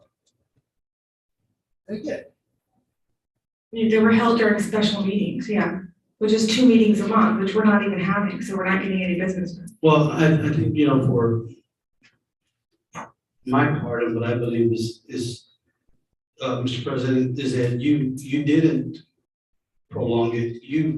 Your intentions, I think, were to bring it to the board, because you could have stopped that. You and the superintendent discussed the agenda, okay? And I think it's just a total disrespect, first of all, for Mr. Garza, who's not here anymore with us, okay? And it's a disrespect for the family on how we're reacting now, you know? Him as a colleague with us, who was here with us through this process that we're in. I'm embarrassed, really. I'm embarrassed because that was on the agenda, you know? But you had say so in that, sir. oh, I did. Okay, so that should, if you really thought that it was of no use or what have it should not even been on the agenda. This agenda? Yeah.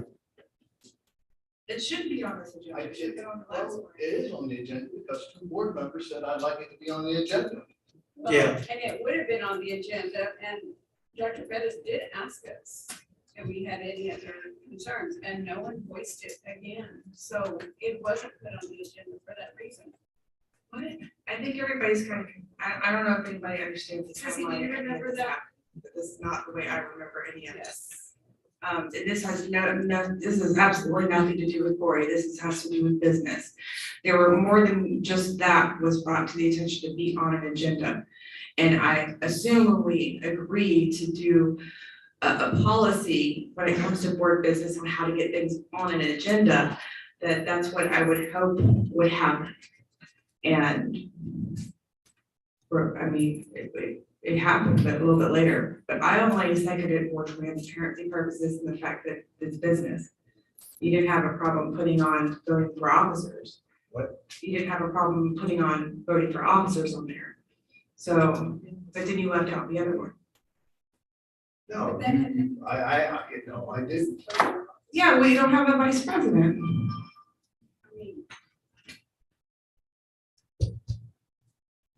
I don't know, I personally thought it was, if we had 6 months, it'd be different, but this was part of it, honestly. This was 6 weeks. Yeah. Yeah, that's ridiculous.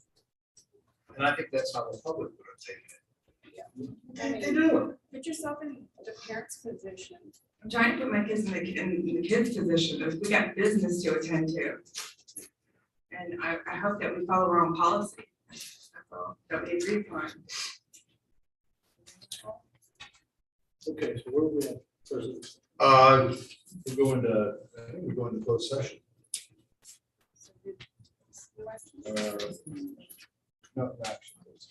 Board will enter into closed session in accordance with Texas Open Meetings Act, Texas Government Code 551.071, and 551.074 to deliberate and consider the following. Consider and deliberate one-year renewal of term professional and non-certified professional contracts for positions, principals, directors, coordinators, assistant superintendent, CFO, and executive director for the 2022-2023 school year. Consider and deliberate regarding the one-year renewal of probationary term dual and non-certified professional contracts of teachers for the 2022-2023 school year. Discussion and update regarding pending litigation, ongoing litigation, and litigation settlement agreements. Discussion with legal counsel regarding legal and personal matters. It's now 9:30. 37.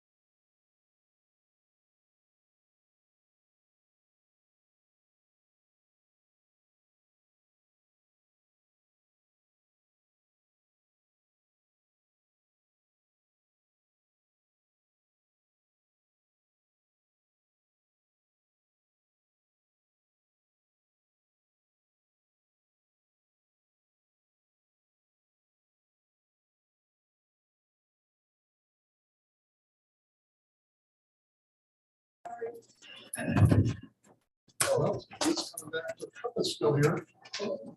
She's okay. Oh, there she is. Cupa's still here. It is now, 10:50. 48. 10:48. 48. 55. 48. 10:48. We turned to open session and take necessary actions on matters which the board may discuss in open session and upon which action may be taken. Items 9A and 9B are it's going to be tabled for the next board meeting. With little matter. You can take no action on them. If you want to table them, then it does need a vote. Okay, we're taking no action then. No action. 9C, discussion and possible action regarding pending litigation, ongoing litigation, litigation settlement agreements. You know, this is the legal language here. Yes, Mr. President, if the board wishes to take action as discussed in executive, we would need an affirmative vote or motion to do so. Okay, or we can take no action at all. That's correct.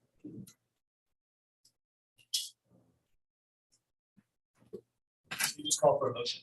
Okay, motion, I'll make it, I'll make a motion that the board take no action on pending litigation, ongoing litigation, and litigation settlement agreement as was discussed.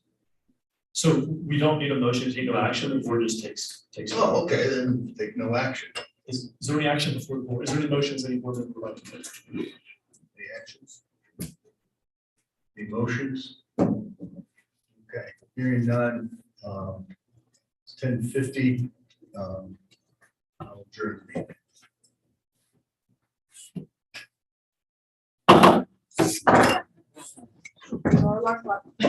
Thank you for that.